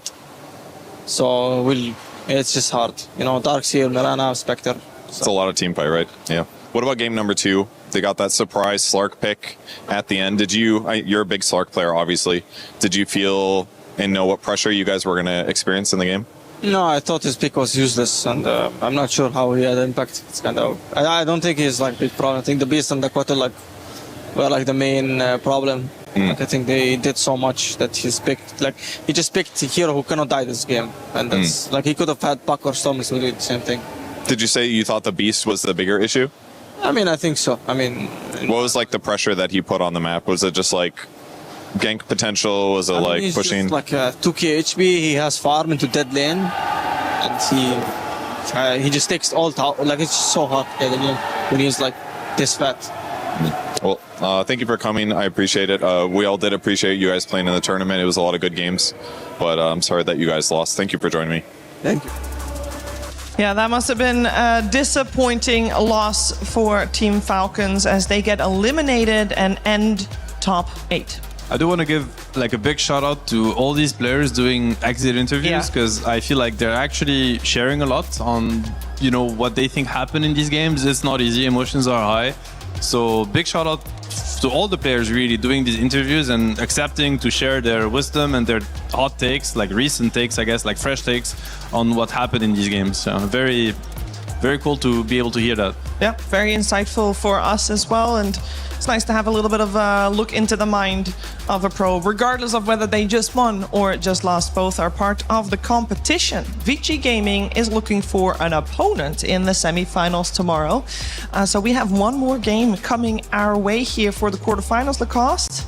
This is going to be a spicy one. Like we saw Enigma Galaxy overperforming in the group stage, and they're also a team, they topped their group, that has been waiting, playing against BB team that has looked more stable than them, most definitely. But we did say multiple times this is the best iteration of Enigma Galaxy that we've seen in recent years. It does feel like this team is going to go far in the tournament, and if they manage to win here against BB team, I feel like it might give them another momentum, because they, like we saw, Falcons might be losing some momentum because they didn't play for 5 or 6 days, and the same thing happened with Enigma Galaxy. So we'll see if Enigma Galaxy is going to be able to pull it off, because strategies that they brought so far at EWC, I think they have been the most innovative. Honestly, like, I'm looking at this bracket, I'm looking at the results, and I'm feeling it. I feel like I haven't been as excited for a Dota tournament in a really long time. Like, if you're not watching this tournament, I don't know what you're doing. If you're complaining about the stalemate of Pro Dota and how we see the same teams dominate, well, it is changing right now. So you better watch, because think about it. We have Nigma full force. Like, they seem like a serious contender. You have a Puppy as a coach that's now looking to, he's already top 4. Like, you have Vici Gaming, you know, the Chinese superstars are back in form too. Then you have Yandex, you know, I don't have to go back on Yandex. BB team is like, this is getting super, super spicy. And at this point, I don't know who's the favorite anymore, because every day a different story is being told. This is, you know, this tournament is delivering. Anything can happen. We've seen the favorites win. We've seen the underdogs win. Who knows what is coming next? Well, we do know what is coming next, because Enigma Galaxy next will face BB Team on the stage. Before we get to talk about that series in depth, we're first going to see how they felt on Media Day as SVG found them. Body was built to move. Not trapped at a desk in one singular posture for 12 hours a day. It's time your chair evolved. This is Secret Lab Titan Evo. Ergonomically engineered for you. Gamers, hybrid workers, artists. Backing your every move.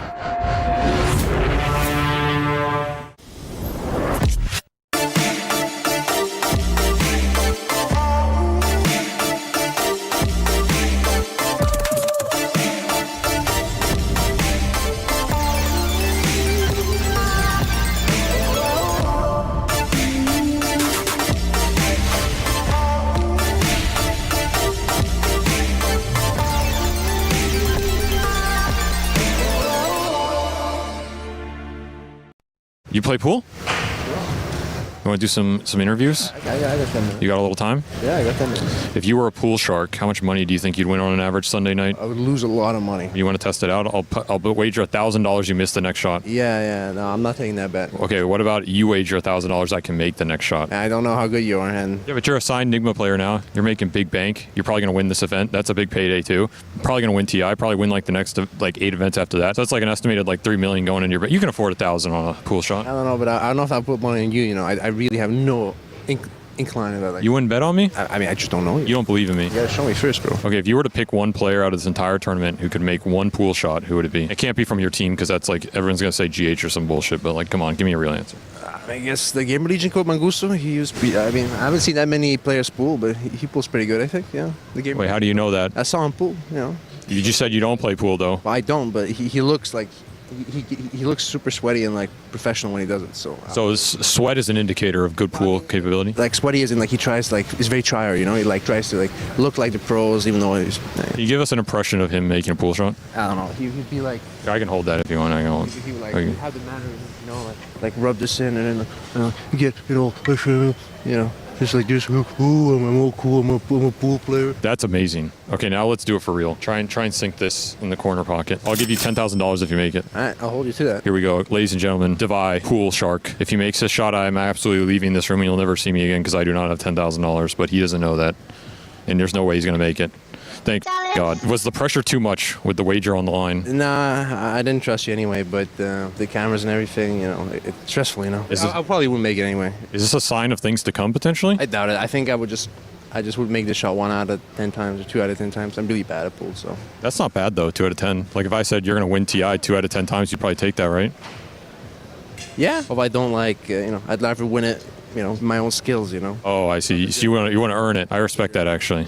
Let's say you could win any TI in the history of TIs. Which one would you have chosen? It could be Kuro's. Like you take it away from the dude, you know? So you could like take Kuro's ring away from him. Well, the big bucks for TI 9 or 10. I mean, of course, like you can say it's all about. It's like it's more about the prestige and the victory than the money. But I mean, at some point, like that was like obscene amount of money. So I would take 9 or 10. Okay, ignoring the money. Let's ignore the money. Ignore the money. Then this one. This one. Yeah. Why? Because I'm playing it, and I feel like I can earn it. Divide Llama, ladies and gentlemen. Where did the llama go, by the way? Oh, no. It didn't make the pool shot. Well, maybe with some TI money, you can buy another llama. Yeah. Would you buy a llama if you went TI? Maybe I'd like adopt one at the zoo, you know, like pay for its feeding. Because I don't have a backyard even. I rent a house without a garden, so I don't know where to put the llama. But there's a big prize pool at EWC, though. Let's say you win EWC. Are you going to buy a bunch of llamas and put them in your backyard? I mean, even winning the EWC is not enough to buy a house with a garden, but at least in Belgium. But I'll like adopt a llama, you know, like that lives somewhere else. Is Belgian real estate that expensive? It's not as absurd as, you know, in like big American cities or some other European countries, but houses in Western Europe are expensive. I'm sorry to hear that, man. I'm sorry to hear that. Maybe a couple EWCs then. A couple, yeah. All right. This has been Devi from Nigma Galaxy, ladies and gentlemen. A true pool shark. Thank you. Hello guys, back with another basics video. We're going to be talking about chain stunning and layering disables. This is a huge, tense part of watching Dota 2 games because pro players are so good at stretching their disables as long as possible. And pros are so good against playing against that they know what their limits are typically, but sometimes you can catch your opponents in places that give you kills that they don't think they're going to get. Kind of confusing, but let me show you some examples here in game. I'm going to have to unfortunately use both hands for this, so my audio will be a little quieter. So Queen of Pain here is very good at escaping. Her second skill, Blink, allows her to teleport a short distance. It's on a 6-second cooldown though, so that means that eventually she can get away again. But if you layer your disables really effectively, what ends up happening is you can end up killing her. So what I want to do is I want to stun her repeatedly with different heroes to make sure she doesn't get the opportunity to end up blinking away. And if you layer your disables very effectively between all of your heroes, she basically gets no opportunities to escape at any moment at all. So that's very, very important. What a Queen player would say is if I see Lion and Lina, I know that I'm likely going to get disabled, so she's going to buy an item like Black King Bar. And when you buy Black King Bar, that's going to protect you from most disables. Not all, but most. And as a result, she gets to do whatever she wants and actually play the game. So these items are extremely important to play around. The downside is they have cooldowns. Black King Bar has a 95-second cooldown, so she has a window that she can abuse this, but it's not going to guarantee that it's going to cover the entire team fight. So a lot of the game is going to be around dodging these kinds of disables. Some disables are weak, like Frostbite. You can use BKB through this if it's actually off cooldown, which it isn't. And there's also Blink Daggers, which can be used similar to Blink, the Blink ability, but this one is disabled by damage. So if players are damaging you, it stops you from using the Blink Dagger normally. I have some cheat commands on, so it doesn't look quite right. So making sure that you can avoid getting chain stunned is hugely important in Dota 2. A lot of heroes have very small windows where they can abuse this magic immunity, and it's important, or spell immunity, I can't remember what the names are now. And this is a crucial part of team fights in Dota 2. So try to keep an eye out for the Golden Black King Bar, Blink Daggers, chain stuns, all that stuff makes huge difference in these high-level team fights.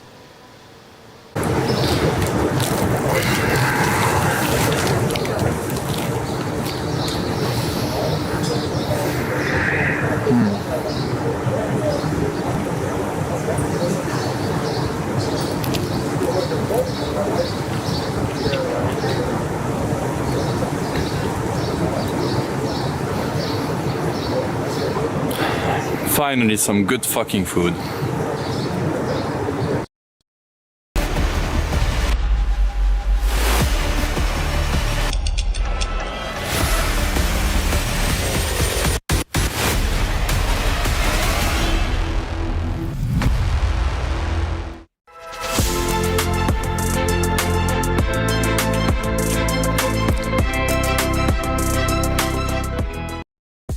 You are watching Dota 2 at the Esports World Cup, and we're live from Paris with our final quarterfinals of the day and of all the quarterfinals.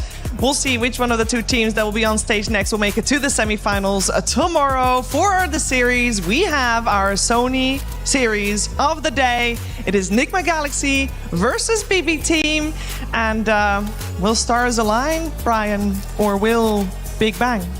In other words, Shiver, is Nigma finally back, baby? I mean, we've been saying this like throughout the last, 2 or 3 years, every single time Nigma has a shred of hope that they provided their fans with, but this might genuinely be the first time that I myself have had faith. And I'd say in the last 3 iterations of this lineup, they truly look like they've found their form throughout this tournament, Mira. BB, but Brian, I shall raise you this. So we just saw the effects of a long break on a Dota team just now in Falcons, and Nigma had about the same time too in their downtime. That is true. I think the 5 days is historically a disadvantage for any team because we've seen the metas always gradually develop over the course of a tournament, and even just getting those extra 2 or 3 series in that teams like Vici have had that provide you with that little bit more insight into particular matchups, and you also get to test things. I think it plays a big role in this, and for Nigma, they did have a very clear identity throughout the course of the group stage. Talking about GH's Wisp, GH's Coddle. We're seeing Sumail have a very cool flair as a carry player with a lot of these tempo tinies and alchemists. But teams have had time to scout this out, adjust to it, and the question is, do they have their own adjustments that they haven't really had to make, but otherwise just theory crafting? And that's a big question that they'll have to answer today. Goodness, is Katami okay? Yeah, he's been in a wheelchair the whole event so far. I believe he has I'm gonna maybe misquote this, but I believe it's a fractured knee. So it's pretty serious and pretty painful, I would imagine. But it is also the reason why when the team is standing on stage, he is not standing with the team because he's wheeling himself in and out. Well, he's been doing great. He's been playing really well on his trains and on his veins, and I think he's been a key piece in how well BB have been doing this tournament, and I think they should actually look towards securing some of his heroes early on, moving to this series. Yeah, we're going to focus our attention first on Nigma Galaxy. This is a team that went 9-1 in their group stages, only dropping 1 game the entire road through, and a lot of people are very hopeful that they are indeed back. Let's find out how Nigma Galaxy was doing on the media day. Our current roster is doing pretty good. We have a lot of natural synergy with each other. The players have a good understanding of each other. This iteration of the roster does feel like it has maybe the most potential because things have just clicked for us more naturally. Nigma Galaxy, too dominant of a victory here. The team has been performing pretty well. I'm very satisfied, really happy with the guys. Above my expectations, to be honest. We always work hard. I mean, it's competition, so there's always a layer of perfectionism. There's always something to improve, something to do better, and the guys are really into it. I think we made the switch 2 weeks prior to the TI quals, and everything was kind of rushed. It was just taking a risk, let's say. Didn't truly know what to expect. For now, we have some, in my opinion, some good fundamental ideas about the game that we're pushing and breaking the meta a little bit, but I feel there's a lot of potential to do more of that. The playoffs, they're always the real deal, obviously. I think the group stage is a good indicator of how strong teams are overall, but since this playoffs is a little bit more special because it's single elim, which I like. So there's a lot on the stake. There's 1 chance only. I'm pretty confident in my team because they're all veterans at this point. It's not the first time for them to play on a bigger stage. I think we'll thrive on it.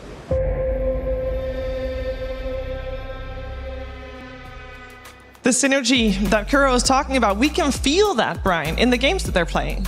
Yeah, there's something about, you wouldn't imagine that this team has been as recently assembled as they have. We've talked about all year the Lornoff mercenary buff. For whatever reason, whenever this guy pops into a team for a short period of time, not only does it look like he's having high individual impact, but it also looks like he meshes himself really well into whatever the identity of the team is, and I think that says a lot about him as a player.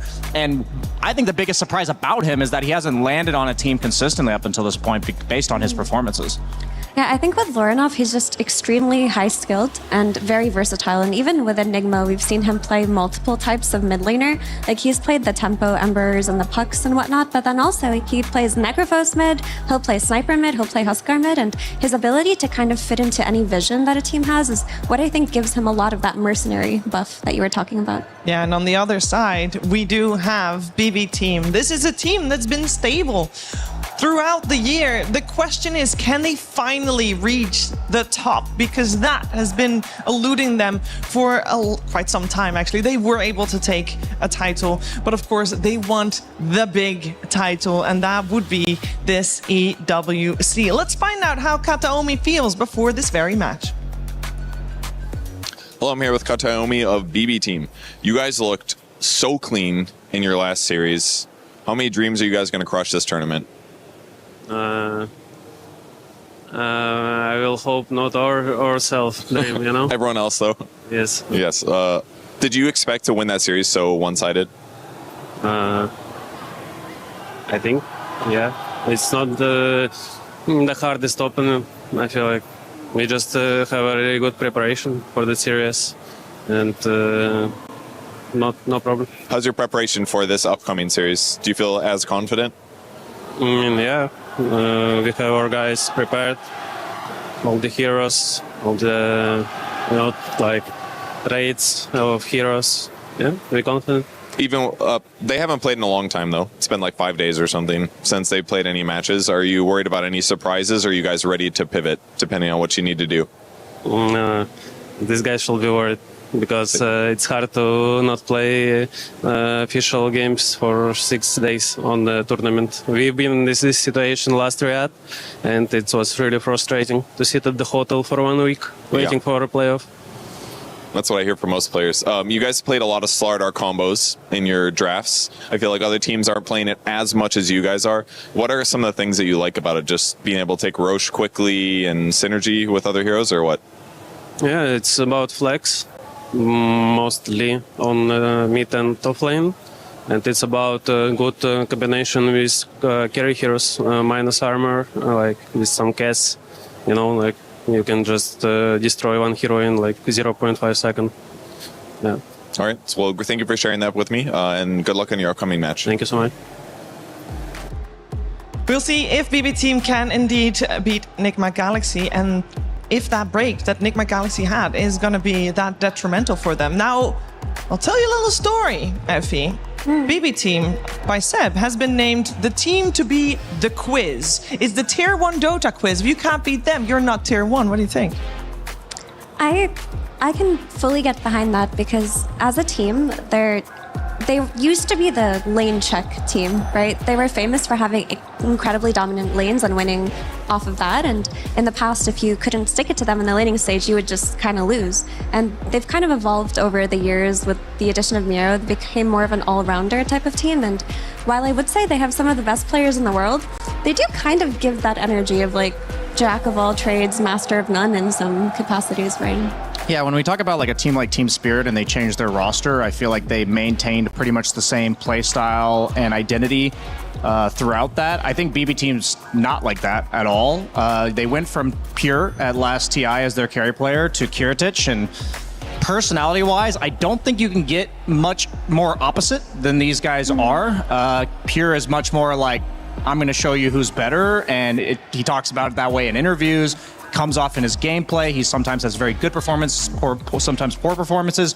Kiritich, on the other hand, like when you ask him interviews like earlier on the season, he's like, I'm just happy to be here. It's such a privilege to get to play with players that are this good. Like it's clearly almost like a culture shock to him to be on like a tier 1 squad. And I think at the beginning of the year, he was more prone to playing too unselfishly as a carry. And I know that it's been really important for carry players to play like enabling carries. We've talked about like the Duraccio style of play that kind of got pioneered.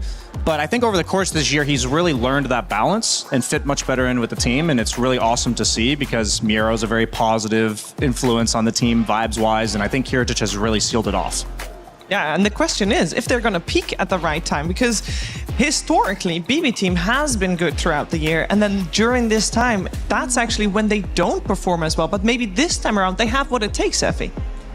You know what? Maybe they do, because we always talk about them. And I remember last year there was this running theme of every time BB team would make it to like top 6, we're like, is this the tournament? Is this the one where they're finally going to get that first place finish? And it feels like their issue in the past has always been psychological. So maybe the things that Brian were talking about, with the addition of players that are pure vibes players that bring a sense of joy to the team, balance out that inclination to tilt that BB team and historically GPK have had in the past. Yeah, when you're talking about vibe players, I got to bring up Nigma Galaxy there real quick as well, because there's a player we haven't talked that much about just yet. Just to quickly touch upon the vibe, he has been known as being a vibe player, Brian?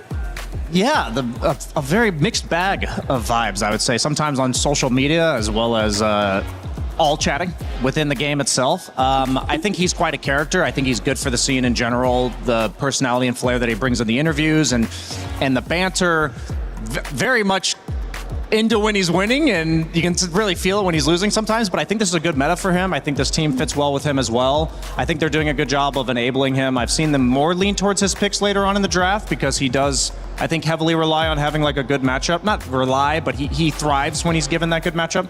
And yeah, I think he's a pivotal part of this team here. Well, we're going to see him on stage, and we're going to see Nigma Galaxy and BB on stage as we start game number 1. Yes, Shiver, yes, panel, we are in for the game that everybody's been waiting for here in the quarterfinal. Is this the battle of the heavens here happening in front of us? But before that, let's check in. Last game, we got to say, Slacks, China back. China is back, dude. That was a game of the underdog coming through. Never in a billion years would I imagine Vici Gaming is going to 2-0 Falcons. Absolutely incredible. That is what we have waited to see all season. These teams coming up and finally getting in some good shape towards the end of the year. I love having the variety in different positions here in our brackets. I'm very excited to see how things go down, but that's for later once we get to semis. But now we have to introduce our squads for a final quarterfinal of EWC 26 at Dota 2. Please join me in welcoming Nigma Galaxy! You know them, you love them, and even if you don't love them, you love to watch them no matter what it is. They're here, and they're ready to prove their might. It has been a long, long trek for Nigma Galaxy to get to this stage here, be it at EWC or in the many years past since their inception. They faced their toughest challenge yet, but with the greatest opportunity for a return. And I'm sure that we're all excited to see where their story goes on next. My God, I'm seeing stars all over. Dang, that's beautiful. Thank you so much. Yes, I have been waiting for this team to be good for 8 years, and it feels like it is finally happening. However, I am a man who has sucked on that copium a lot before. This is the moment. If they can beat this team, this is Nigma's moment to be the champions, because there is hardly any better team here than, let's bring them out, BB Team! Here is a team that has been clawing their way through this tournament. Throughout this year, they have gotten their highest highs they've ever achieved, and they have been on fire. So many names that have been so incredible for so many years, here to finally take one of their biggest prizes ever. Before them lay a team that has been chilling out for 5 days. We saw how that went last series. That's fair. But both these teams, I gotta say, they got the dog in them. Ain't nobody taking a break this one. This is gonna be a bloodbath. And I cannot wait for it. This is the one we've all been waiting for. So please, gentlemen, you may place your keys, go on ahead, make sure to shake your hands, and we'll see if this gets heated up or not. But still, regardless, our players are going to get it set up for this one, Slacks. I cannot wait for it. Hey! All right, my friends, it is going to be quite a game. Settle in, get ready, and we'll go to the desk to see what they have to say.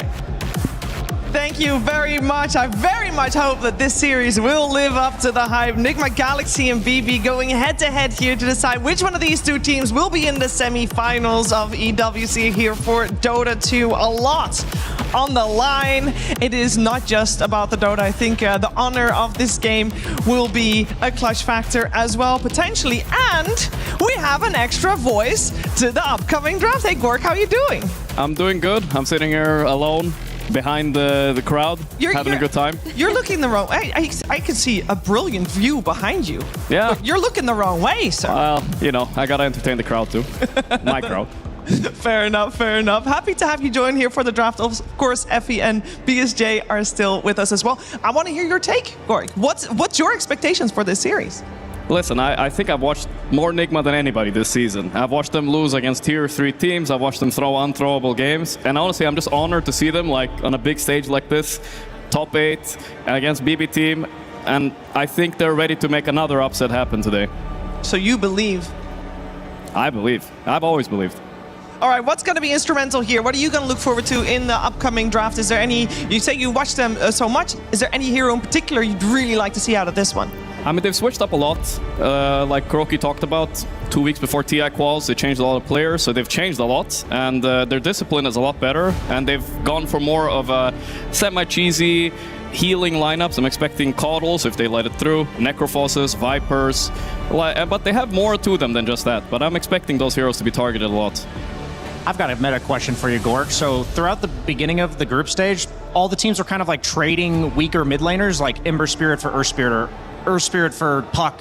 And I feel like teams are more gravitating towards like the Necros, the Vipers, and Enigma was one of the first teams to do this. What's your take on like, I know you're a carry player, but what's your take on like the mid meta right now, how it affects you when you're playing in terms of the momentum of the game and all that? I think the mid meta is very important that you don't get cheesed a lot right now. I think people realize that if you just completely shut down the mid, it doesn't matter with these steroids that Embers and Storms used to play with like Caudles and Largos. Those often get banned out. So as long as you shut them down, this Ember, like we saw in the Falcon series, just does nothing for the game. So I think that's why people are playing around that a lot more now. Okay, I mean, give it to me straight, Gorg. Lorinov versus GPK. Who do you got? Okay, listen, it depends on the heroes. I think GPK is like maybe the best laner we've had in Dota the past 3 years in terms of consistency, but Lorinov is also the cheesiest and most adaptable, so I'm hoping if he gets the right hero, I'll put my money on Lorinov for that one. Ooh, spicy. I was kind of thinking playstyle-wise, like GPK skill, absolutely a beast in terms of skill, like you said, but you can't outskill a Viper, BSJ. That's what I'm saying. Is like we've seen, it's been a little sus sometimes when we see like the GPK Huskar. He's not the guy to cheese you. He's the guy that wants to play the heads-up battle. I think Lornov's kind of a bad matchup for him. Wouldn't you agree? Yeah, I agree. He would love to play Ember versus Earth Spirit or Puck versus Storm, but we're not going to see that today, hopefully. Well, with that in mind, we did just see a series where that Lina was incredibly dominant and GPK plays a very mean Lina. It was overall first picks. Has he been watching TikTok, Sheever? That's the question. I mean... No, Lina is amazing. I'm glad to see this hero suddenly resurge. It can also be flexed to carry. It's a really powerful laner as well. I would almost categorize her as a bit cheesy as well, towards the Viper direction. How do you feel about Samel's carry hero pool versus... the offlaners that BB tend to pick, like the lane dominators, the Enigmas, the Beastmasters? How do you think he fares up against that? I think he plays a very survivable hero pool. He doesn't really play those hardcore carries like TB and stuff, and I don't expect him to get punished too much. I'm expecting him to get to play kind of strong laners. They love the SF, they love the Necro, they can even run a sniper safe lane. They will survive that lane is my expectation today. Well, we are moments away from getting the draft on our screens. We got Nigma Galaxy on the Radiant side, BB team on the Dire side, and it is BB that has overall first pick. We already have the IO and the Necro banned out, the Keeper of the Light that was They can't hear me, can they? Yeah, we can. Yes, we can. No, I meant like the players. Oh, no, the players banned my Sumail heroes? Oh, no. I thought you meant us, my bad. But yes, we can hear you. The players cannot, but you'll be on the same wavelengths with them. Yeah, I think so. I mean, they had some prep time. Obviously, Nigma had more prep time. 6 days is a lot of time. You could get into your own head. Hopefully, what happened to Falcons doesn't happen to them. They steal the... Oh, they take the Bane here. Wow. Bane's been a great hero for Katami this tournament. I mentioned it a little bit earlier in the pregame, but when they picked this for him, he's just able to always set up plays on the side lanes, like make these smokes happen, and it does feel like the team that can make the first couple of smokes happen tends to snowball in the mid-game. Yeah. I think Bane they're maybe the best Bane team in the world, but obviously Nigma prep for this. They have the Lycan on 9 pick here. What you gotta watch out for is this Bane maybe transitioning into a post 4, and you could run into other lane counters. We've seen gyrocopters answer the Lycan. We have seen enchantresses. Maybe even a Chen could come out. We'll see how they'll try to punish this Lycan pick.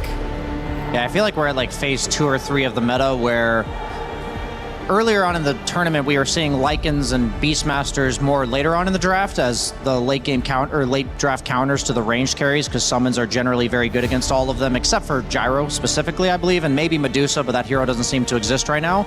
But now all of a sudden, we're like seeing a Bane, and Lycan's apparently good enough to just first round. I do think these summons heroes can run into some pretty bad matchups, and I would like to see what you said, Gork, like potentially flexing the Bane or prioritizing hard countering this Lycan, because giving these heroes a good start, like the map just evaporates very quickly. Yeah, I mean, we actually, in Team Bald, when we played the TI qualifiers, we loved playing Lycan, but we never really did it into Bane for that reason, because there is a few answers, you don't really have enough bans usually. But, oh, Hoodwink, that's a strong post 4 that they kind of steal out from BB as well. They're not really expecting them to switch it to post 4 then, maybe as well. These bans, at least for the group stage games that I got to see, it makes sense for Enigma Galaxy specifically, but Necro, Sniper, like these are just not heroes that we saw hardly at all on the other groups. And I really like these type of group formats because you get basically 4 mini metas, and Lina started in one of the groups, and I think it was Yandex that ran it first, and suddenly she's a signature hero in the meta right now, and we're seeing her again. You mentioned the flex potential of it, but I think I would not want to play Lina carry into Lycan off lane. Would you agree, Gork? Yeah, Do you have a different I even perspective? think it's pretty good against Lina mid as well. You can use a lot of the best Lycans to use this wolf to scout. You could set up a lot of kills on her. I actually think it's one of the best punishing heroes into a hero like Lina. I have a question, because I heard someone say that Save is a very good Lina position 4. We haven't seen it as a pos 4, but I'd love to hear opinions on it. Yeah, he used to be a big bully in the lanes many years ago. That was considered one of the biggest lane bullies, post 4 Lina, but I highly doubt they're gonna play that here. Yeah, they just go for the Mirana instead, which has been Save's go-to if Ringmaster doesn't look like a good option, which probably it doesn't versus Lycan, who can get a Nullifier. But this Mirana, she gives you an easy combination with the Bane, with the arrow into Nightmare, and I've talked about how BB are always looking for these 15 to minute 20 smokes. These 2 hero combinations just simplify that idea.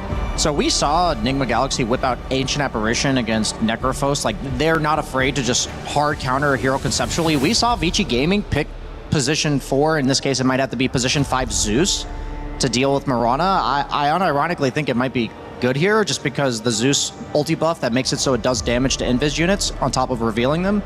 Yeah, I'm just wondering if we're considering this. It's not a bad suggestion. I feel like so far all these 3 heroes kind of get countered by the same archetype. The Lycan kind of eats all these 3 heroes alive, and Zeus is also something people used to pick against ranged carries before as a bit of a counter, like Drow Ranger, seeing her with Nimbus, getting vision, closing the gap. I think these teams have a lot of problems. They have a lot of problems with that on BB now. They're gonna have to solve that in the draft.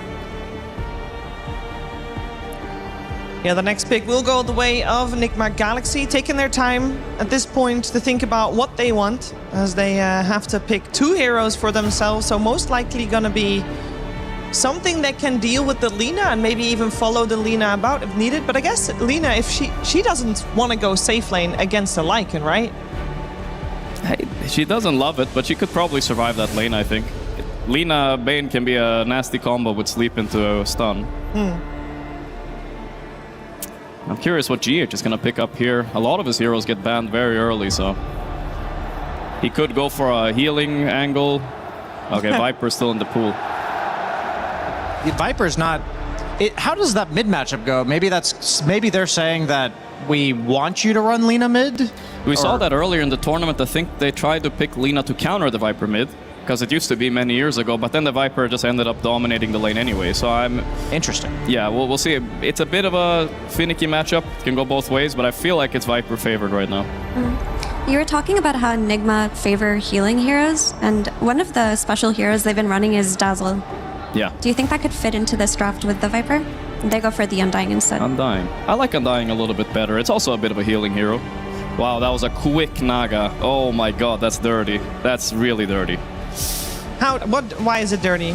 It's because it's honestly the biggest lane counter to Lycan, and they accidentally fell into the trap of picking 3 heroes that also don't deal with illusions. So now Nigma are stuck with 1 hero to deal with Naga illusions in this game, and they fell into a trap, honestly, I think. They were ready for this Viper. I think they planned for this. We've seen a couple of Naga games this tournament where it's looked like a great pick, and it just doesn't go the way that it should. I mean, on paper, Naga is great here, Brian, right? With the song to disengage from the Tombstone and then also disengage from the Shapeshift too, outside of being a good lane versus Lycan. But what's been going wrong with the Nagas we've watched? Okay, so I know we all have our biases. Every single Dota player has these heroes that they have like a love-hate relationship with. Naga is one of my favorite carries to play, and before this tournament I picked Naga in like a perfect game and I just felt useless. And then I was like, oh, I'm gonna learn something watching the Naga Sirens that we've seen 2 of them thus far, and they were in picture-perfect games, one of which was against a Lycan for a Nightfall, and he had a good laning phase. Like Gork said, it is an absolutely hard lane counter to Lycan, but then the Naga just didn't carry the game. It just feels like the hero, it's like a Terrorblade that's melee. Like that's what it feels like later on. There was sadly a big difference between this and that game. I mean, I'm sad for Nigma. Listen, I'm a little biased here maybe. Of course. The sad part is that lane Naga had to deal with both Ember and Lifestealer, which makes a huge difference, right? Usually against heroes like this, you want 2 counters to be able to deal with them. So because one can kind of be shut down with a grip or sleep or control, so she gets free reign. So in this game, I really don't know what their pick is going to be to deal with Naga alone. That can't be handled by Bane. That's what I'm a little bit worried about. And they take out the Alchemist, which would have been one of the potential solutions. Yeah. Yeah, Alchemist is great against Naga because he buys the Radiance, he usually outpaces her, and then allows his team to like group up around him because Naga does want to split you up. I think if Nigma Galaxy is ever allowed to walk down a lane between like 15 to 25 minutes, Naga isn't great at dealing with 5-man, and they, like Gork said, the other 3 heroes are very susceptible to getting ran at. So I agree entirely that this is much more of a free Naga game than the other one we watched, but at the same time, I haven't seen this like dodge game work very well for a lot of teams, and I do think that they're kind of like one big mistake from losing at any point, but I do think BB Team is capable of running like that crisp execution where they just never allowed Nigma to do that. I can see your points, Brian. I definitely think BB Team might be the team that's very scary into this because their laning is so strong. They might be able to get away with it, but yeah, more often than not, like split pushing hasn't been working out as well in this tournament, and yeah, if Nigma managed to get an early lead and push, this Naga could not matter, potentially. Well, you're both carry players. Is Sven pickable against Bane? Because right now, Nigma have to tick some boxes, right? They need a way to clear illusions, but they also need a hero that can blink stun for them. That's why the Tiny and the Alchemist both get banned. Because Viper isn't going to be the hero starting these teamfights for you. He just kind of stands there like a magnet. Like, can you play Sven, or is it too bad of a hero? The only thing I can think of is the Sumail Leshrac here. That's what I want to see. I was kind of thinking this too. I didn't want to say it though. It's a very hard answer to the hero. I like Necro in a similar idea. The problem with Sven is it's just honestly just pretty shit hero. Either you go 20-0 or you don't do anything. And I think the Lesh could fit pretty well for them here. Could solve their issues. We'll see what they want to run though. I wouldn't mind a Monkey King either, like just something that makes it hard for the Naga Siren to walk into you and also has some AoE. It wouldn't be a hard counter to Naga, and you might have lane issues, but... Yeah, you're laning with an Undying, so preferably you pick a ranged hero here. You don't have to, but it would be nice. Yeah, it's weird, right? Because most of the ranged heroes don't really deal with Axe Naga very well. So I think you got to kind of pick your poison. I think both routes, like, you can't choose a hero that synergizes well with Undying and is good against BB Teen's lineup, I think. Oh, they go for the carry Viper. I was not expecting them to do this because I thought the Viper was specific. Holy, okay. Wait, no, it's... What is going on? Is it carry Invoker, or are they swapping lanes? So. What are they doing? That's the hero they wanted. Wow. No, that's new. Is it good new? I don't know. What's your experience with carry Invoker, Gork? Well, usually it feels like some win trading stuff going on, but no. But obviously, Sumail is a very, very experienced mid player, and I feel like with an Undying support, he's gonna be able to play his game from the safe lane the same way. I don't know if it's enough to deal with Naga. It's a good answer. You have a ton of spells. His lane shouldn't be too hard. I think they can maybe get away with it, but I'm worried for Nigma this draft, to be perfectly honest. Does it take a long time for an Invoker carry to come online? Like how much of a leeway do they get? I'll be quite frank with you, Shiver. I have absolutely zero concept of Invoker carries timings. Fair.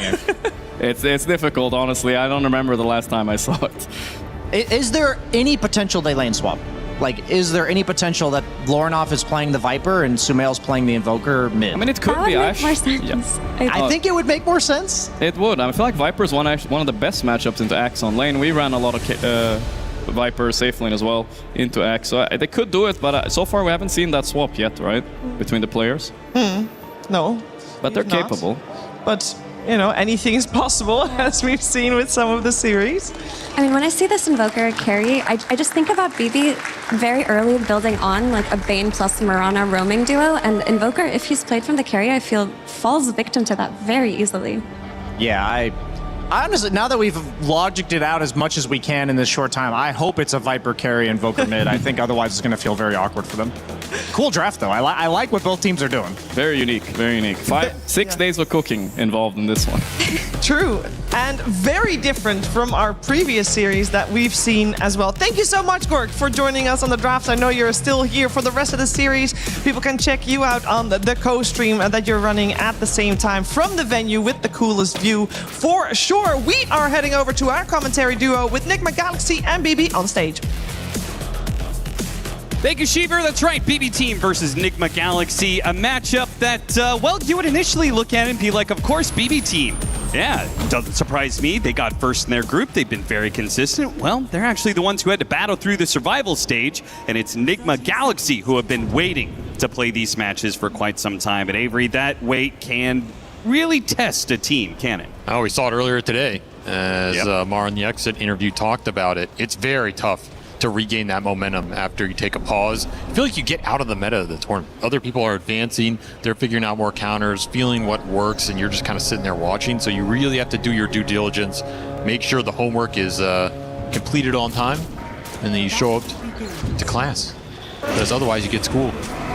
Well, we're certainly going to be seeing some off-meta stuff here for sure, as Sumail is still going to be rocking the safe lane here on a carry Invoker. They didn't go for the lane swap, which I honestly was all in for. Maybe Lornoff is uncomfortable playing carry from that position, but I don't know. I feel like matchup-wise, it's got to be pretty good. Viper versus Axe is a dream. Look at the leap out of save here. I kind of agree, but I don't want to see them do that at the same time. Oh, the Sunstrike, it's going to land on save with the blood grenade. He's dead. Omar there to collect the first blood, and he'll give chase through the gate after Kataomi. Nice little pickup. Does cause double blood grenade Sunstrike, but well worth it here. Kataomi was actually, he turned around on the other side. Omar might die. It's Kataomi with the brain zap. Obviously, that's not a 1v1 that Omar actually wins. And if he had a carry that was willing to come over, they might have gotten that kill, but no such luck. Oh, good equilibrium for the Lycan top. Will be good equilibrium for the Axe bottom as well. Both these offlaners happy with where these waves are going to meet. Big question will be how well Lornoff can do mid against this Lina. I think Lina fares a lot better than most heroes against the Viper, but I do think it is Viper favored. If you can end up in a position where you get to high HP and you can zone him off a wave or two and gain that level advantage, it can become problematic for Lina even with the super long attack range. Really comes down to execution between like that level 2 and 3. And GPK, he is a master of this hero. I really like how he played it. We saw him play it the other day. He went the physical build. Yep. Took the physical talents. That's what I like to see. I think this hero scales like a truck. You should be really confident in almost any late game you have it here. But does he need to do the scaling here? Carry Naga Siren has not been particularly successful. It is supposedly a harder carry in the game, but we haven't really seen it come to fruition. This is a very good Naga game, though. I almost feel like this draft is split between two ideas. You have the drafts without the Naga, and then you have Naga Siren in here. Sure. And how much it's going to change the game, because if I take Naga against the first 4 picks Nigma had, I'm going to bet on the Naga every single time. And they only had 1 core to address it. Invoker does kind of address it in the late game, but he's not that good at pushing the illusions off of the map at all. So it's a double-edged sword in that regard. This, to me, seems like Nigma Galaxy want to just hit an all-in timing around that 30-minute mark where they just take over the map with Forge Spirit, Wolves, Sunstrike pressure. Any bushwhack that lands is just a kill. GH, he's going to go back to base and return with full HP here. And just kind of ignore the Naga in the sense of like, we're going to debilitate your other 4 heroes in the map so much that it doesn't matter what your carry is, you're going to lose this game. And I can see them hit a sick mid-game timing with this lineup. It's going to require some speed and some swift execution. Oh, you deny the Forge Spirit to remove the Battle Hunger. That's pretty nice. That is nice, but all around, the lane is not going very well. It's part of the reason why GH almost needed to die there, because Sumail and GH are suffering in this lane. The constant harassment from this, this bonus damage that Mirana has now off the Celestial Quiver, combine that with Battle Hunger, which I've always felt is like a very nice hard counter to 5 position Undying. It's good. Sets your 4 position up to actually be able to take that man fight.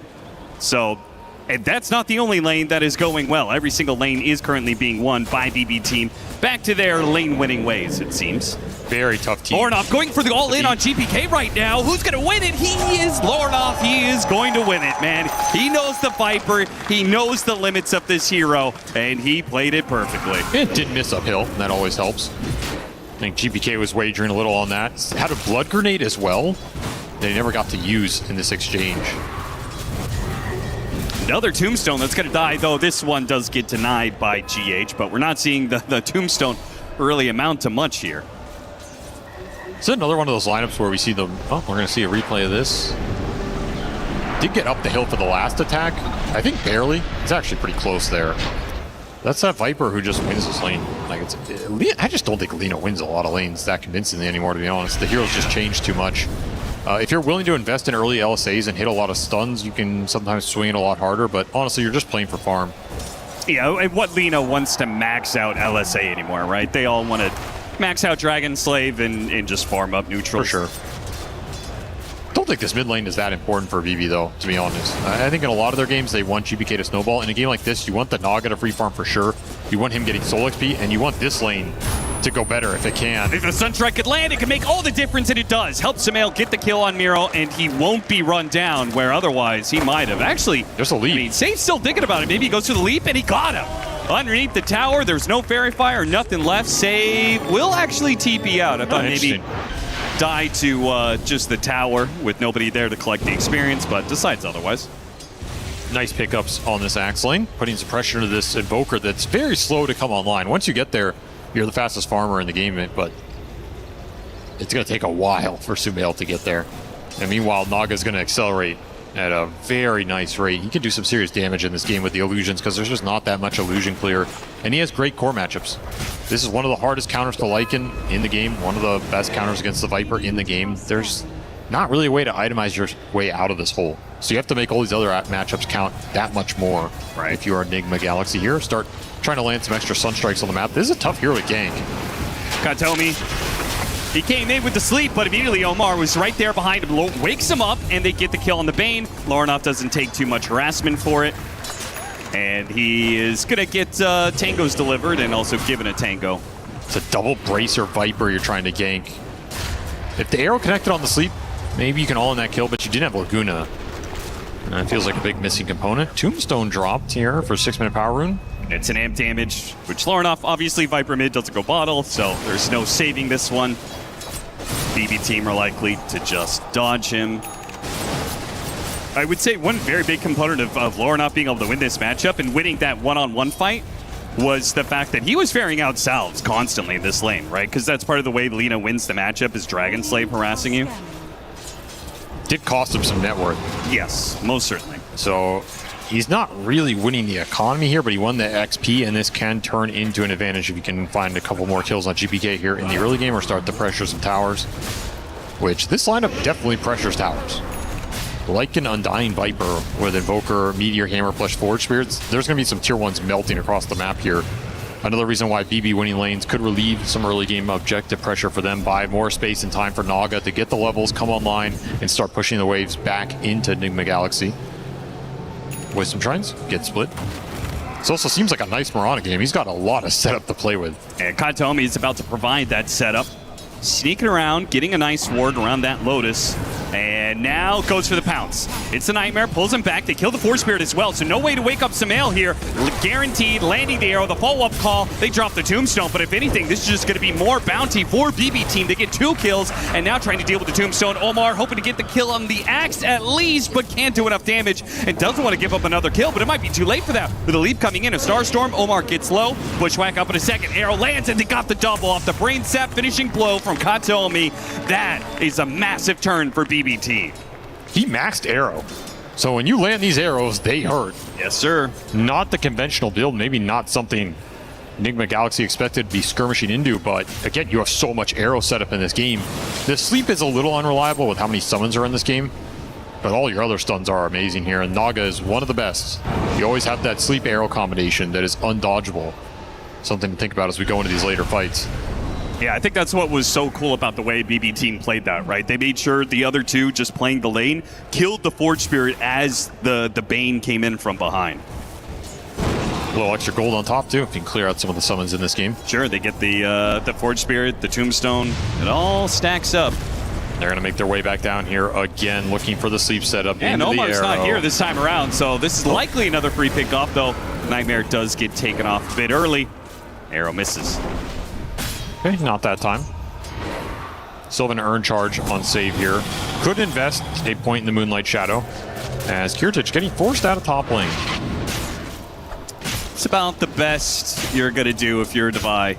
How do you play this lane? Is there anything that you change about playing Lycan when you're matched up against Naga-san? Not really. I think you're just playing to do first pick Lycan things, which is go after the supports, go after the Lina, try and find these nice squishy targets and ignore the Naga in the process. So he's not playing against Naga, he's playing against Lina. Yeah, That's for sure. going to be the #1 hero he's hunting For sure. all game long. If you have a choice of connection here, you're going to take that every single time. We see GBK, he does not go Boots of Travel here. He goes Power Treads. That is a big sacrifice. That's signaling that they need to fight earlier and defend these towers and join fights, be a little tankier with this Lina, rather than I'm going to invest in playing the map more. Of course, Naga helps pick up that slack too, so you don't need as much map movement, but this hero, it definitely feels worse without the Boots of Travel, so if you feel pressured to go this route, it does signify that BB they're expecting the fight to come sooner rather than later. It's just all about buying time for this Naga Siren to come online. One lanes and still had stacks. Ooh, that's going to feel real good for BB team. Look how many stacks they have. And apparently Enigma Galaxy have done nothing. And they're still losing out on lane kills around the map. A Nightmare Arrow into a Fiend's Grip. Sure, you can throw some damage on GPK, and he might even die for it here. Take down from the Viper's Strike, thanks to Sumail hitting that Sunstrike. So they do get a turnaround here. But again, like BB team are making more moves with their support, setting up more kills, while also stacking more at the same time. I mean, they're hitting it both ways. Nice early game for them. Naga on top, it's kind of all you want here. As long as you're finding a couple cheeky kills, slowing this game down. The big moves are going to have to come from Devi. The Lycan can really speed this game up with some tower backstabs. Once the Helm of the Overlord's on the battlefield, it's a difficult creep for BB to deal with. They don't really have any casual spells to throw into it or control it that they don't want for the team fight. You're going to get swarmed in this game. You need to be prepping for it. You need to defend these towers as long as possible. That might mean bringing Kirtich in before he's ready to have a large impact in this game. Yeah. Like be able to sleep you out of a fight or stall up one of these Lycan ultis. But Devi is going to be strong on this map. All eyes on where this Lycan goes and what he can make happen with his timings. It's going to drive the victory here for Enigma Galaxy as they're down 3k gold, but a lot of that is, again, on the Naga Siren and the supports. Your cores are all looking completely fine here. Hammer is up for Sumail as well, so some of that global tower pressure is going to start to come online. Can only defend so many spots here with these Naga illusions. So we've had two different games here at EWC featuring the Naga Siren. It did not work for Aurora. It did not work for Team Spirit. We did have a different build. I think Nightfall's build was kind of interesting. Second item, Heart, rather than what I think is much more conventional, which is Manta, Orchid, Bloodthorn. Do you have a preference here? Is this, what kind of game dictates a Heart build early on Naga? I feel you only go early Heart if you are confident in your other two cores carrying some of the damage and scale load considerably. Okay. I hear a Laguna go out on a Bushwhack, Sharpshooter, and yeah, that is quite the long distance poke they're able to employ. GPK. Yeah, what did he Laguna Blade? Was that like a Helmet Dom creep from the Lycan scouting him out? The Acer and blowing off. Put some pressure on him, but the Moonlight Shadow will allow the Lina to disengage. No, it's the fastest Viper is going to be this game, unless he gets wolf bitten later on. That's true. That's a scary thought. Yeah, they do not have wolf bite heroes. No, that's for sure. But they will have a very good Helm of the Overlord timing device. The most farmed hero on Enigma Galaxy's side, but maybe I just jinxed him. Because that is the Fiend script that will not be stopped. So, easy kill for Kirtich. Yeah, he just walks up, grips him, no counterplay. It's big to take that Lycan off the map while he had ult available, while he's pushing towards that Helm of the Overlord. There will always be some tower pressure in return. No doubt, no doubt. That is what this Enigma lineup guarantees. Just keep running at these buildings, putting the pressure on BB. to invest in some early items and then win those team fights. Arrow lands, decent damage.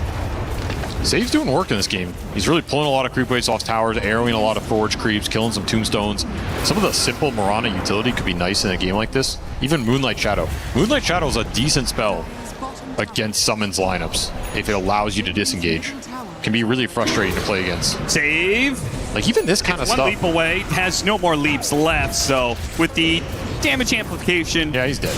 He's very dead. He's not getting out of here. And there goes that offlane tower. So if they can also take this mid tower, Enigma Galaxy can start funneling some more heroes into this triangle area.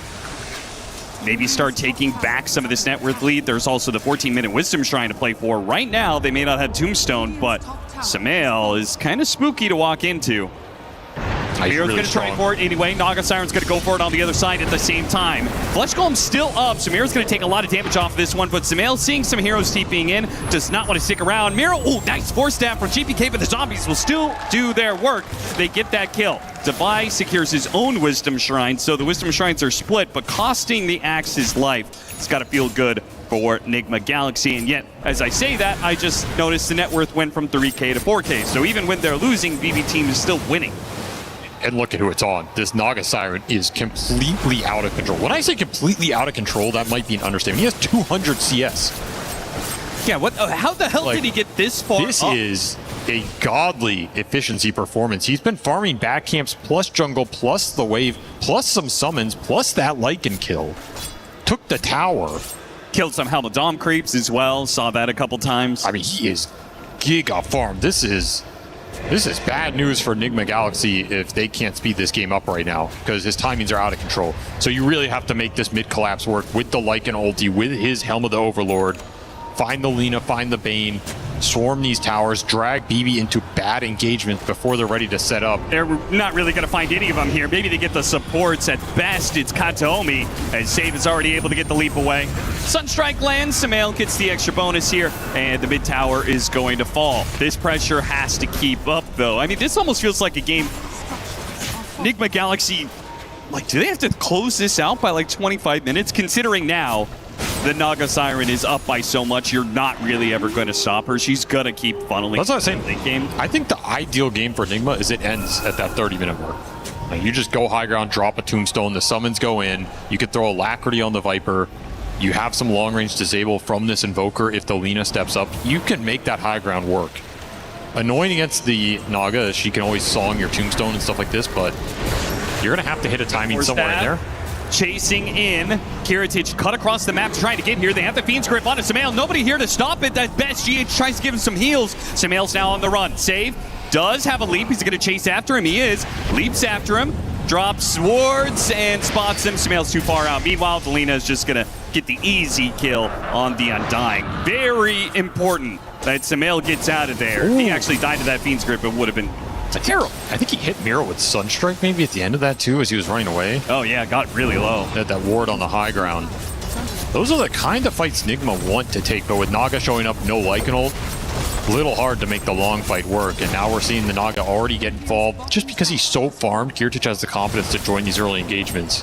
Yeah, it doesn't even have the Orchid finished and is like playing to team fights. That's pretty cool that he does have it finished now. This might be one of the fastest Orchid Manta timings I've seen. And the pickoffs continue. Every time this Lycan ult is on cooldown or Enigma Galaxy back up and split the farm, BB are going to look for pickoffs. Because they don't have to sit there and farm lanes. Like, Naga can deal with the map.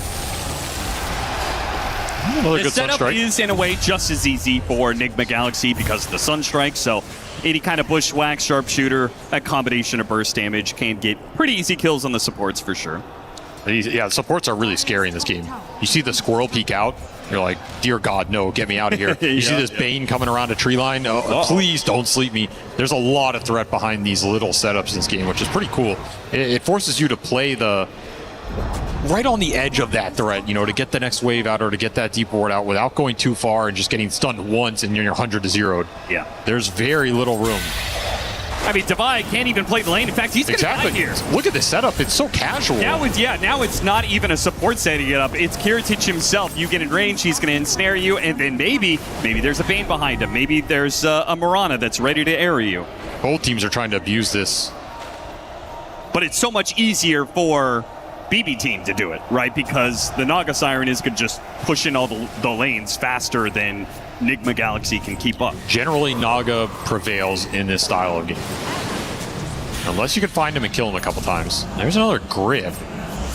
Not the highest damage on the follow-up here, but it's enough. Just with the Naga himself, now you're going to kill the creep. Dude, I mean, what is this net worth chart? What is happening? He has almost 300 CS on top of all of the extra kills and gold from the creeps. He's almost has 700 GPS. And he's going to go it's a good Naga game. And then go back for the Bloodthorn. All right, so, the game state clearly favoring BB team. You're saying, generally, Naga Siren's going to prevail in this kind of game, so how do you shake it up if you're Nigma Galaxy? Because whatever they're doing right now is certainly not working as GH, well, he's going to die again. This time it's a call into an arrow. They just can't get the lanes out. They can't control this map right now. If he could die here, though, that would be a massive turnaround, but he's got to get this kill fast, otherwise Miro's going to run. Meteor! It does a little bit of damage, but not quite enough. Now they got the call on him. Now all of BB team is here for the big punish. Money and bones. GPK walks away with both here. Those are those kills you need to get with the Invoker. With this last pick Invoker. GPK, he just went early, treads Hurricane Pike. It saves him. The extra HP. He's just playing tank Lina. Yeah. Like, I'm just going to go in, tank a bunch of spells, be obnoxious. I'm not the real carry in this game. My Naga is going to carry me. It'd be interesting to see if he continues this trend with his itemization. Like, maybe he actually just plays more of a, frontline obnoxious role than the traditional carry Lina here. Yeah. I almost feel like they can't play with Sunstrikes anymore. I kind of feel like Samael needs to join his team. Now, that's hard to say because he's trying to deal with lanes and stuff like that, but it feels like Viper, Hoodwink, Undying, like, it's only 3 heroes. Bane is easily able to, set up Nightmares, Fiend's Grips into arrows constantly, or it's a call into an arrow. Like, there's too much. You need this overwhelming power that another core can bring you. It has to be Viper getting involved. It's just really hard when you don't have a mobility item. You have no mobility spell. You're very slow. And every time you make a move like this, the lanes go in. So you really have to find something if you're committing Lornoff into these plays, because then he just falls behind on farm. He's going to be the poorest core in the game. We all know what the poorest core Viper looks like. It's not fun to play. Yeah. And there's a Moonlight Shadow, right? It's like these plays are just so hard to land because of what's happening around the map. Your best bet in this game is to force fights through objectives that BB feel pressured to contest. Either Tormentors, Roshans, Tier 2s, High Ground, things like this, right? These smoke plays that are just going across the map into open areas, they're almost never going to land, and if they do land, it's going to be on some target that BB are okay conceding for what they're getting on the map.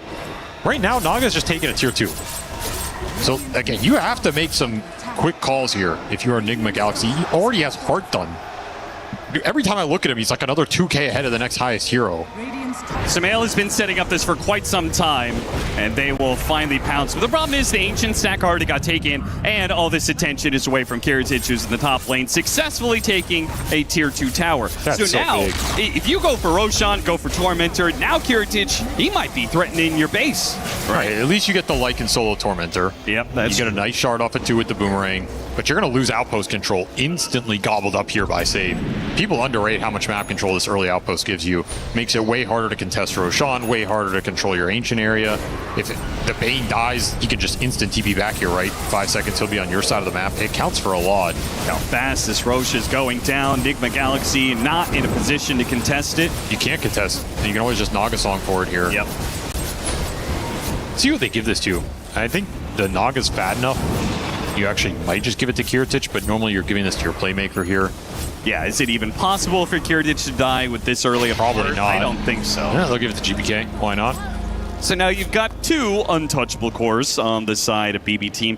Nigma Galaxy, well, it's out the window. There's just no way this is ending game in 30 minutes time. So nope. Now I feel like you're on the other side of the equation. Now it's like, all right, boys, let's see if we can make it to 70 minutes, and the game starts getting real weird. You have to make this game weird. You have to scale really hard, get to the ultra late game Invoker, get some hexes up, get some saves up. Like Tombstone Shard will be big in this game.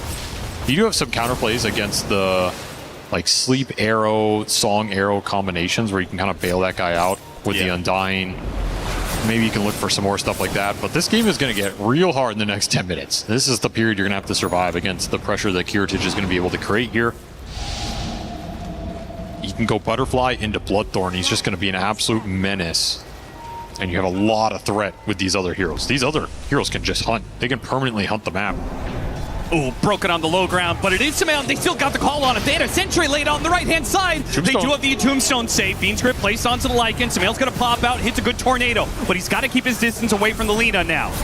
Devi let loose from this Fiend's Grip is going to try and chase down GPK, but it's hard to be able to keep on top of these heroes. Meanwhile, Kiritich right in the middle of everybody, and he's kind of untouched. The call on Lornoff, they're going to focus him down. The rest of Enigma Galaxy have been kicked away by Kiritich, and they're going to make sure they get more kills off of this one. Kiritich with the aggressive song to get 2 more heroes. It's the Lycan first and the Zombie second. Such a tough fight. The second the Naga comes in, it looks like that fight's over. Should be able to clean up GH here with eventually you'll hit that ensnare. If anything, Omar's I feel like he's got to be careful hanging around this area at all. And honestly, I think that fight was kind of awkward for BB. I think there were a lot of things that just weren't. It didn't look like it was super convincing for them. The Tombstone was on 1 hit and no one killed it and just got to exist for another 10 seconds. Like the save on the Invoker was pretty big at the start. But just no one's dying. Like, you're not able to put any damage into the turnaround here. You know, this group on the Lycan is good, but it got canceled and the Bane dies. All this looks pretty okay for Enigma. You're pretty high HP on everybody. Your Invoker, he's low, but he can play the outskirts of the fight here. You're zoning heroes off with the Tombstone that no one wants to kill. Devi coming back and, like, stops chasing Lina. Lina has Aegis. He comes back. Like, you're not challenging the Naga side. No. Kiritich way too strong right now. You still had an Aegis on that Lina if you do chase him. I think there's just no easy targets for Devi in a fight like that. Who are you going after? 2 lives on Lina, a Naga Siren that you can't fight, or an Axe that is just going to call you? Yep. And his net worth continues to explode. 21,000. Chasing that 1,000 GPM marker. Yeah, getting close to it. 850 GPM now. And Lina's there at second. So GPK is still going to scale. Yeah, that's the scary part. It's a solid Lina game, too. If you can get fat. I think the Lycan is your biggest counter, but the Lycan is debilitated in this type of game. You can't rely on Devi to just chase this Lina out of the fight every time. And he went Silver Edge second. They threw the gem onto him, already level 18, so he's kind of cooking in terms of a pick-off threat right now. You also get that nice break against the Viper. Yeah, very strong. A Viper who's trying to go back for Maelstrom. A Maelstrom pickup at like, what, 29, 30 minutes? Something, but honestly, it's not going to change anything. No, here. it's not. And it's Galaxy settling into a game that you hope is long because it's your only chance. Or maybe you hope you can get out of this one. Go next, you know? Yeah. It's one of those games where it's just going to be an uphill battle if you can slog it out somehow. I think it's pretty clear from this that they got outdrafted. But would you agree that I think Enigma Galaxy looks a little uncomfortable with the fact that Sumail is playing a carry that isn't actively setting up kills with them? You know? Like, sure, he's providing a Sunstrike. He's still sort of forced, but he's not actually moving around the map, making calls about, like, you know, like where they want to go and stuff. I think it's hard for me to judge that when this game is just so decided by the Naga pick. Yeah, that's fair. I could see this Invoker maybe doing that. It's definitely going to be a little slower than something like the Alchemist, and I agree that hasn't been what has worked for them the best, but I can see it work out. He's a master of the hero. This game is just so skewed in terms of what should have it looked like. When you can do this, you can just run your carry in and set everything up. Yeah, that initiation was walk into tower. That's what they have to do. And it worked. Enigma Galaxy, they have, like, they killed an Undying underneath his tier 2. All right. Okay, maybe they have a chance here. Nope, there it goes. One little force staff, and that chance is gone. A glimmer of hope on that stun. Yeah.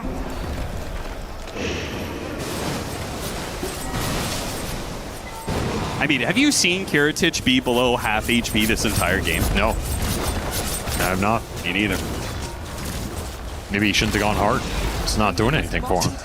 that is a funny way to put that, yeah. Butterfly, he wants a Scythe next. I mean, you could build whatever you want. What a performance from him, honestly, in this game one. He's really good on these micro heroes. We saw what he can do with the Arc Warden as well.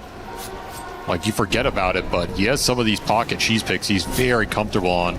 Gonna run into the Ghost Walk, maybe an opportunity. He is right outside the base. You have to be able to kill him Nobody is here. here to protect him. Save's gonna double leap in for Staff, trying to break the bushwhack, and he still got off the song, and he's making a run for it.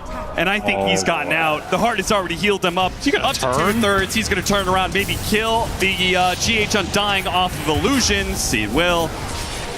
And I would be tempted to GG out right there. I mean, that was your absolute best shot. You're not going to get a better opportunity than that to kill BB Team's carry. Now the sleep starts coming through. He's regened back up. You can start to look for the team fight. Tornado Arm, it got used, and it doesn't stop the Fiend's Grip of Bane, so nothing will stop it. Divine Llama actually somehow got out. Mantis makes a run. What a call. Nice call from Miro. That's going to set up a Viper death, and maybe Samael as well. They get both of them. From bad to worse. Too many opportunities for these BB stunners to just find openings when you can park Kiritich on the front line and everybody's attention is focused on the Naga Siren. I love that you pointed out Kiritich's success. We talked about him earlier today.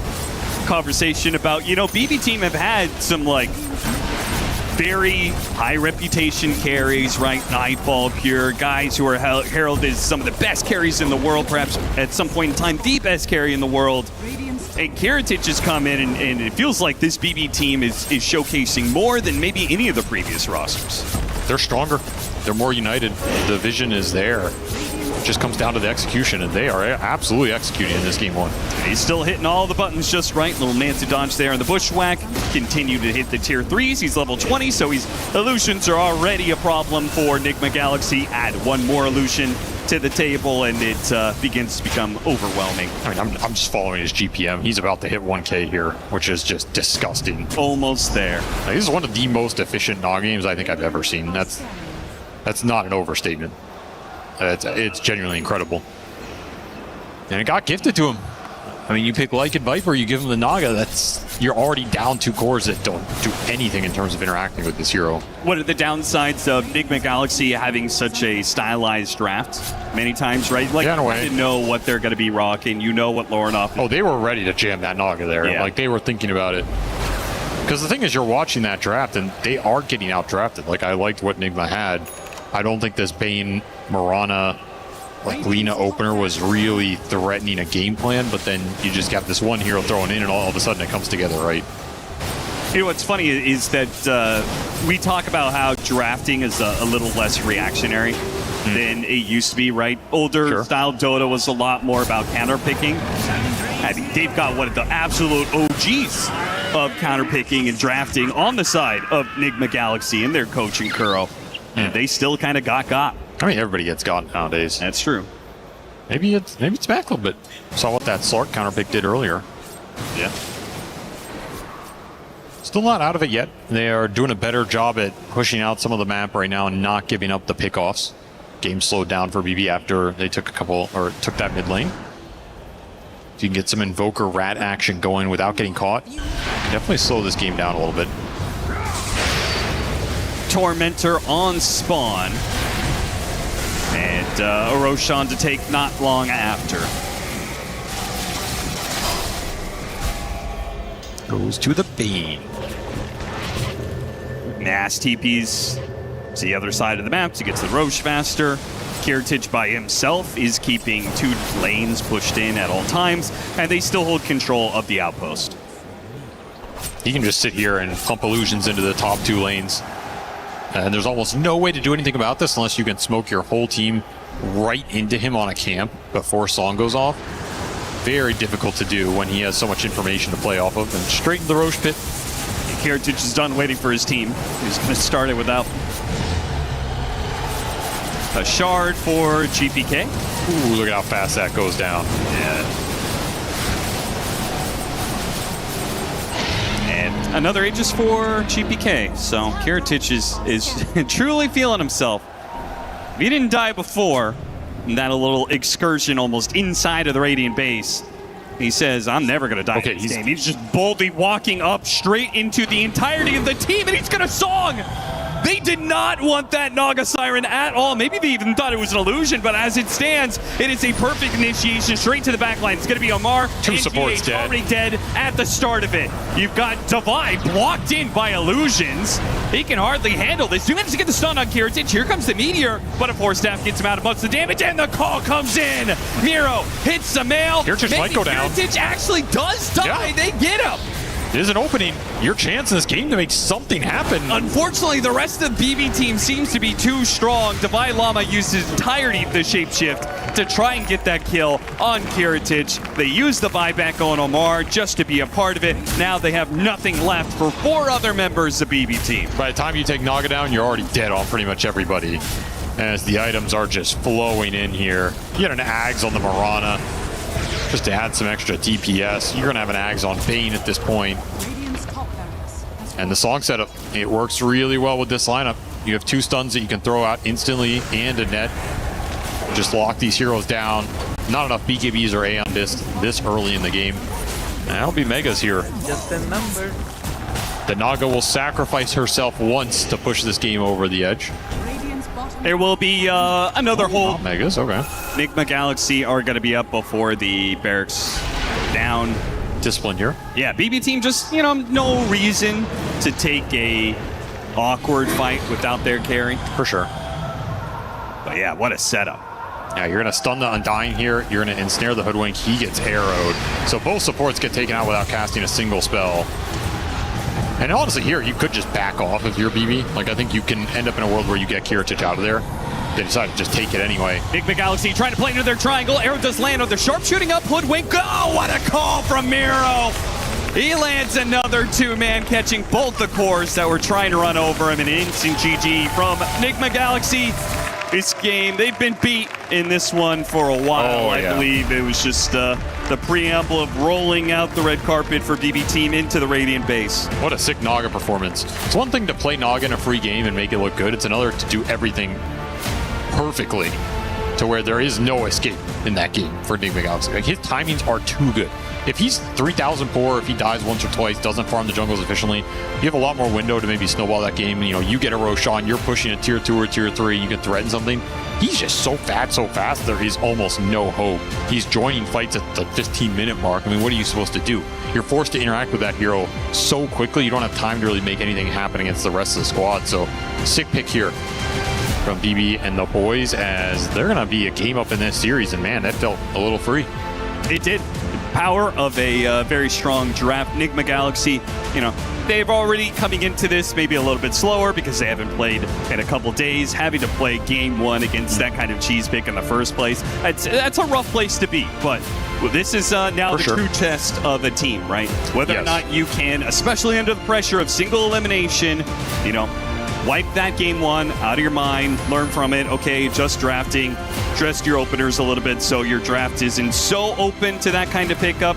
And coming to game 2, try to be as strong as you can. It goes both ways. If you're BB, you're very happy you got this win. It was very convincing. Almost didn't have to work for it. But at the same time, Nigma can look at that and go like, hey, we got cheese picked. It's a write-off. It's a draft thing. They didn't outplay us. It's not like we got out-team fought in this game. It's just a lot of these situations are near impossible to play. Yep. We go game 2, we can reset. We're not going to get cheesed again, hopefully. And we get to play some Dota, and we know how good we've been playing this event. So I expect to see them bounce back. I think game 2 will be close. And it'll at least be a game where they get the team fight and show us what has made them so good this event. And so that's just what you have to go into that game in terms of mindset with. It's not a fair fight. It's not a fair fight. It's not. Despite the death that Kiritich did have, he ended the game on a 1,068 GPM. Hell yeah, that's a Naga performance right there. That's where I always say, like, can you still play this hero? It lost some other games this event. How good is Naga in a free Naga game on a Naga player with a lineup that can abuse the net and the sleeps? It's good. Drafting is everything in Dota, and we see that in game 1. Not a fair fight, they say. And I think, Brian, as a Naga Siren enthusiast and having been let down by other Nagas this tournament, I think this is probably a breath of fresh air for you. Yeah, I feel like I'm getting about the inverse of the Nigma fans right now, Shiver, for Naga Siren. I mean, yeah, the hero had been picked in theoretically good games so far. We'd seen it twice, and it did not win in those games, but it did feel like, you know, what I said in the draft was I think BB Team is the team that is capable of executing a hero like this, because Naga, she either controls the map or she doesn't. Like, there's no, like, trading of the map. It's always very 100% one team or the other, and the execution from them was flawless. Save on the Mirana was everywhere. They had multiple setups for him, and we were a bit skeptical of like opening up 3 ranged heroes with the Bane, Mirana, and the Lina, but they tied that draft together very nicely with their last 2 picks, Mira. They really did, and I think I knew coming into the series today that BB Team would be a big challenge for Nigma because they had been on a break, but also they're the only team remaining from their group. You can make a case for their group maybe not giving them the best practice in the first place, and half of Dota is the draft. Like saying, oh, we got outdrafted, we'll get him next time. Well, you're gonna have to win the draft next time too. Like, what have you prepared for their heroes? Because I do think this GPK Lina creates issues within the draft that have to be talked about and solved. And if I were to elaborate on that, the issues are it forces heroes like Viper and Sniper from the mid lane. And then if you take out this Tiny and Alchemist that allow you to kind of cooperate with Vipers and Snipers, Sumail doesn't have the carry hero pool of, let's say, a Toro. Yeah, and then we end up with a very unique Invoker on the carry role. Now, I know this Naga ended up dominating all. Objectively speaking, Invoker from the carry role, Brian, is there a future for it? I don't think there's a future for it. I also, like, I hate to look at that draft and say, like, to criticize the pick. We were talking behind the scenes that, like, we do think a hero like Sven might have been better. But when you know there's a problem in the draft that's unsolved, that's most of the time when teams on first pick win the draft is on the pick where Naga came out, you have to kind of pull out of your bag somewhere deep down where you're like, I haven't reached this far in a while, but we're going to, like, pull out a hero that's off meta.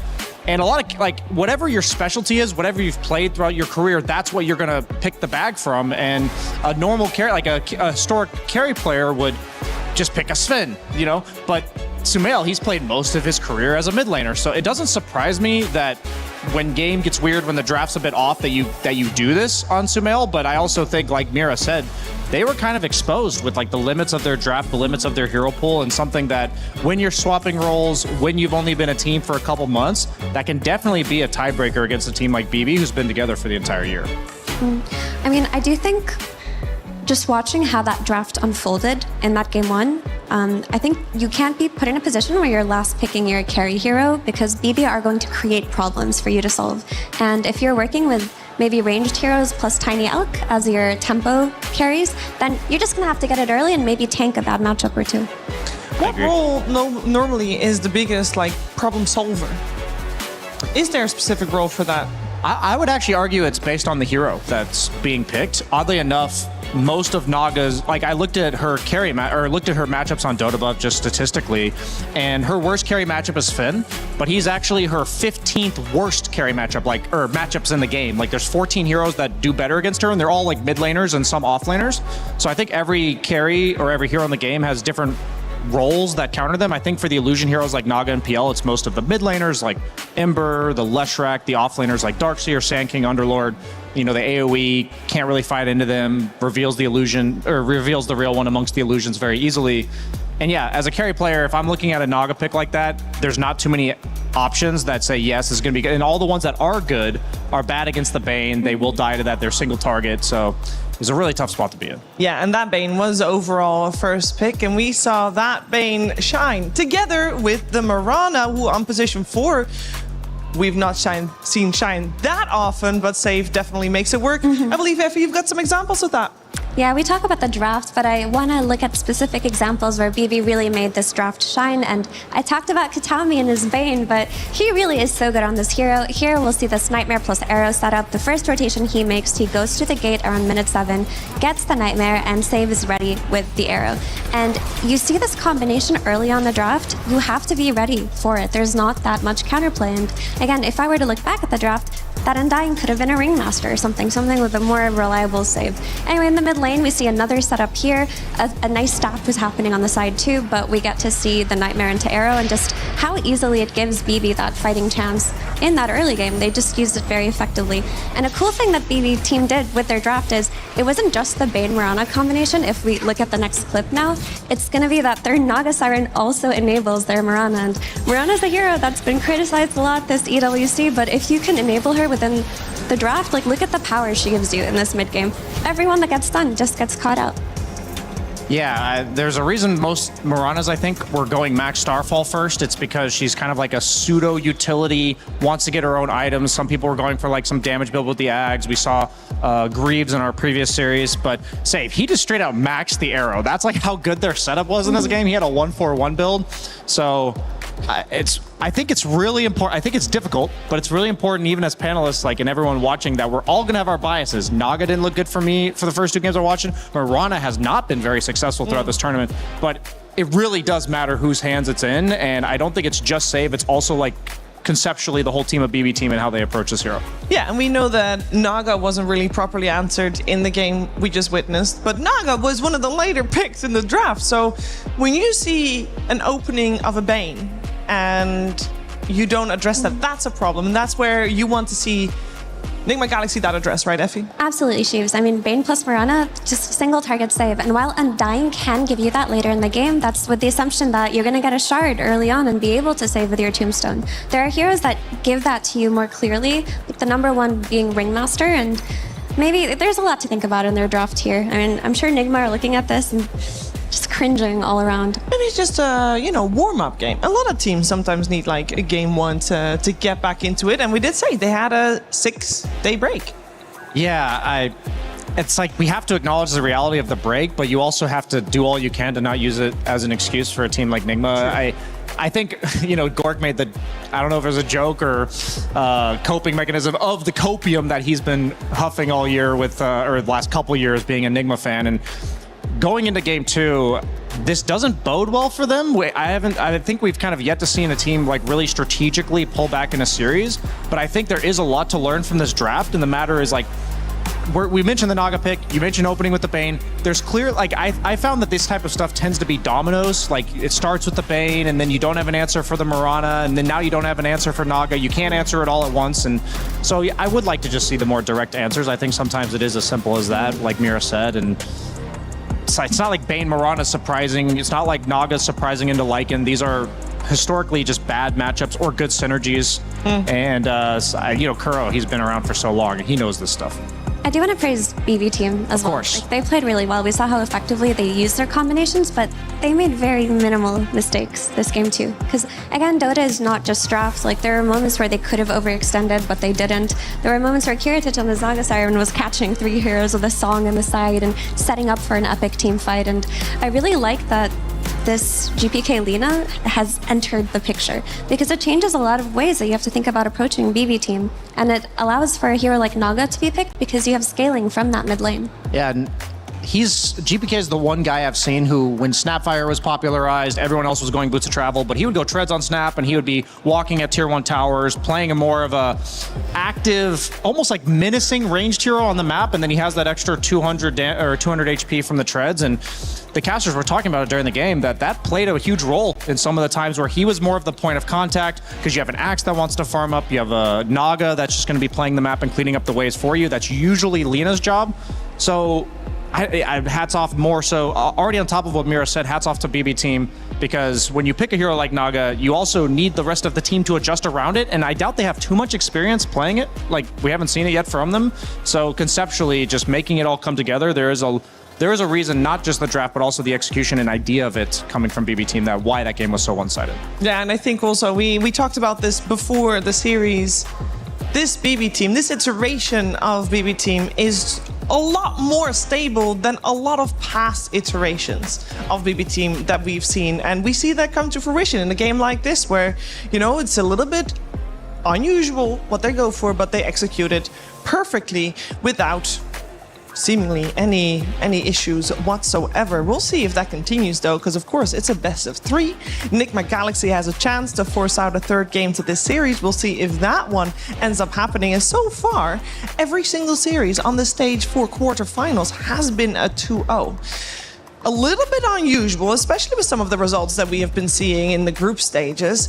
But that just means the pressure is just on and some teams cannot deal with it. Yesterday, a lot of action and a couple of teams that are considered to be the favorite of the whole event. We're going to find out with the Saudi radio comms what that communication was on stage in those quarterfinals.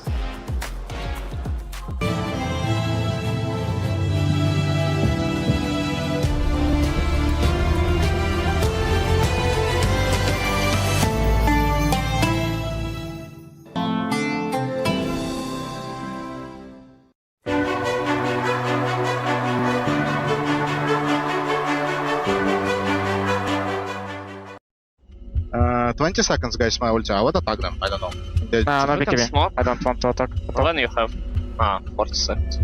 Yeah. I mean, they are staying on ops like idiots. Open at guys. Okay. 10 seconds, my ulti. I mean, it's gonna be big ulti, guys.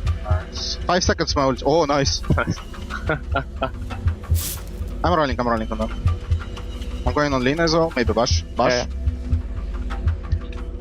Eh. Why does that once? Yeah. I will go on snap, guys. I'm going. I'll stop snap.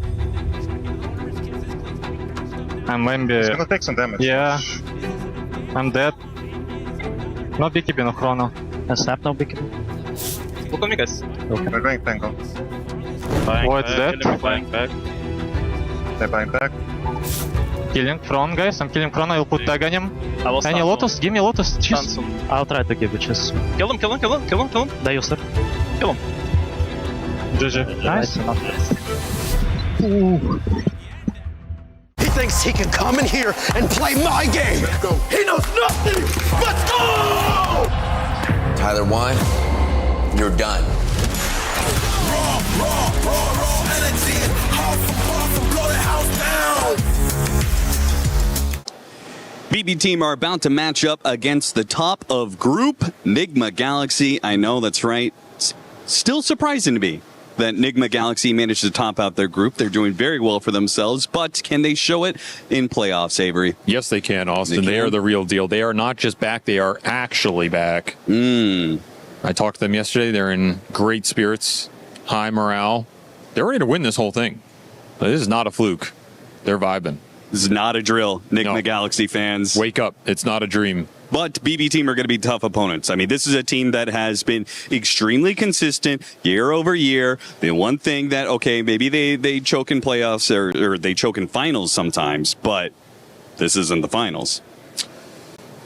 There's a lot to be proven still if they can get that first spot, right? A great runner-up team, they're always in the top 3 or 4, but can they win the whole thing? That is the big question. I think they're capable. I think they're looking a lot better than average. I think GPK is cooking. Yes. If they can have a GPK prime like they did when he was at TI, this team's capable of taking it all. So I'm very interested in that mid lane matchup, GPK versus Lornov. Who's going to come out on top might decide the series.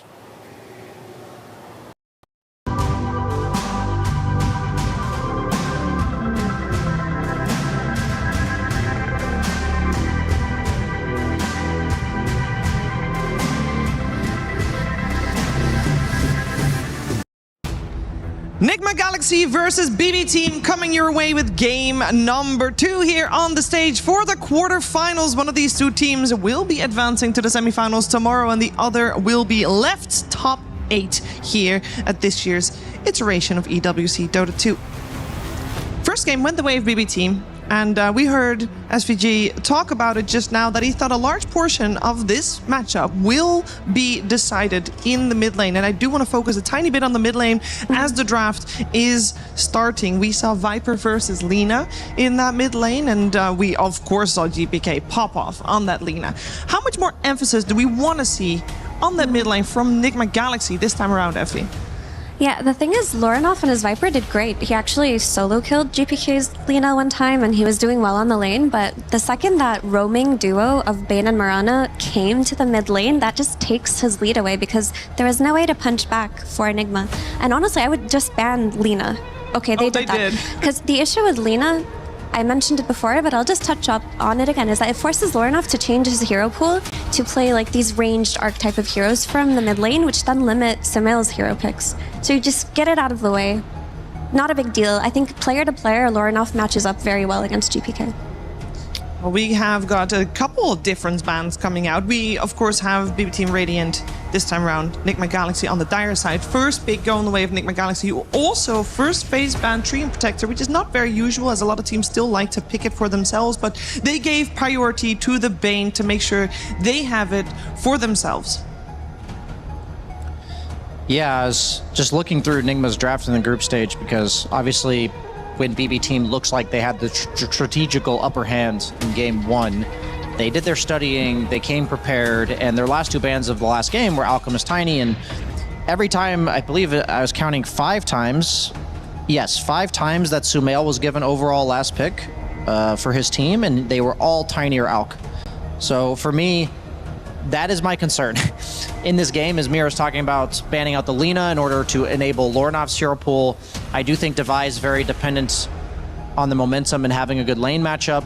And then you also have Sumail operating on a relatively limited hero pool, and that's not based on skill. That is just because of the fact that he has not invested all that many games as a carry compared to the amount of overall games of Dota that he's played. So there's just a lot of pieces you have to fit into the puzzle on the side of Nigma, while on the other hand, I feel like BB is, yeah, I feel like they're playing like Scrabble, and BB's got a bunch of different letters to choose from, and Nigma's like, I only got these 3. You know what I mean? Yeah, but maybe we'll see something different with the problematic, pesky mid laner being taken out.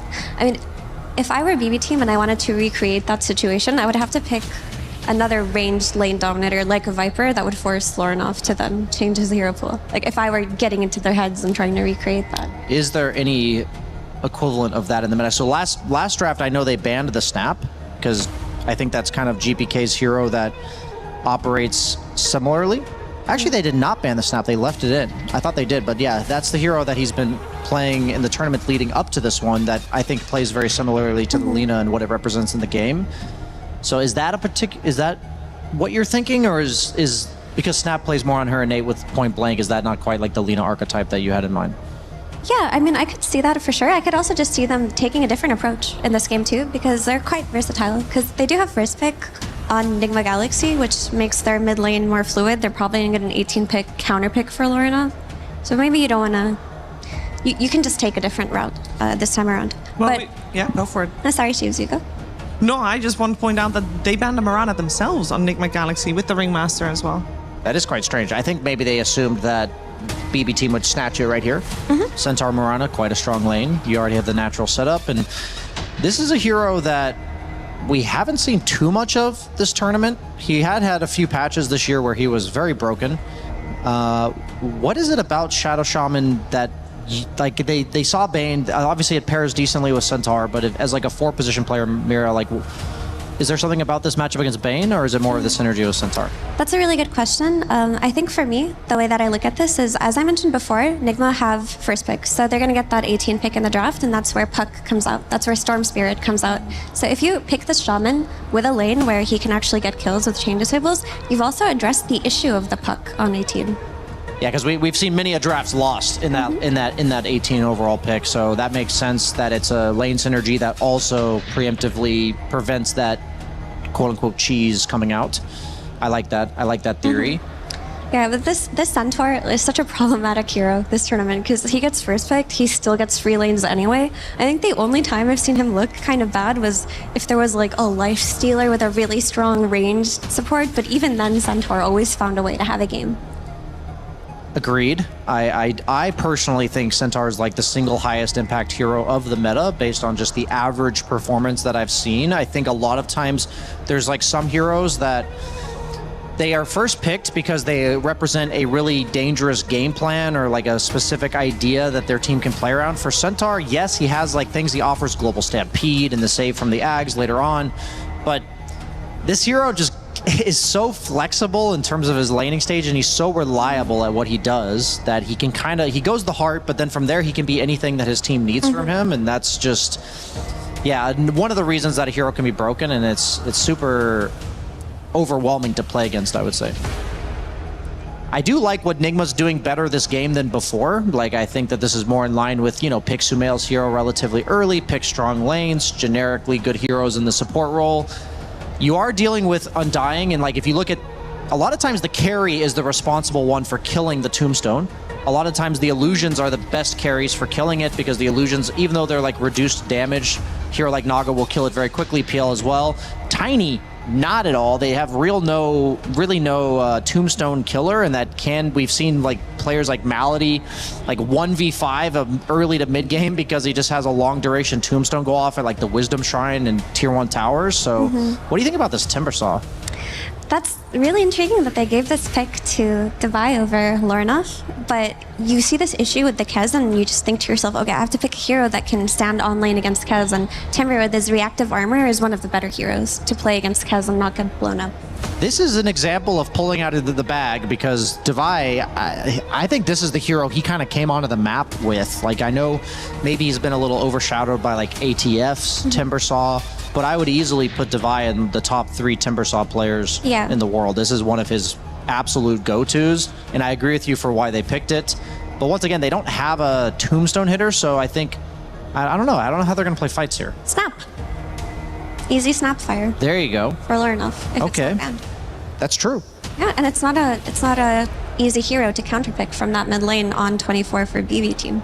I'd be very surprised if they don't go for Snapfire. But I mean, let's say they don't go for Snapfire, they could go Sniper even. True. 2 more bans, of course, coming out, and both teams need a mid lane. So we're going to have a lot of thinking ahead. Wait, then why is Nigma Galaxy banning carry heroes, Shiver? Oh, this is a good point. Invoker getting banned, yeah.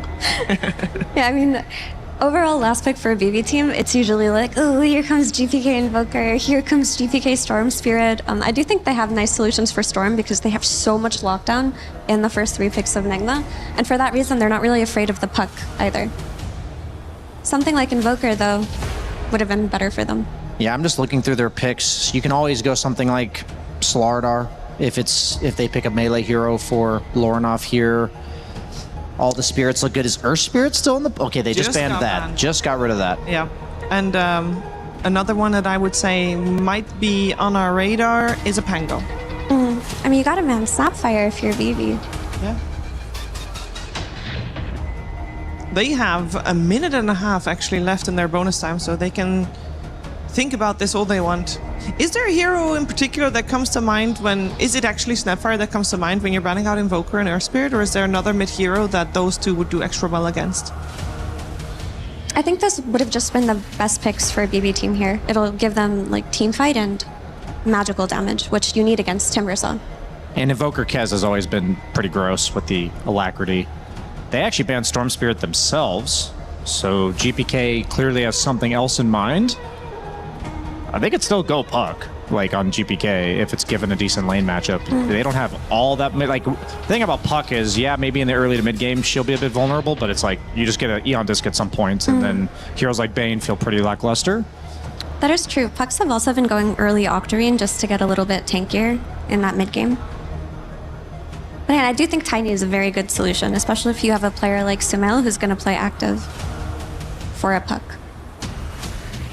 They're definitely going to have to pick something a bit different than what they normally have gone for this tournament on BB Team. Obviously, GPK Puck is a classic, but other than Slardar, all of his heroes that he's picked thus far are banned. It is the Puck. They just steal the Puck. Brian, let's can you refresh us on the Puck win rate?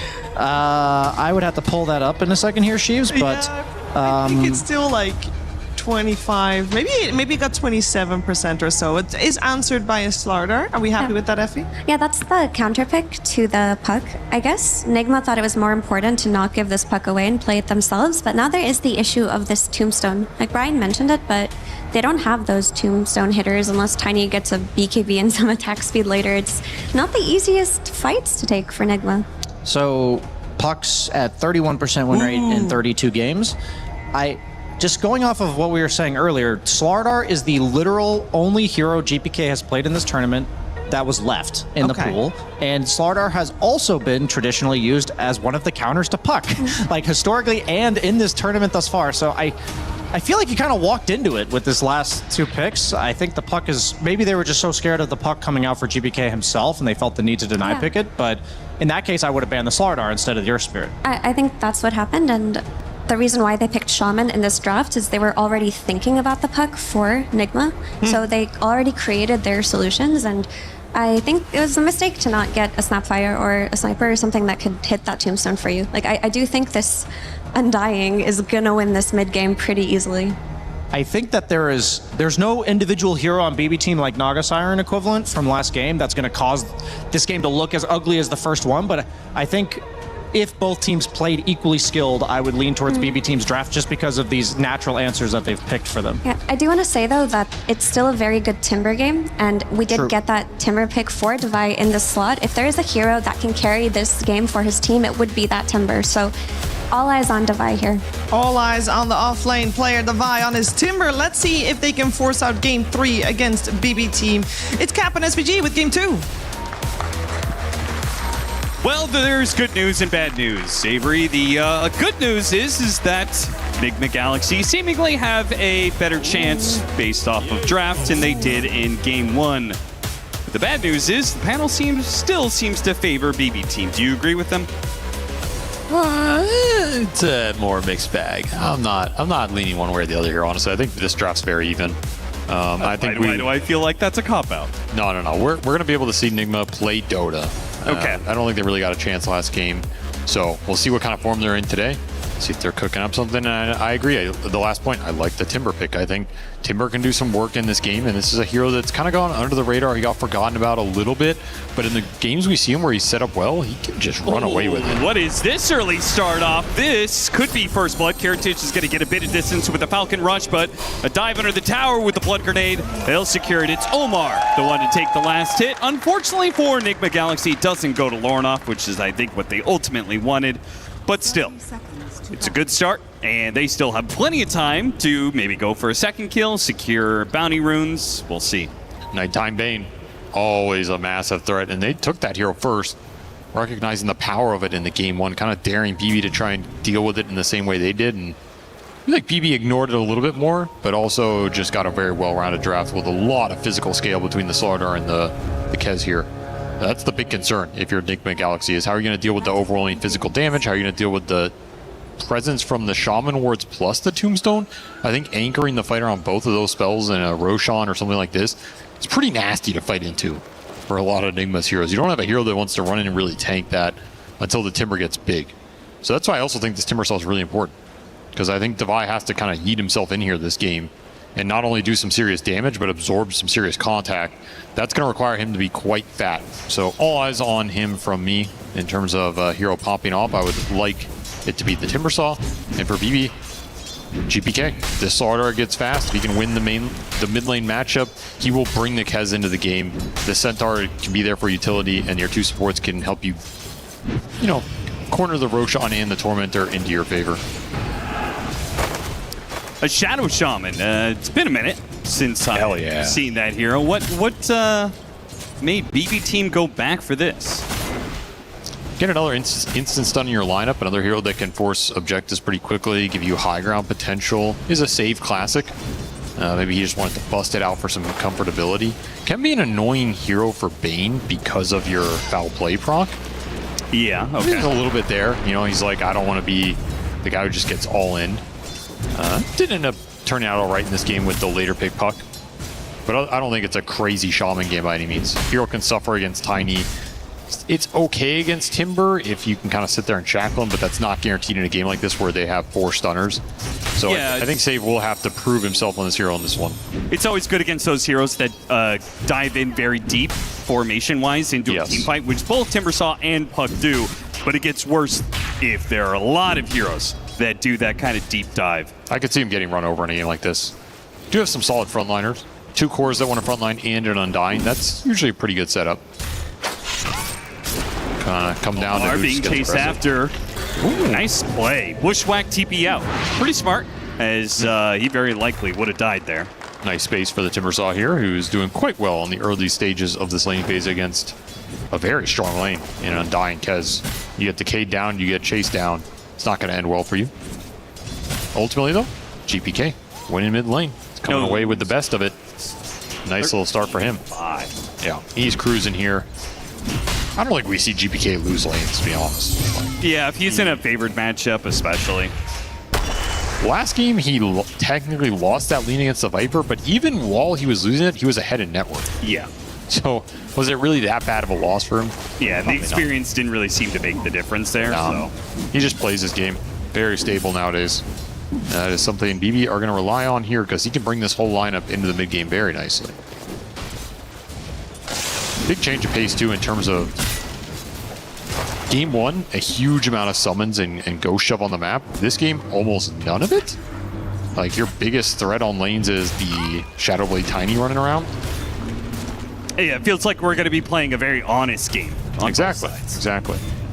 All the dirtiness went out the window in the game one. We got it out of our system. Now you just get the brawl with some heavy team fight, heavy nukers, a lot of Roshan contest. I mean, the dirtiest hero in this game is probably Puck. I guess Kez, if you hate playing against that hero. One of those people that hates Kez, which, you know, I am. That's fair. This hero is definitely not the same kind of terror it was earlier in the year. And I feel like you'd rather play against Kez than a lot of the cheese picks in Dota 2, you know?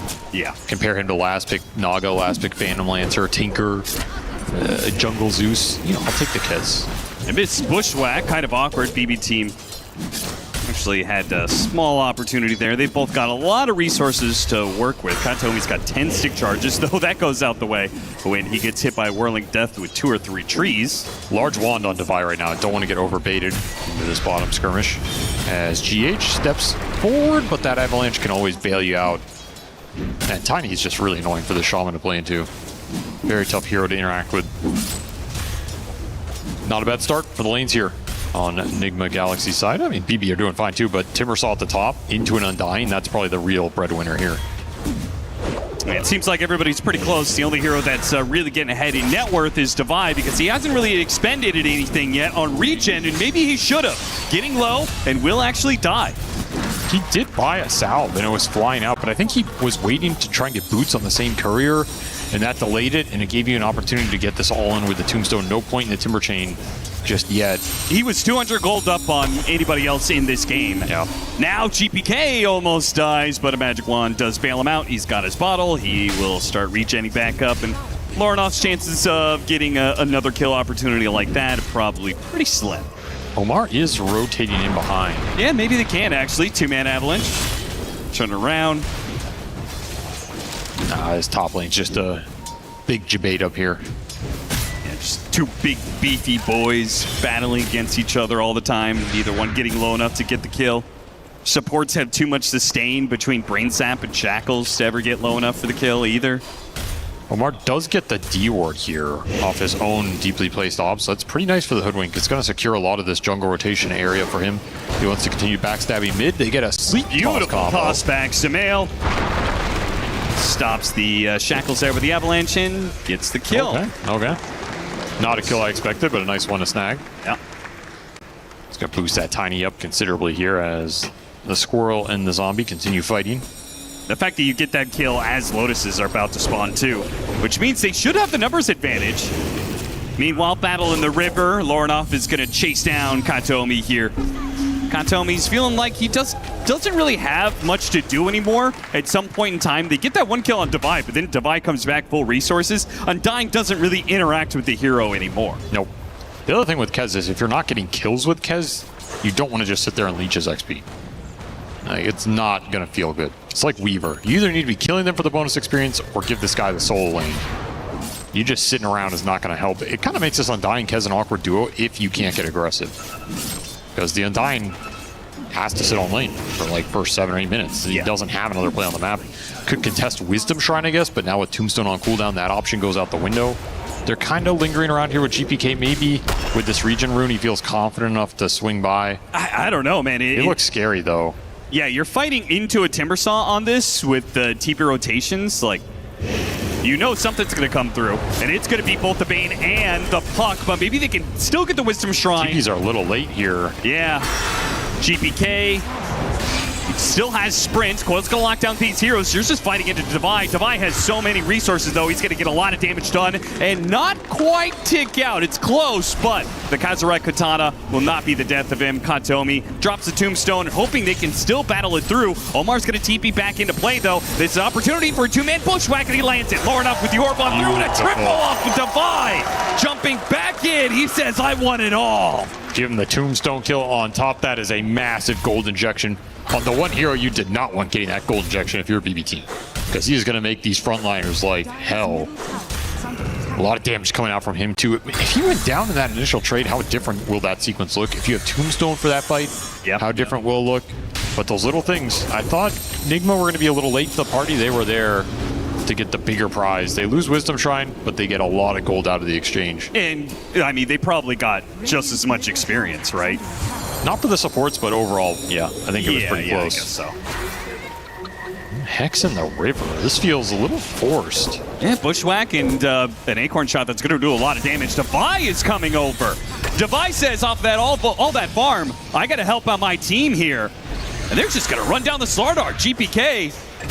Even Sumail's showing up. Yeah, that is quite the call from Nigma Galaxy, making sure they are not going to be outnumbered by BB Team. This is the Nigma we saw in some of the earlier games in this tournament. Fast connections, a lot of early skirmish power, not afraid to get their carry involved. Oh, yeah. Devi's signature. Talking to Devi, I asked him about playstyle-wise, changes for him since joining Nigma Galaxy, because obviously he's a very Devi player. Animated go in, character, go. Yeah.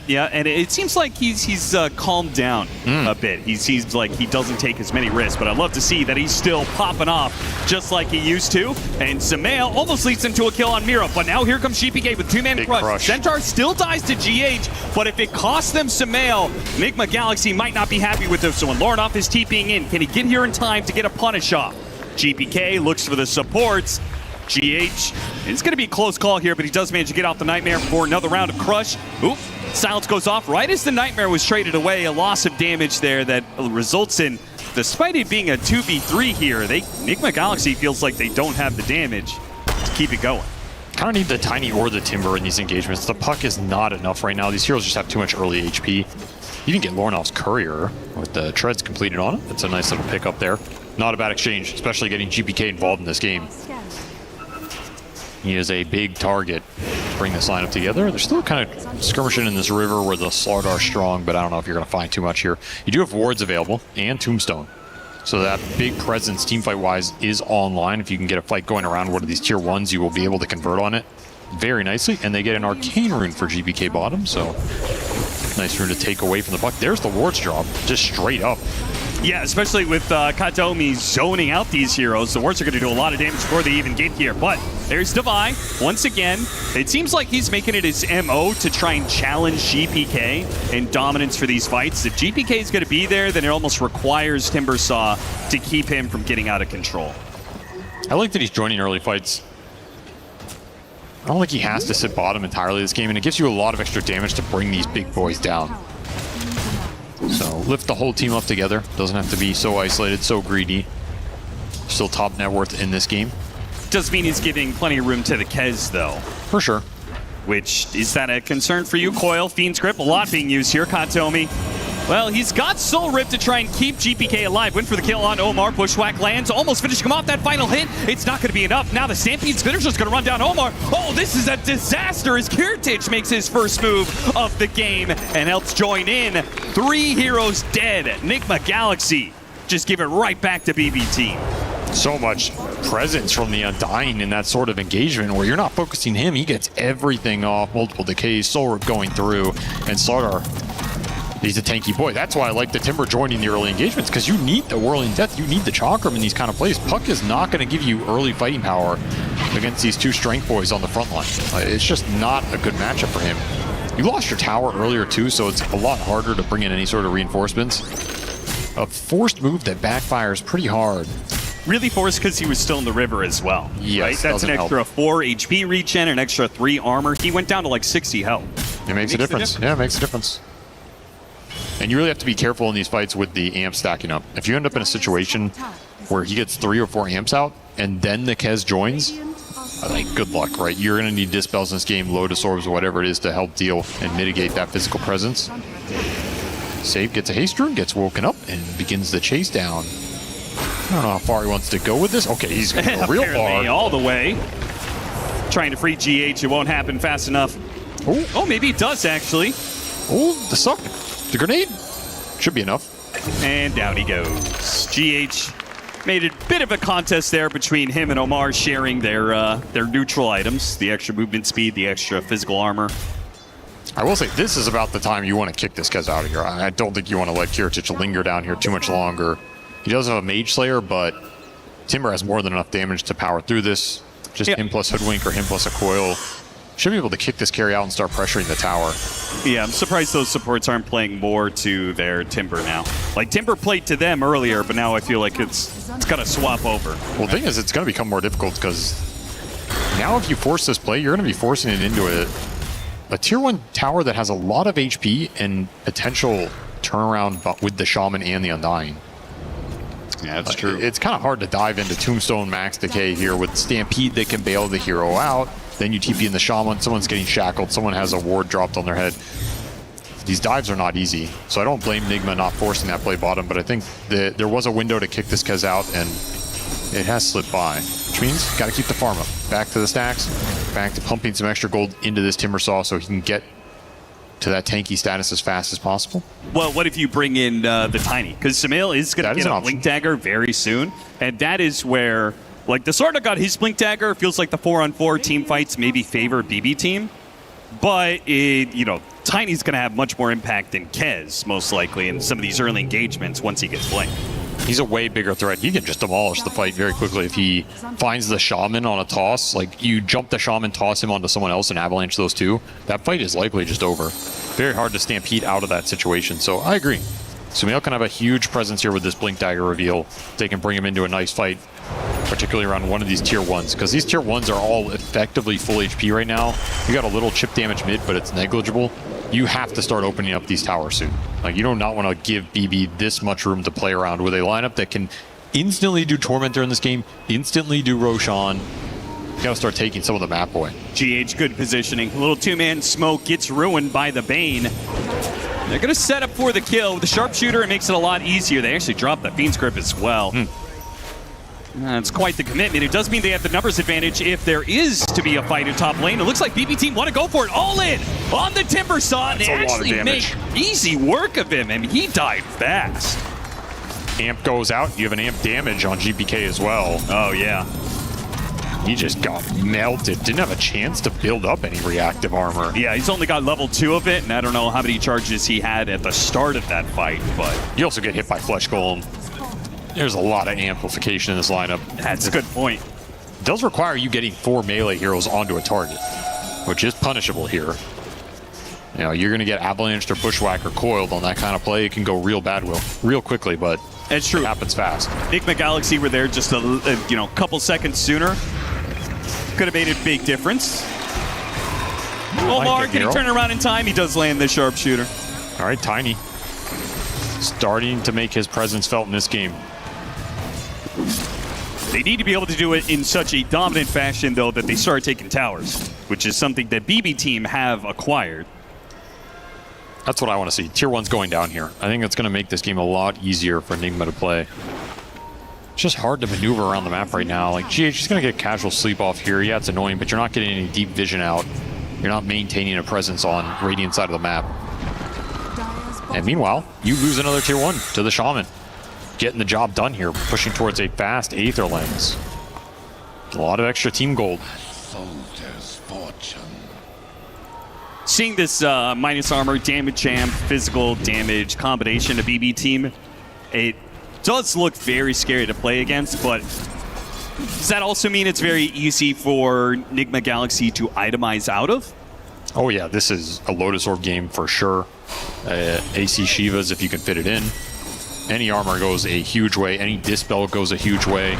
Spell block against the Shaman. Nice toss. You toss back into the bushwhack and then the sharpshooter. Another nice kill for Sumail. Very easy, but look at Divine. Divine. He just picked up a plate nail. So maybe the plate nail can help him live a bit longer, but his team is so far away they can't get here in time. There's no chance. The Dessel's already done for Kiritich, so yeah, you're dealing with an insane armor melt.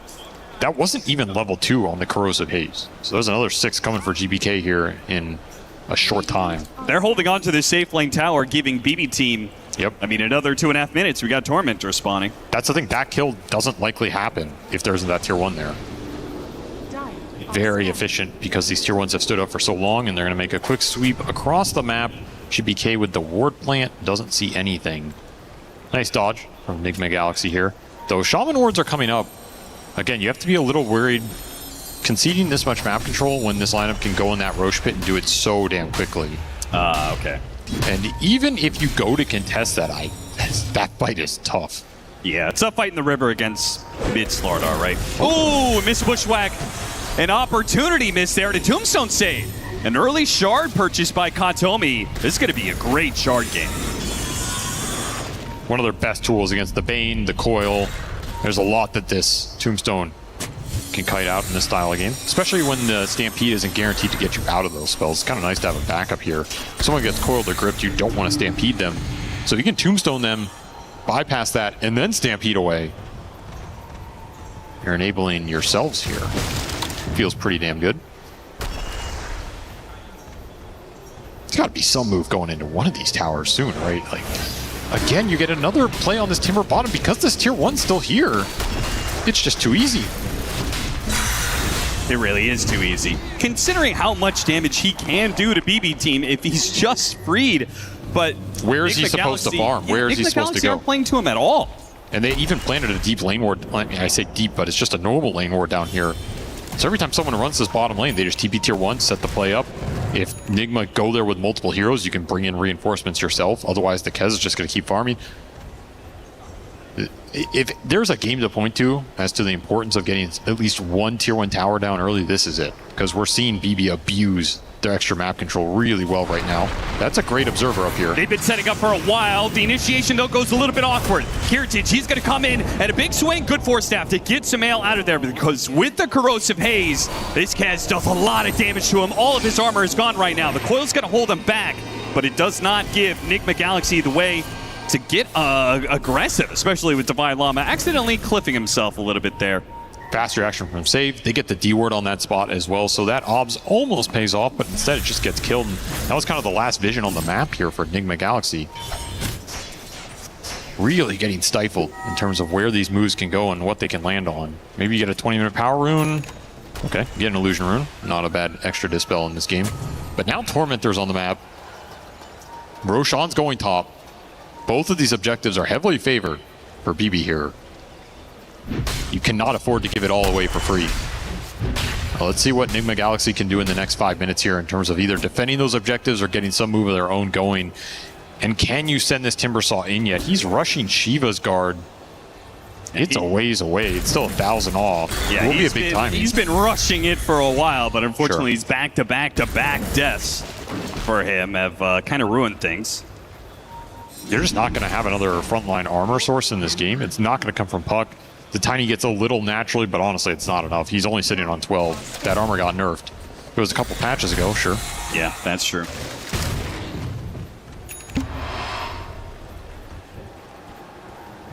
BB team, free Tormentor.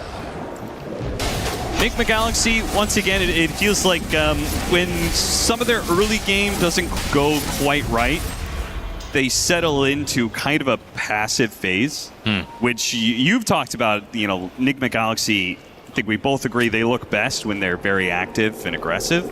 For sure. You want to see Divine Sumail getting aggressive kills on the map, looking for opportunities, and not have this much map control taken away from them so early. You know, when you talk to this team, you talk to Devi, it's like, I have this perception that Devi is an extremely aggressive all-planer. And then when you talk to me, he's like, yeah, playing with Sumail, he's really aggressive. That's from his perspective, you know? So if he's saying he's really aggressive, and he's already a very aggressive player, there's a lot of aggression in the squad that, honestly, BB have just shut down so far in the series. The first game was the Naga pick, which is an anti-aggression hero. an archetype. Here it's just been really solid defensive gameplay, defending the towers, dewarding a lot of obs, killing a lot of potential for moves. Even situations like this, right? This doesn't look like anything's happening, but right now BB are happy with it. Because they are controlling the objective. They're about to force the objective, and the smoke move from Nigma Galaxy failed. So even though this trade-off in theory doesn't harm either team, you're not getting that potential you want right now if you're Nigma Galaxy, and that's allowing BB to commit to their game plan. I mean, if they let BB team take this Roshan, they don't even get a tower somewhere on the map. I mean, they're not even getting the tier 1 bottom. And no. This is what I'm saying. You're not getting that trade-off. You're not opening up anything for yourself right now. You're just getting caged. This feels too passive, too tentative. This is not the Nigma Galaxy we saw winning all of those games in the group stage, right? No, not at all. And maybe some of that is, okay, I'm not sure where to make the move or how to make it. You know, we lost this Timber twice bottom, fine. But at some point, you're going to have to be decisive, make an aggressive move in this game, because BB are getting more off the map right now. And it's not as if they just auto-win late game or something. No, of course not. But you could feel the momentum right now. Yes. And they're getting the BKBs. The BKBs are going to be a nice timing here. This Kez can continue to scale for a long time in this game. Samael opting to a BKB. Looks like BKBs for Timbersaw and Tiny. I don't mind that. See where Lorinov goes from here. Kez is very stacked, and he is going to go an Aghanim Scepter 4th item. See that switch around. GPK still needs his BKB, and Miro is going to follow suit with a BKB of his own. No early heart. No. Just smaller items that ensure that they don't get run over by Nigma Galaxy. The early Lotus, Helmet Dom, that gives them a lot of armor to work with. Very strong build as we go into the mid game. Won't scale as fast as the heart buildup, but he can always go back for it here. And he did get the extra gold injection from the shard off the Tormentor. So, you know, team items pay off by getting you a little extra freebie here. Trying to set up for Palroon, BB team at Spawn's top, where they were already congregated. This is a big move for Nigma Galaxy. They don't have the tiny BKB, but they have that Shiva's Timber on the front line. Yeah, this war did give them some ideas of one hero on BB team who might be a bit out of sorts here. Avalanche and Coil instantly. Toss. A lot expended there from Nigma Galaxy. They get the kill rather easily. Now maybe we can finally get, what, the safe lane tower bottom? Yes, please get some tier 1s here. You know, this kill is super valuable if you can open up the map off it into this Aegis as well. Well, the person to hit it would be Samael. He's not going for it. Oh, look at Sage setting up here. Yeah. He's got an Aether Lens. The power of the tier 1s this game has been insane. TP back in. That's so frustrating. We'll get you to your tiny BKB. This will at least equalize the carry diff a little bit here. And you waste some of that Aegis period. This is not BB getting aggressive with the Aegis. Just kind of chilling right now. Came through the gate, pushed out the lane, now back through the gate, where they do have this really nice ward placed up in this top part of the map. All right, all your cores are farming. It's not as if you're bleeding big cores in this map, in this game. Omar spotted and got him on the stun, so. I will say, Puck's win rate, terrible. Panel talked about it, but I think Puck's win rate in the games that go ultra late is significantly higher. Like, this hero can still shine when it gets to 6 slots. So what, like 30% to like 45%, or what are we talking about here? Well, I'd say it's it goes up to at least 50. Okay, all right. In my heart. In my heart. Don't actually have the numbers to back that up, but... Look, stats don't lie, Austin. Yeah. I don't know the stats, but they don't lie. Whatever they are, they don't lie. I believe in them. Kiritich is going to use this Aegis to knock down a tier 2 top lane Nigma Galaxy. Unless they have some sort of sign, some sort of vision that tells them that they should take this fight. Which we know they should, but of course it's just because there are 2 cores on the side of BB team. Playing very, very safe. They did get a tier 1 bottom, though. They did get the tier 1 bottom. That's a big deal. 25-minute tier 1? Better to come later than never. That's what I always say. Yep. And they immediately vacate the entire area, so. Smoke up from BB team. They're only up 6K, though. This is one last effort here to make use of the Aegis in a more significant way than just taking a tower. And they're going to have an opportunity here, that's for sure. GH is going to run right into Kiritich. Ghost Scepter pops, but he's going to be held by the shackles. GPK pops his BKB and goes in. Didn't really get the catch on Lornoff they were hoping for. It's just a Bane kill.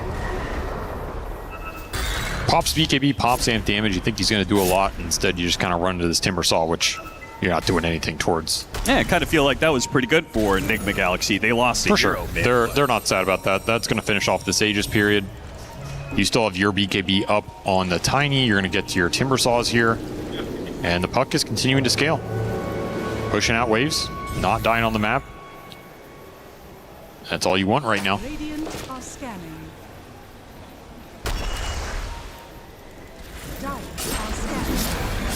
I wonder if Lornoff will go for any sort of Aeon Disc buildup against some of these instant stuns, or if he's just going to try and go for the conventional, Octarine Shiva's Taint build where you have so much HP you can survive through a couple stuns. Because they have so many stun interrupts for the Shaman, I think that is a viable path. Yeah, well, they have offensive stun interrupts, and then they also have Nightmare, right? Which can't be enough of a save for a hero like Puck, right? It's okay in this game, yeah. You also have two frontliners, so I would like to see him itemize whatever he feels can be the harder scaling build and the more aggressive build when he's at the 5 or 6 slots, rather than I just want to survive. This is not a game where you want your Puck thinking, I just want to survive. You want him thinking, I'm going to carry this game. I'm going to put it on my back. And I also think that's how Enigma Galaxy want to play around Lornoff in general. Like, you want him to be the secret sauce as the game goes later and later. And just let these two side laners brawl it out. Traded away from a BB team ward. They drop a ward of their own. Enigma Galaxy is looking for the setup. A BB team are baiting out GPK. They also show, okay, we saw the ward. Enigma Galaxy. You know that the play on this side of the map is kind of ruined for now. Game is slowing down for Fake retreat, though. They kind of back up and then go in. Well, they have this really good ward down here they want to use. Yeah, both sides have a very good ward that they're getting a lot of information on each other. So they both think there is an opportunity here. GPK pushing out to that lane ward, playing to it. Lotus, and there's Omar. So might be able to get the pick off on him. Omar's going to shoot himself down the cliff, go for TP out. Kataomi jumps in. They do manage to hit the Hex there as save. Force Staff, Aetherlegs. He's pretty farmed. A lot of extra net worth on this support duo. That's making up the bulk of the difference here. I mean, this could be a game where Shaman gets to BKB or something and it just becomes a menace. Can't underrate how much work this hero can do in late game scenarios. You have another Tormentor coming up soon as well. You have a minute for the Tormentor, 30 seconds for a potential Roche spawn. We see GH setting up down here. A very cool play. I don't think have you ever seen anybody make this this burrow through the trees to get to this high ground spot? I haven't seen it. It's a nice little spot. I don't know what he's going to do with it, but he's got a nice view.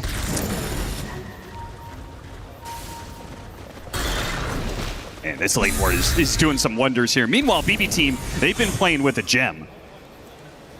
And so they have been working with a bit more information.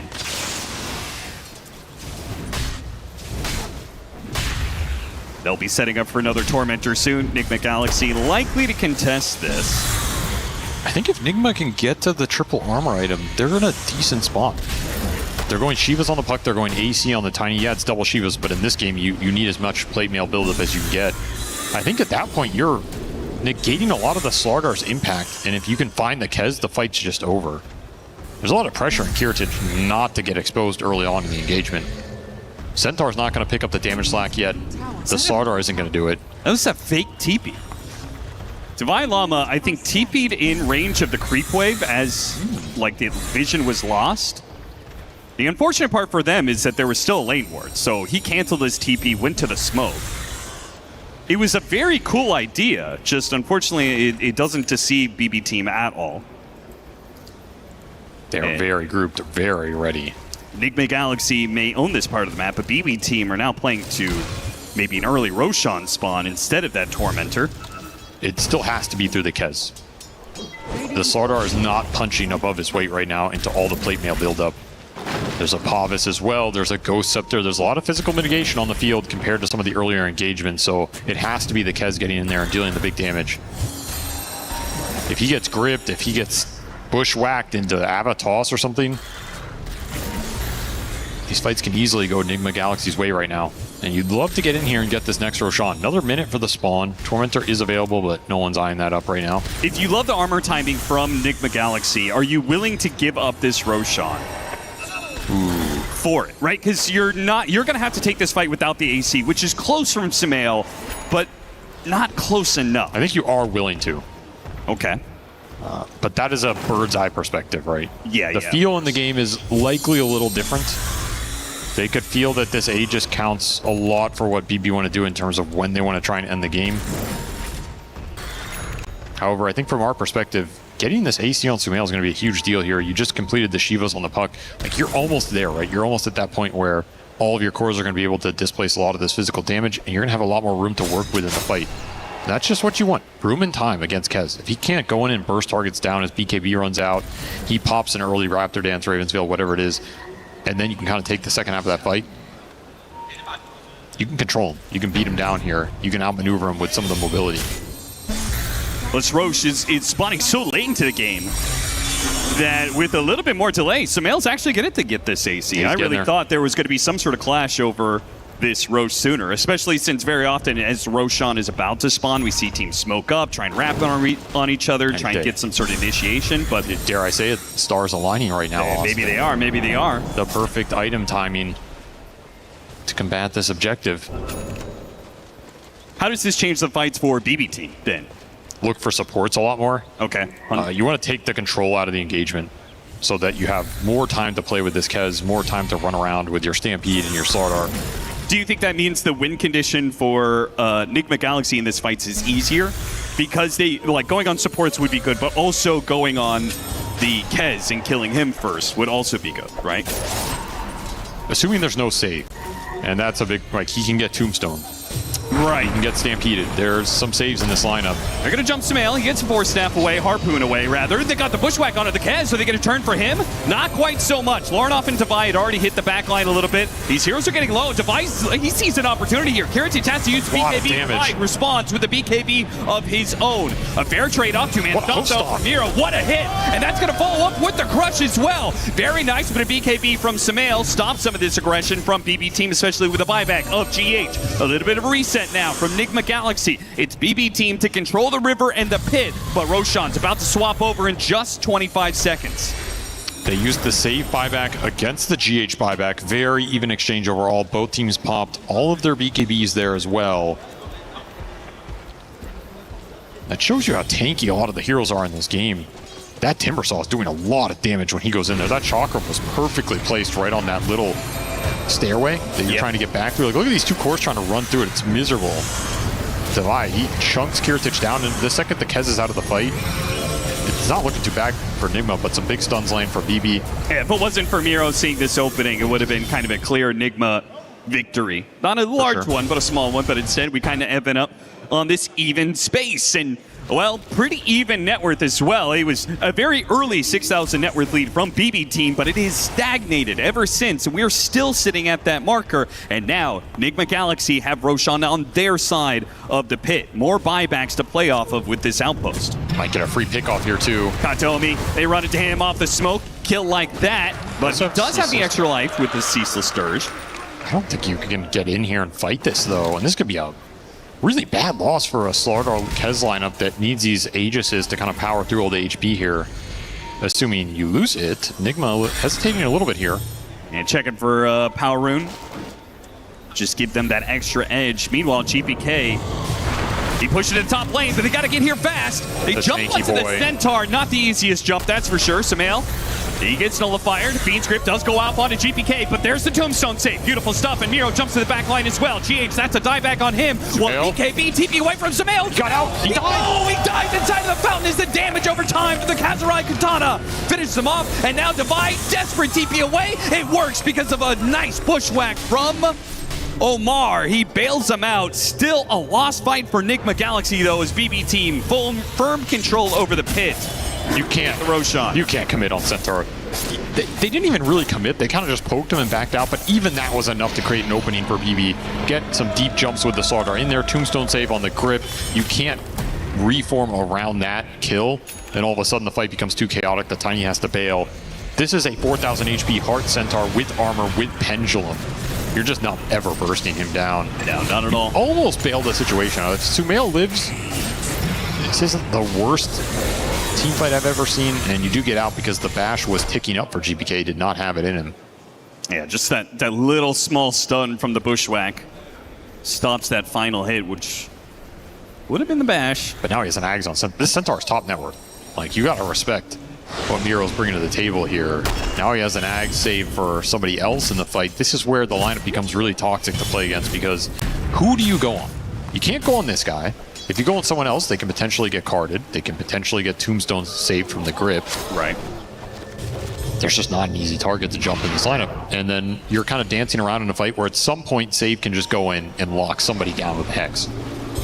There's a reason Hex is a staple in the history of this game.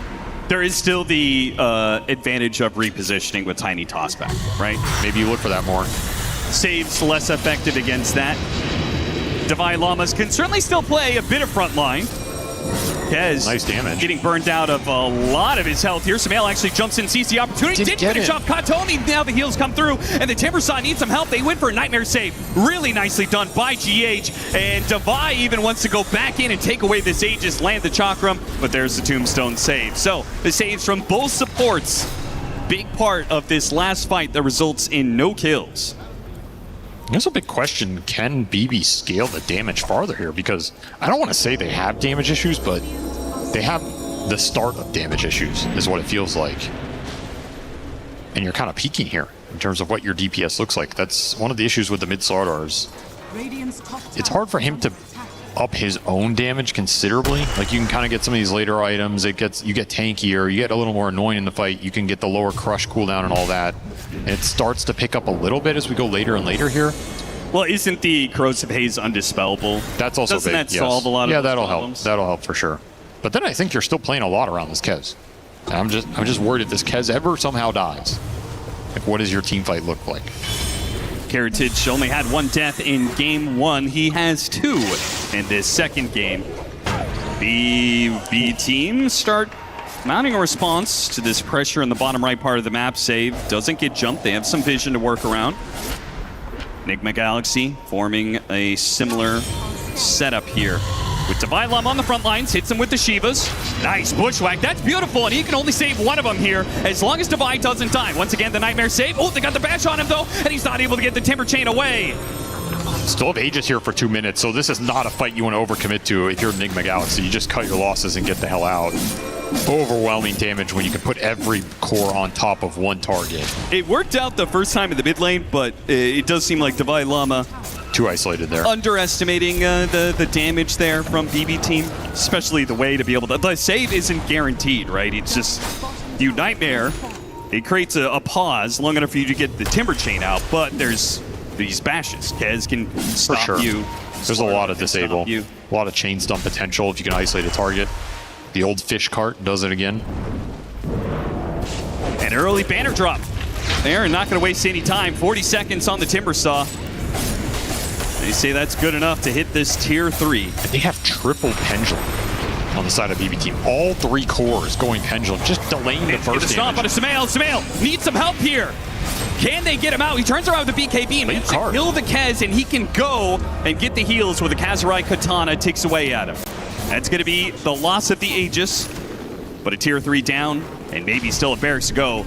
12 seconds left till the Timbersaw is back up. There's a Tombstone save available. Yeah, with no foil, it makes quite a big difference. BB team, a lot easier for them to get out when the time is right. They'll leave the wards to finish off that melee barracks. The first building down of game 2. Very nice siege from them. Giving up very few openings to get that toss back that you're looking for. That's so scary in this high ground push. It's your best tool against this lineup. I think we might have to start looking for some of those tosses more than you want to have to this early on. Just too much chain save, too much survivability right now. Will be some pretty big damage upgrades. Enigma Galaxy trying to finish up a Daedalus. Octarine almost done for the puck. He's getting there. Those two cores will get something. But of course, BB team now with a 15,000 net worth lead. They are similarly getting big items. Daedalus for the Kez. That's going to amp things up quite a lot. Oh, yeah. And Miro is going to be untouchable if he gets more armor, which he's trying to complete a Shiva's on top of the Lotus. Dire's bottom barracks are under attack. Oh, this Kez is stacked. Almost level 25. Got the shard off the Tormentor. Fully 6-slotted. Outside of exchanging that Mage Slayer for something else, even higher DPS here. And this with the Scotty build-up, you have a lot of HP to work with, which is nice for your saves, getting in there before you get bursted on top of the Pendulum, giving you a little more time. This is a tough target to bring down. I like how BB have itemized here and kind of played around this idea of, you know, yeah, if they can toss burst this Kez at the start of the fight, it's going to be rough, but we're making that as difficult as possible to do. Right.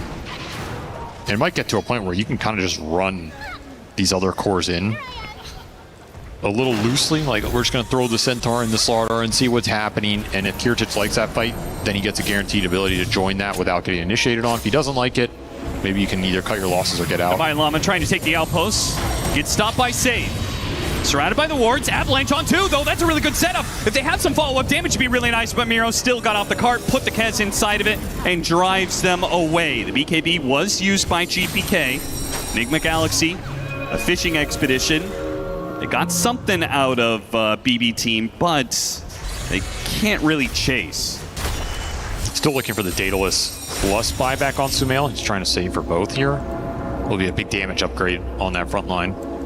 It's a shame for Enigma Galaxy that they don't have better things to follow up that Avalanche.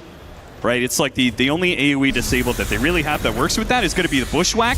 But then also, at the same time, Timbersaw, when he goes in, he's going to be cutting down all these trees. It's not so easy. It's kind of awkward.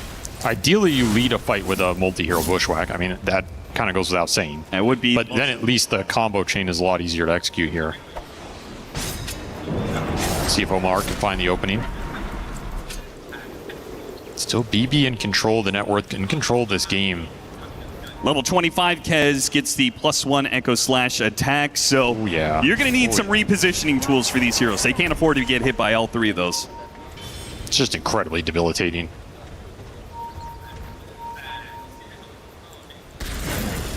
His mid tower still up, and Sumail doesn't want to let it stay up any longer as he put himself too far forward here. Trying to hit the Bushwhack, and Kez inside the cart actually tossed together away from Sumail, because Sumail, he needs the distance right now. All he's got is a harpoon to work with, trying to get away from these heroes.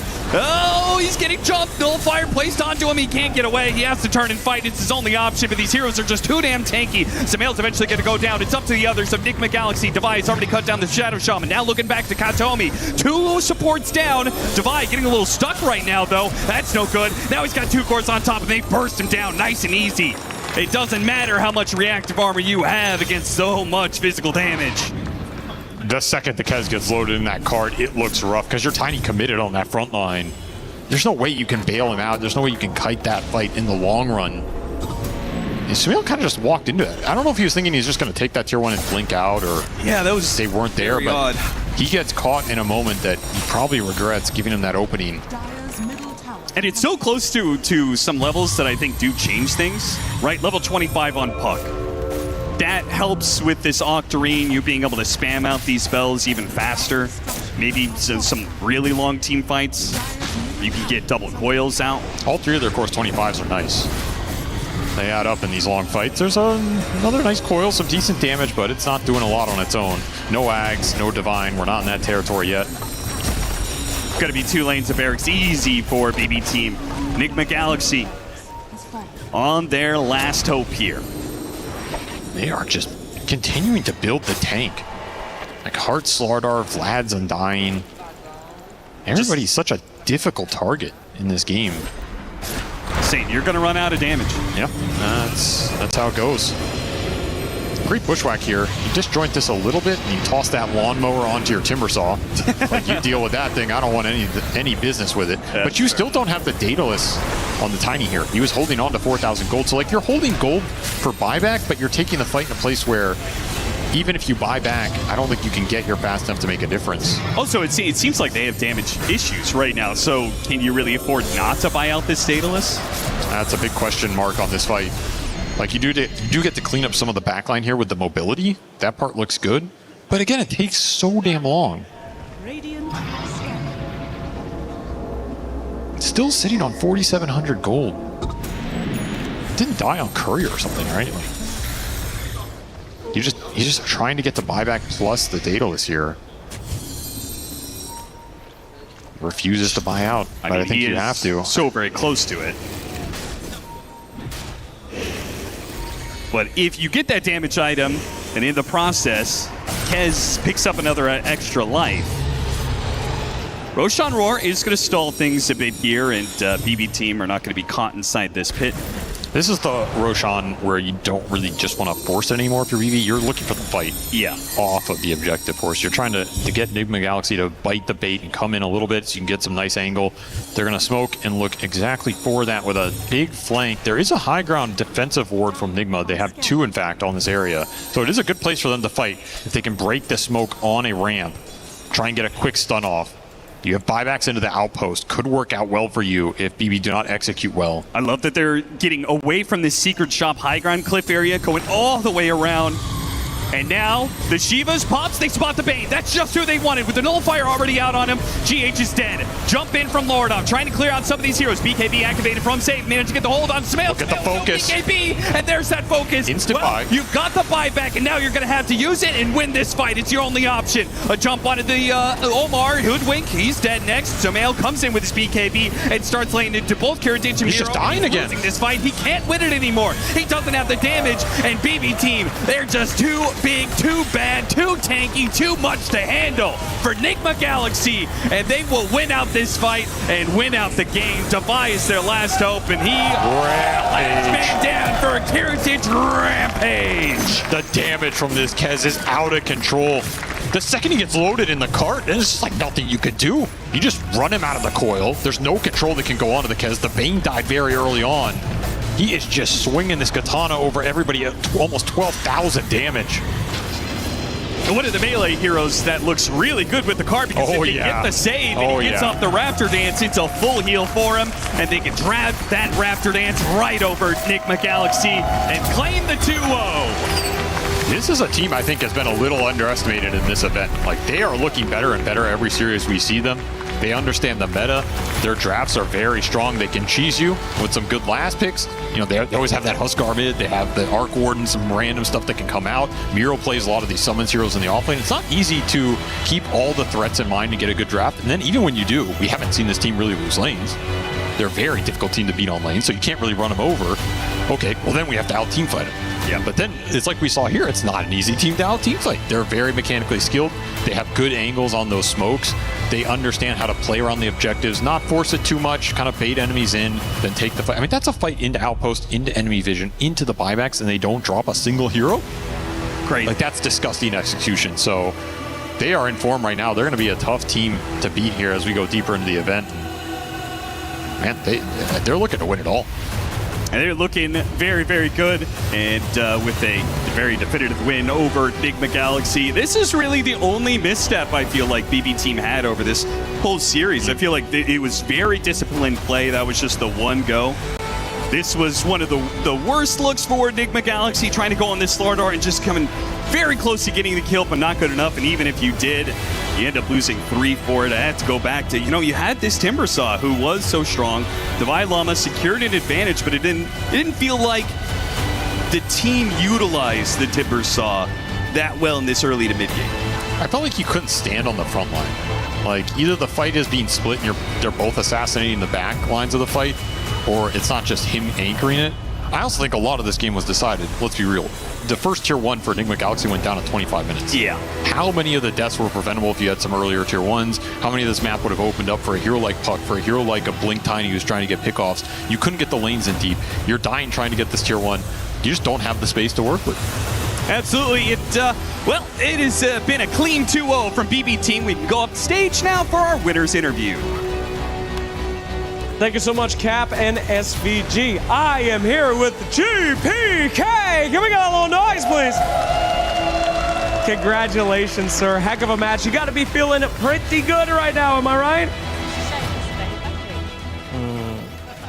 I speak on Russian? Yeah, sure, please. Да все отлично, чувствую себя хорошо. Фокон вылетели, так что думаю, надеюсь, что мы хорошо пойдем по сетке. Yes, all marvelous, all good. The headphones are off, and I believe that we will continue moving forward with the grid. All right, fantastic. I want to talk to you a little bit about the Lina. I mean, we saw this today. It's like deja vu. Game 1, big Lina plays from the last series. Same with you today. Were you copying, or was this your plan to come in? Нет, мы не копировали.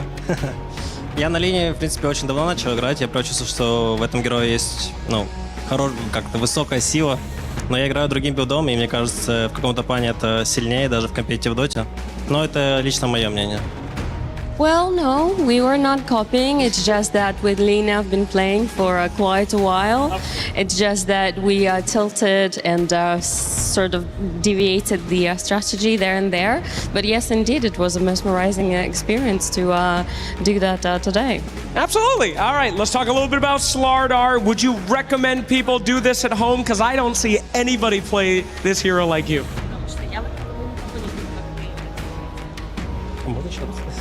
Просто да, рекомендуется дома это делать, потому что я, честно говоря, никогда так не делаете это здесь. Ну, лично я ненавижу этого героя, но нашей команде он подходит, и вроде у нас получается с ним побеждать, так что why not? Honestly speaking, I hate this hero. No! But without that hero, our team can win, so that's why we are using him for sure. Dang, sometimes you gotta do what you hate for victory. Fair enough. All right. Well, we saw Vici earlier today. We saw their 2-0. Now we saw your 2-0. You're up against them next. Very similar series. What do you think is going to happen in the next one? Is it going to be another 2-0, or will they present a challenge? We just destroy them. You will destroy them! I don't need a translation for that! All right! Ladies and gentlemen, give it up. One of the best mids in the world, GPK. Thank you so much. And let's get your team up here, gentlemen. It is time. Don't leave. I need you. You must stay. We got a key to crush, my friend. Come on up. Come on up. Now, one of you has to be the key crusher. Who would it like? Oh, yeah, let's go, baby. Who's crushing this key? Who's it going to be? We can even give it to our boy over here. No. GPK, you crushing? Yeah. Yeah, boy, let's go. It's time for the crushing. Open the doors. Nigma Galaxy's time has come to an end. The copium flows upon the floor as it dissolves as quickly as it came. Ladies and gentlemen, Mr. GPK, please, to our keymaster, gather around as best you can, boys. We're about to see Nigma go down. Hit it, my friend. Here comes the crush. Hopes, dreams. The world weeps, and they say, yeah, baby, all the way. Oh, hell yeah. There we are. Let it go. You got it. Let it go. You're killing them. Thank you. Oh, fantastic. Okay, like a fine wine, we shall present the key to you. You must say yes. It is crushed enough for your expectations. Crush them in real life, just like in the game. Go ahead, please inspect the key. Is it crushed enough? Good? Nice. Nice! All right, fantastic. Ladies and gentlemen, goodbye to Nigma Galaxy. Hello to BBT. Moving on. Let's give it one more time for the boys. There we go. And we'll shoot it back to the panel. A dominant 2-0 here on the main stage. BBT move forward, guaranteed top 4 here at EWC for Dota 2. They will have Vici Gaming to go up against next. But let's break down this game we just witnessed, because it was a more even draft, which is what we wanted from Nigma Galaxy. And still, it's BBT that dominated this game. Yeah, I think we just saw two different caliber of teams today. Obviously, Nigma lost the series, and I don't feel like we saw them at their best, but I also think BB Team did show their absolute best that they've been working towards this entire year, and it's nice to see a team that has historically done well during the regular season that's now ramping up at the right time. It seems like they've fixed some classic issues for them, Mira. Yeah, and I like that they came in today with very clear ideas, and things that we didn't maybe see them do before, like the Naga Siren, and with their vision, they were able to execute it very well and very easily. In fact, it looked almost too easy in that game too, because the draft was a bit more even, but it did feel like they always had that one step in that mid game over Team Nigma, and you wouldn't expect it to be that way potentially, especially if there's a Timbersaw in the game versus that kind of heroes, but wasn't even close.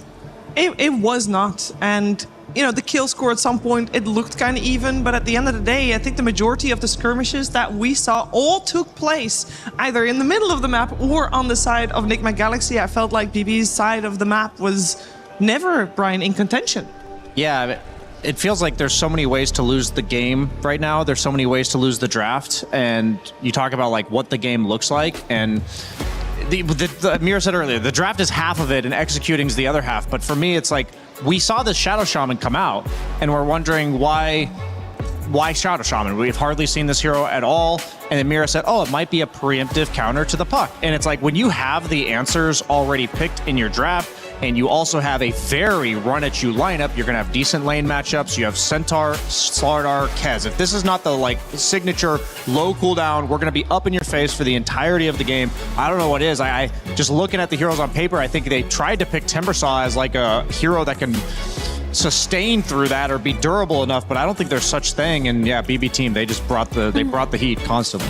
They made some really great plays too off the back of GPK Slardar, and he said in the interview he doesn't like playing the hero so much, but he'll do it for his team, and it was super valuable in this game because this Timbersaw that we talked about is like the one strong hero in Nigma's draft. At some point, he was just getting blink stunned by the Slardar, killed by that Kez, or blink stunned by the Centaur, and just getting that damage amped so much by Slardar's ulti that we couldn't really feel his presence in that early game, and then that cascaded into them just feeling really weak in the mid game on Nigma.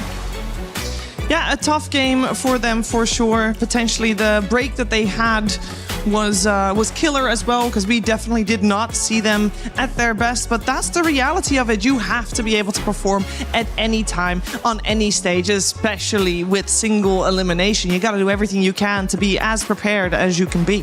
Yeah, I also think it's a bit of that extra flair of creativity. It's a combination of, it's like, yeah, GBK said they didn't steal it, but they weren't picking Lina earlier on in this event, and that means you have to be able to kind of take inspiration from what other teams are doing. And also, it's like GPK's always played Lina historically. It's not like he learned the hero for the sake of the game that he won today. It's this extra layer on top of the meta that we always talk about. You have a long group stage. You're already on like the 4th day of the playoffs, and the teams that I've been seeing winning, especially Vici Gaming with the upset earlier and BB Team as well, is they just seem to have that extra spark of creativity, the one little curveball that the other team didn't really factor in, and it just played a huge role in the draft. Yeah, you said, Brian, during the draft, you know, when the Centaur came out, this is for you the hero that is very much shaping the tournament, but there's another hero on the rise that is very much shaping this tournament. We saw yesterday Malady crush on it. I'm talking about the Undying. I believe there's a couple Undying clips that you want to highlight specifically because of this. Yeah, I want to talk about the fact that teams like BB Team, they always have answers to what the other team is doing. In this game, we felt like Nigma Galaxy did not have answers. So in this first clip, you're just going to see that they're Fiends gripping the Slardar here, and there's a tombstone at the bottom of our screen. And this is meant to be a 3-man gang from Nigma Galaxy, but meantime, instead of being able to focus the Slardar, they feel like they have to back off and instead retreat. You have the Centaur, obviously, to stampede and take him to safety, get safe in position to lock down Lornoff on the puck.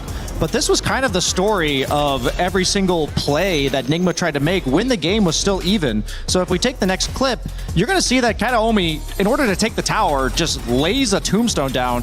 And I'm just going to fast forward a little bit through this as like Nigma Galaxy, they just avoid the tombstone entirely. They're lingering, they're lingering, they're lingering. They're going to wait for that tombstone to finally end, and they're like, okay, I guess we're now allowed to go. And they do manage to get the kill on Miro, but this is kind of the fight scenario that they're in, and this is a problem being posed by a 5-position hero, not a core.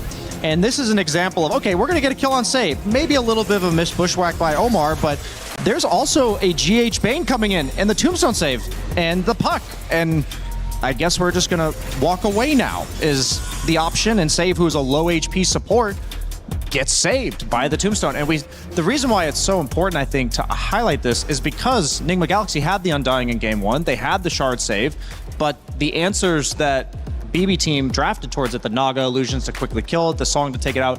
It's just such a difference on paper when you naturally have those answers within the abilities of the heroes. You don't have to itemize around it or anything like that. And he did all of that while also setting up his safe laner for success. Of course. We did also choose an MVP, and it is that safe laner. You got to give it to Kiritich in this series. Great Kez, great Naga Siren performance, Effie, well deserved. Yeah, he played fantastically on that Kez. At some point, the game looked kind of stable in terms of how the lanes went, but the second Kiritich joined on his Kez, when he TP'd mid and got the fight, we're like, okay, he entered the game. And after that, it felt like any play that they made with their double blink setups in the Centaur, in the Slardar, Kiritich was there to dish out the damage. And this is a hero that I would say is in his like top 3 carry heroes, period. So you have to think about this Kez coming in. It's scary. And now you have to think about the Naga if you're a team that likes to run summons and likes to run Lycans and Beastmasters. Yeah, I like Kiritich a lot. He kind of reminds me of Crystallis in the sense that he has these like signature heroes. Like he even picked Bloodseeker during the group stage. He'll just whip them out when it feels like a good game for them and he thinks it enables the team in some way. And then he also has like his meta staples that he's just gonna go to when it's just a good hero in the game, and he needs to be the one blind picking and setting up GPK. And this is Sumail, like, as well as Divine Llama, like all these meat shields that are supposed to be tanky strength heroes, they just don't look like it. Sorry, I just watched Bane get one tapped. Like that's the life that. That's the life. Yeah, that is what happens. But this game, like as it progressed, it did feel like which team had the tankier heroes could take fights more easily. There was a double heart. There was one on the Slardar and there was one on the Centaur, and they were able to get gone on by the Tiny and then disengage pretty comfortably. Shout out to the cart as well from the Centaur. But they disengaged and they were able to go back in, whereas every time Nigma were gone on, the disengage was just the end of it. There was not really a comfortable way for them to kite around and take that fight. Yeah, and just like that, we are losing one more team. Nigma Galaxy get eliminated here, and for some final words on the team, we're heading over to GH. Hello, I'm here with GH of Nigma Gaming. Guys, had a tough 2-0 right now. How you feeling? Feeling good. Excited to be here. Oh. Okay. No bad feelings? You didn't expect to go farther? Just... Of course, we would have wished to go further, but, you know, it is what it is. How do you feel like the break affected you guys? I've been talking about it with other players. Amar felt that he was upset that he didn't get to play for 5 days. It felt like it made them rustier. Maybe do you feel like that affected you guys at all? I wouldn't be able to say whether it affected us or not. It's a bit too random to quantify exactly what's the consequences of the break. Gotcha. All right. Okay, well, let's talk about the games a little bit. Game 1, you guys got that Naga Siren that you had to play against. What was that like? Because it felt like, at least the analysts were thinking, felt like the perfect pick in that position. Yeah, it was a really good pick, and it struggled us a bit, but I thought we had some good chances. Okay. Game number 2, Slardar lineup, tons of minus armor, physical damage. That game was definitely a lot closer. What do you think was like the crucial parts in the game that led to your loss? I think some team fights we didn't really execute them correctly, and then maybe a bit gameplay around the map was not ideal, so it cost us the game. Gotcha. Well, I know you're captain positive. You're always generally happy. What's your outlook for the next couple of weeks as you prepare for TI? I think we're going to take a small break for the moment, and then maybe in a week or so get back to the grind and then prepare harder for TI. Okay, well, that sounds great. Any words for the fans out there? I know they're very happy to see you here. Excited you guys have more tournaments coming up. Well, of course, thank you for the support as always. And I wish we can deliver more in the future. All right, well, thank you for joining me, GH, and good luck in your upcoming tournament. Thank you. I think coming top 8 here for Nigma Galaxy is also a great promise for going forward. This iteration of the roster hasn't been around for that long, so maybe they get eliminated here, but top 8 is still a very strong result, Brian. Yeah, I might be projecting a bit, but that was a less joyful looking GH than I'm used to seeing. Like, I know he was still remaining very positive, but I feel like I can tell in GH's way that loss did suck, quite frankly, that they wish to have gone further, and I'm sure they're happy to have been here, and they're happy with their group stage performance, but I just feel like there is more for this team to give than what we saw in this best of 2, and I think anybody in his position, and also as a spectator, that we were rooting for them, not because we don't like BB team, but because Nigma might have been back. But yeah, it was just hard to watch that interview because I think GH such a positive influence on the scene, and you tell it took a little bit out of him here. Yeah, but he mentioned they were going to take a break, which I think will be very good for them. Like, they qualified for TI, and that was quite the slugfest, and it taught them a lot, too. Here, they went 9-1 in their group, and, you know, losing to BB team, that's not anything to be ashamed of. They're such a strong team and could potentially make it all the way to the grand finals, and I think taking a break, resetting, you know, getting your reps in, maybe expanding your carry hero pool is going to help you a lot moving into TI. Very, very true. It does leave us with 4 teams here in Paris. The top 4 is known: Yandex, P-Vision, Vici Gaming, and now also BB Team joining that top 4, meaning we can already kind of gauge what potentially might happen, because we know guaranteed either BB Team or Vici is in the grand final. Same thing goes for Yandex and P-Vision. And I just want to quickly look ahead a little bit. Of course, tomorrow is when the semifinals will happen. Brian, your thoughts on them? My thoughts are that during the group stage, I thought Team Yandex and P-Vision were just far above all, like with the way that they were just absolutely destroying their groups. It wasn't just wins, they were absolutely manhandling everybody. So we talked about Team Yandex versus Team Spirit being like the potential quarter grand finals. I also think this is grand quarterfinals was what it was. I think this is basically the grand semifinals, and that's not trying to take away anything from BB versus Vici, but I do believe the winner of that series will inevitably be the underdog going into the finals. Well, we gotta touch upon BB versus Vici as well, because I think Vici Gaming already here, top 4 FE, it's a success story. It is a success story. I'm so excited. I mean, XM mid-slurk today, enough said. Like, they're feeling themselves.